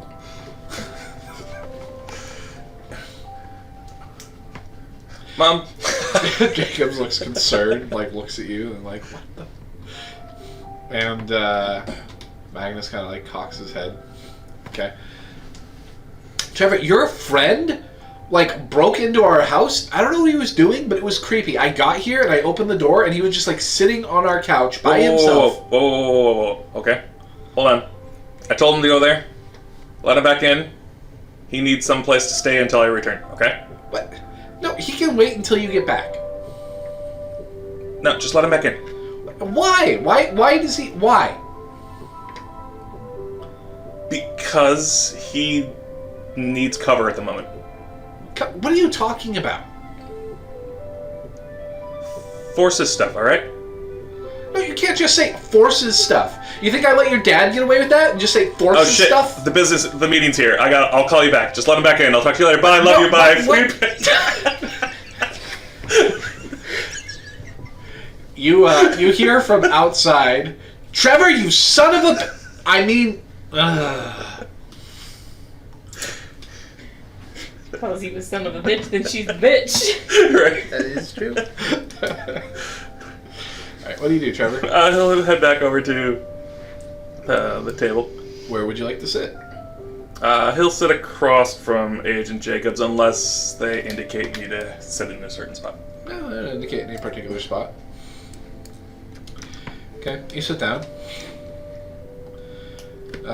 Magnus sits down, looks over at you. Mr. Flamson. Oh, Trevor. What's Agent Afterthought? Ah, my apologies. Well, I have some paperwork here. Essentially, it's, well, how to explain? It's sort of a formal agreement that you're taking on the responsibility and liability of the premises. And by you, I mean you acting as an agent of General Rasputin. So the special forces, basically if there are any damages or problems, it's going to be coming out of their budget. If there are any accidents while we are away in Boston, it is essentially going to be the Haven, the Haven group that is going to be in charge of dealing with any public fallout, with sending representatives to discuss any sort of reparations with government agencies at any level, city level, county level, as far up as it needs to go. While we are not putting Rose City under any sort of special laws or anything, we will be, during your tenure presiding over this area, integrating the police force with the forces. The police force is going to be coming to this facility, and they will be receiving specialized training so that they are better able to deal with Inflicted Areas and Inflicted Persons. Overall, their assignments will flow up to you. You can, of course, delegate different managers to be in charge, but there's just a lot of paperwork that we need to go through, and I encourage you to read it all. Question. Yes? Are you representing Special Forces or the Forces? Yes. You're representing both? Yes. Isn't that a conflict of interest? No. No? They're one agency, just different departments. Okay. He's starting to sweat a little bit. Because he's like, I'm way... like, this is not all I know what I'm doing. Ooh, don't sweat in front of my dad, he's a lawyer. He used to be. Anyway, I've already taken care of the majority of this. You'll see that Raz has already signed all of the paperwork. I just need your signature and initials next to everywhere that Raz signed and initialed, because you'll be taking responsibility as his representative in all these affairs. And this is totally legal, even though I'm a minor? You would not be tried as a minor or even as a civilian. You're a member of the military, Trevor. Or agent afterthought. My apologies. It's alright, I'll let it slide. You've known Mr. my daughter Thompson. for so long. Yes, I'm sorry. That's understandable. My son and... Yes, they both wonderful people. Do you start turning red? Mine's like racing and made it like a million times a minute. Okay. As I understand it, you're currently my daughter's direct supervisor. Says as he's going through some of the paperwork and pointing things out. That's right. Instead like looking at trying to read through the stuff as much as possible. Yeah. So essentially, and like he's gonna try switching like proficiency at all to anything that might be sensible for legal, but he's not sure what will happen since like it's Advent-y type stuff, and if shit just starts going crazy or not in here. You're not able to do it here. Okay. Does he feel the tingle again when they go back? Okay.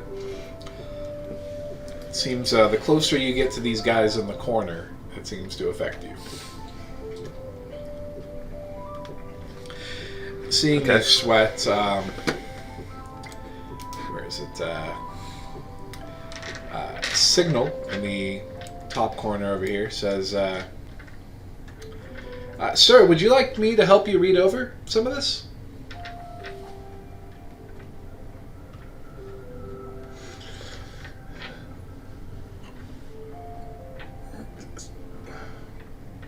come and double check my thoughts here. Okay. Walks over, sits down, looks, says, make an insight check. I don't think you need to make an insight check. I know, right? With Like that. Higher than 4. Can you get higher than 4? Okay, I got higher than 4. Okay, sweet. He is overwhelmed and has no idea what he's looking at on any of these papers. However, when he sits down, you feel a tingle kind of go away, and you are able to not only become proficient in some sort of skill that would let you discern this better, but also Trilby goes, "Oh man, that's a lot of paperwork. Let's see here. This says and you tune my ability. Right. Oh, Trevor, you don't need to worry too much about this. This essentially says that if you screw anything up, it's Raz's fault. That's what all this says." Yep, everything seems in order. Okay. Yeah, and your protege signal here just keeps on very, very obviously to literally anyone just going, Yep, this looks right. There's a signal. Yep, right. Yeah. I mean, Here. if you think so, then yes, yeah. Yep, that's what I thought. I was pretty sure of the case. Alright, he starts signing stuff with Trilby's advice. Yeah. So Trilby just going over things. And his own, like, he's smart. So hopefully he should see any glaring issues. But he's also kind of trusting that Layla's dad's not going to fuck us over. I didn't have to sign anything apparently. So, does Agent Phoenix have to sign anything as well, since she'll be co-leading? No. Anything Agent Phoenix does, you will be held responsible for as her supervisor. Alright, so I'll continue to be in charge of her. Alright. Trilby says, "Whoa, see that part? That part right there? That says that essentially when they all get back and everything's done, if you've committed any like big major crimes or felonies or anything, that you'll have to stand trial." Can you explain this part here a little bit more? As he slides it over. Yeah. This just explains that you are still subject to the law. And that's essentially it. There may be situations where you feel it prudent to disregard a particular ordinance, and that'll be fully within, your prerogative to make those sort of decisions. You will be taking on a very dangerous and important job after all. But, any action you take is subject later to peer review. Understood. So if the situation of a citizen or something coming under duress and they need actions that may become, I guess, illegal or whatever, then that could be... If in the process of you performing your duties you were to destroy a building, later, whatever government or entity or person owned that building could file a suit against you, or more specifically in this case, your particular department. In which case, this suit could be disregarded by whatever authoritative agency was in charge, however high up it went. They could decide that your actions were warranted and disregard and compensate or not compensate whoever it was that was filing the suit. However, if it was determined that some sort of reparations needed to be made, then you might be investigated by your department, and if they found that you were acting negligently they could decide to punish you in whatever manner they saw fit. Ultimately, that would be up to Raz and or the president, who he directly reports to. Okay. And obviously anything that occurs is all at the point of after the signing here. What was that? I'm sorry. Obviously anything that we could be held liable or whatever for is only for once we've signed this document and all that and afterwards, right? Nothing reciprocally Well, you're relevant. already held liable for anything you do. I mean, you're subject to the law. But I mean, Raz wouldn't be in trouble then or whatever, right? No, if you did anything, if you were to kill somebody, yes, it would reflect directly on Raz, even now. This is more just a formality of you accepting the responsibility. It's you understand what you're taking on. Okay. You're subject to the law, whether you sign it or not. Right. Just trying to find those, the minutia between what we're allowed to do and what we're not allowed to do. Mm-hmm. All right. So if everything sounds reasonable, we'll go ahead with the signing and stuff. All right. So you're going to be there for a couple hours signing things. So with that in mind, let's go back to Layla really quick. Drinking wine? Yup. Just 2 bottles deep. Go ahead and make a con save, I guess. 2 bottles in a couple hours. Yeah, that's What? get wasted. Good thing I'm in my room. Why? Well, it's not that bad. You have proficiency. It's like a something. Like a It's 7. a 7. I rolled a nat 1. Alright, we'll say you're, she's getting pretty drunk. You plan on going anywhere or just staying in your room? Pretty drunk? Yeah. Alright, she's gonna go and try and snag more wine from downstairs. Okay, you can do so. Alright, and then she's gonna be drinking some more. Alright, go for it. I mean, you're more likely to either vomit or go to the bathroom every 20 minutes or so than you are to die from, like, alcohol poisoning via wine. Like, you have to drink a lot of wine. She's...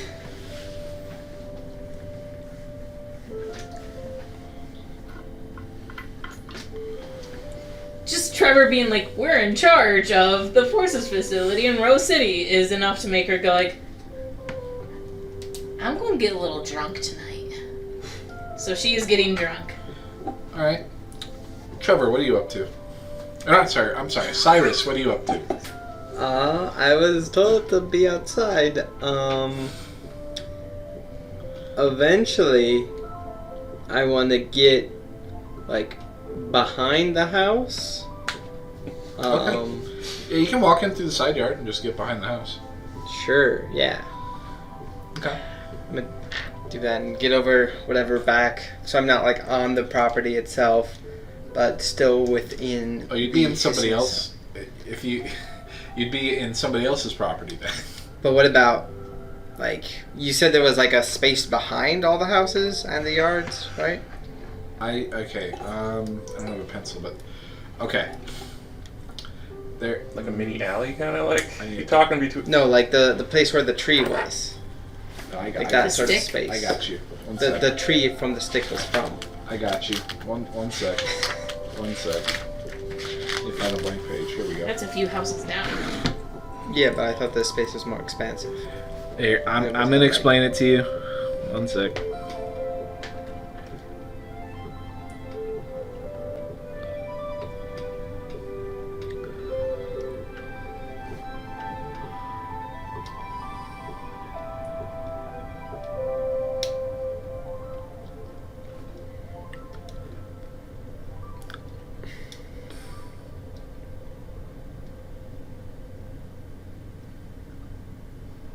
Layla's gonna send random videos in our group chat of Singing. of like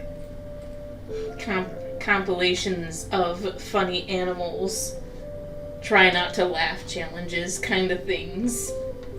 Oh, great. I'm gonna type back. By the way, Layla, I need you to come to Autumn Lake at. Hey, Jacob. When is the tour tomorrow?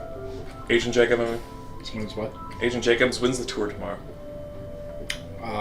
When you free. It's just gonna be us tomorrow. Okay, I'm gonna bring Agent Phoenix with. She'll need to know the facility as well. How's Tencent? He says, sounds fine to me. I need you to show up at Autumn Lake for a facilities tour at 10 a.m. Send. Lol, okie dokie. Funny face emoji. Okay. I'm gonna try to explain this. This is a crappy drawing, but I'm gonna do my best for you. Okay. Okay.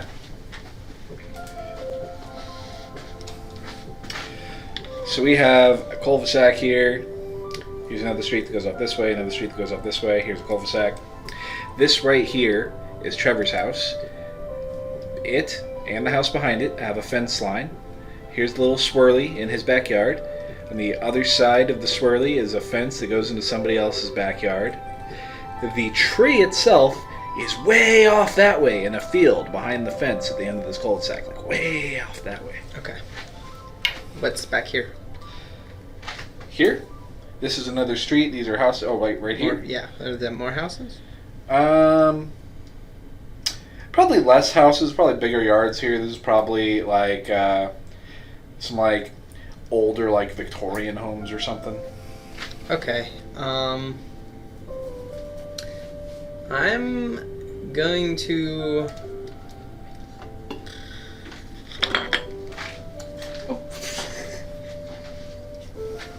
I think I'll just, instead of just waiting there, I'm going to,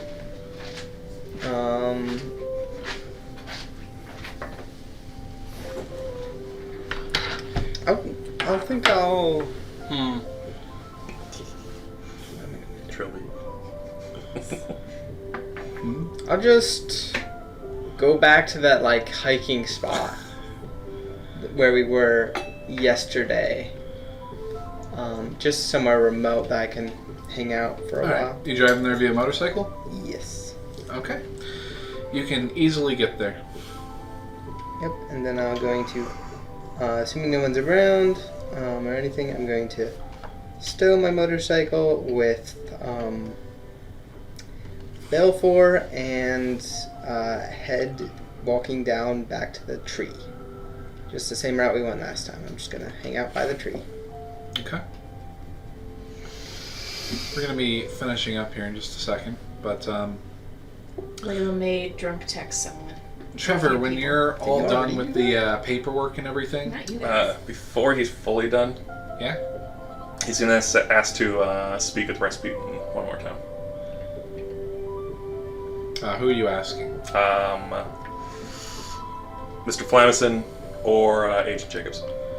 It's like, can one of you please bring Rasputin back?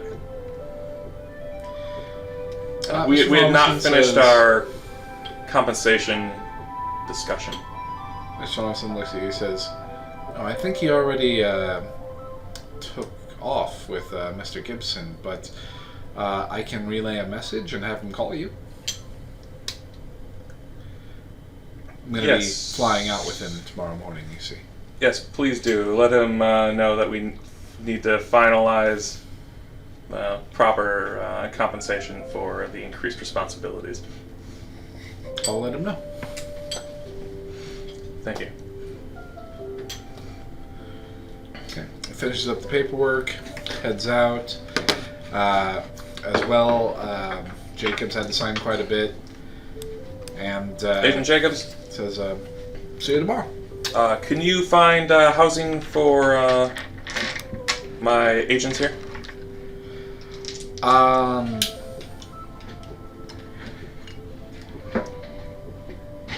assume there's a barracks here. Since we will be working out of this, there should be proper facilities, I would assume. Yeah, I'll find something. The only hesitancy I have is that they're very, very chaotic tonight. Everybody's packing up and getting ready to ship out tonight. There's lots of movement. If they're heavy sleepers, it shouldn't be too much of an issue, but it's going to be very loud. I don't think anybody's sleeping tonight in any of those. Is this a problem for you four? The girl with the pigtails and the mom says, actually, sir, I'm a very light sleeper, and I'm a very private person. I kind of need my own, personal quarters. I just don't think it's tenable to be, sleeping in a barracks. I am quite young and defenseless and a girl, and I really feel like it's important that I have my own bedroom. So you know how it is. I mean, maybe this is noted. For tonight, you will be with the barracks. I heard that there was a really nice hotel nearby. I think it's called like the Lockley. I mean.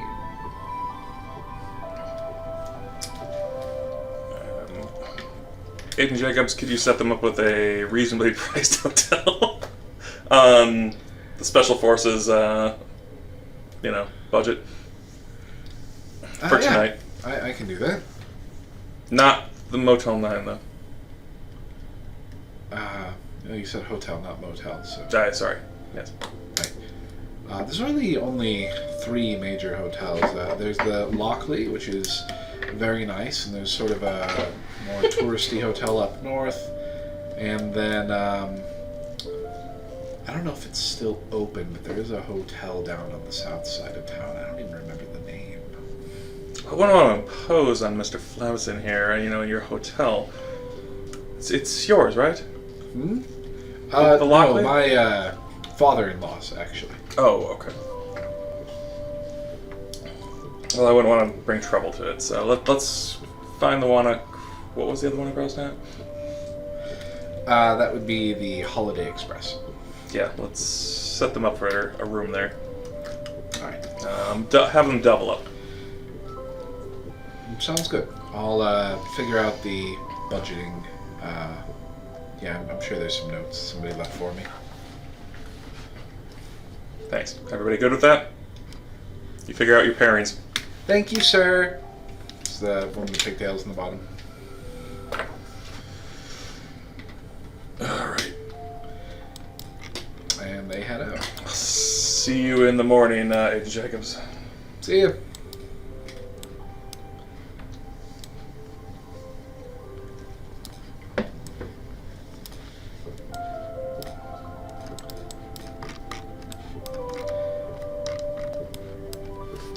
They just kind of surround you.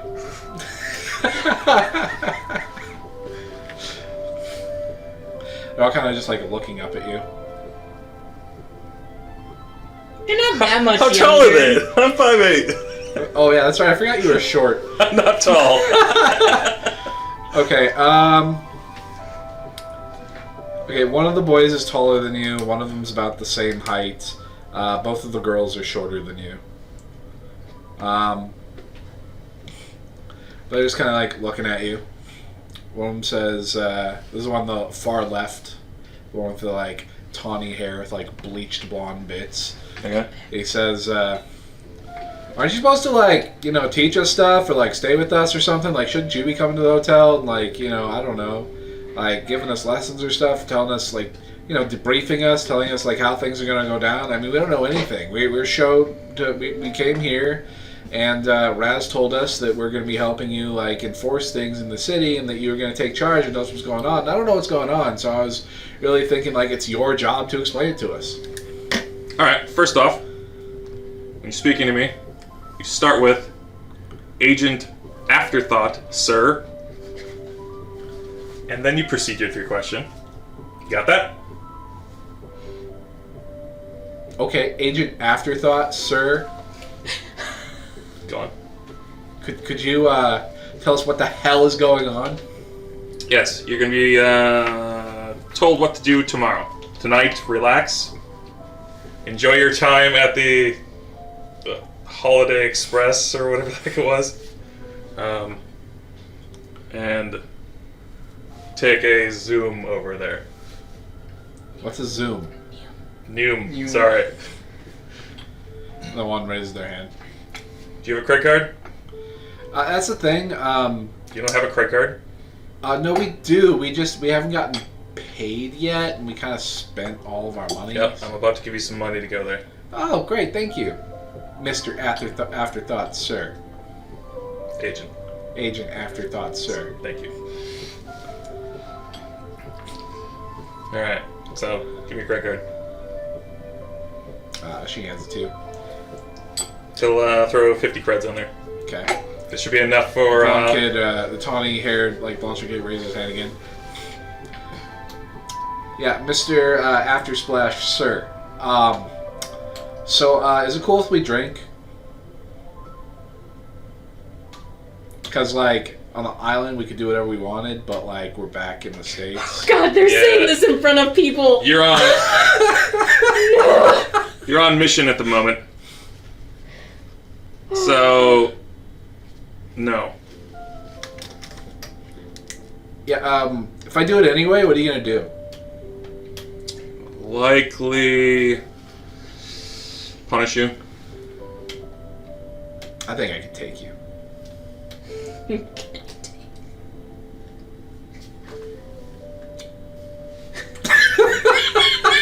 What the hell? Make an intimidation check with advantage. As he becomes the Shadow Master. Jesus. I gave you advantage. I know, and I rolled a 3 to 4. 4. I probably catch Trilby on the way up. You struggle to get your hood on. But it glows. He looks at you. Want to take it outside? Looks at each other. You know, some people on the island, summon giant demon dogs, right? I'm not gonna be scared of glowing red eyes. Yeah, I know her. Whatever, let's go, guys. Last teacher had a gun. This guy didn't even have a gun. Let's go. Just pat aside. There's clearly a force's hand cannon. Oh, I thought you concealed that. You're just walking around town with a fucking gun. Not around town. He's here. He's now showing off. Oh, I see. Okay, they look and they're meh, and they go heading off. Great first impression, Trevor. Good job. Agent Arc. She turns around. Yeah. Do you have one of these? The point to the hangana. No, I got these. She pulls out two strange-looking, mechanical. They kind of look like knives, but they have. They're kind of, the handles are really thick and have a couple buttons on them, and you see one of those pink crystal things that you load into your force's hand cannon, and it's kind of at the base of the blade of each of these knives. With what you described, and the capability to manipulate lasers and whatnot, I'll consider this a useful tool for you to utilize. Oh, I can't. It wouldn't work with that. So that actually fires a type of plasma, and I can't actually do.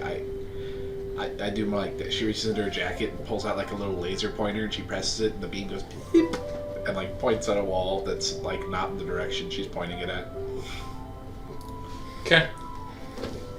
I'll Control. test your abilities a little bit later. That's still a good ability. Yeah. Blind lights. Yeah. Heads off.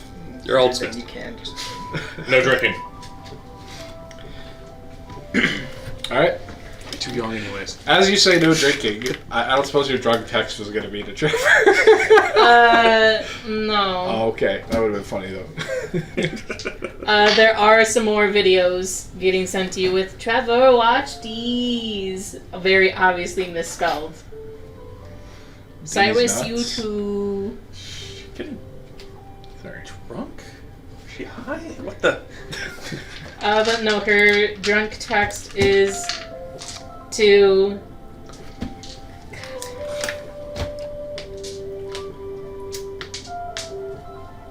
It's probably going to be the castle. Okay. It's just really obnoxious. I'm so sorry. I'm so sorry. I'm a terrible person. I hope you're doing okay. I hope. I mean, it's like a wall of text, so obviously Yeah. she's not. Message not sent. Yeah. Yeah, it's good. Yeah. Yeah, no, Taylor knows, but Layla's just like. Okay. At least it's not island drunk Layla. I'll get back to you in a sec. Anything you want to do for the end of the session? Any place you want to go? Are you meeting back up with We're Trevor at fucked. his place? Is that the plan? Eventually, So, when Trevor is we're running available. away. No. What are you wanting to do then? Uh, Speak to Trevor, I guess? Yeah, when Trevor's available, he'll rendezvous and try to figure out what to do. Yeah, once he's able to leave, he'll just message in the group, heading back home, and then drive his car back home. Meet you there. Okay. There's not really any hold up or anything. Actually, your mother's probably gone by the time you get there anyway.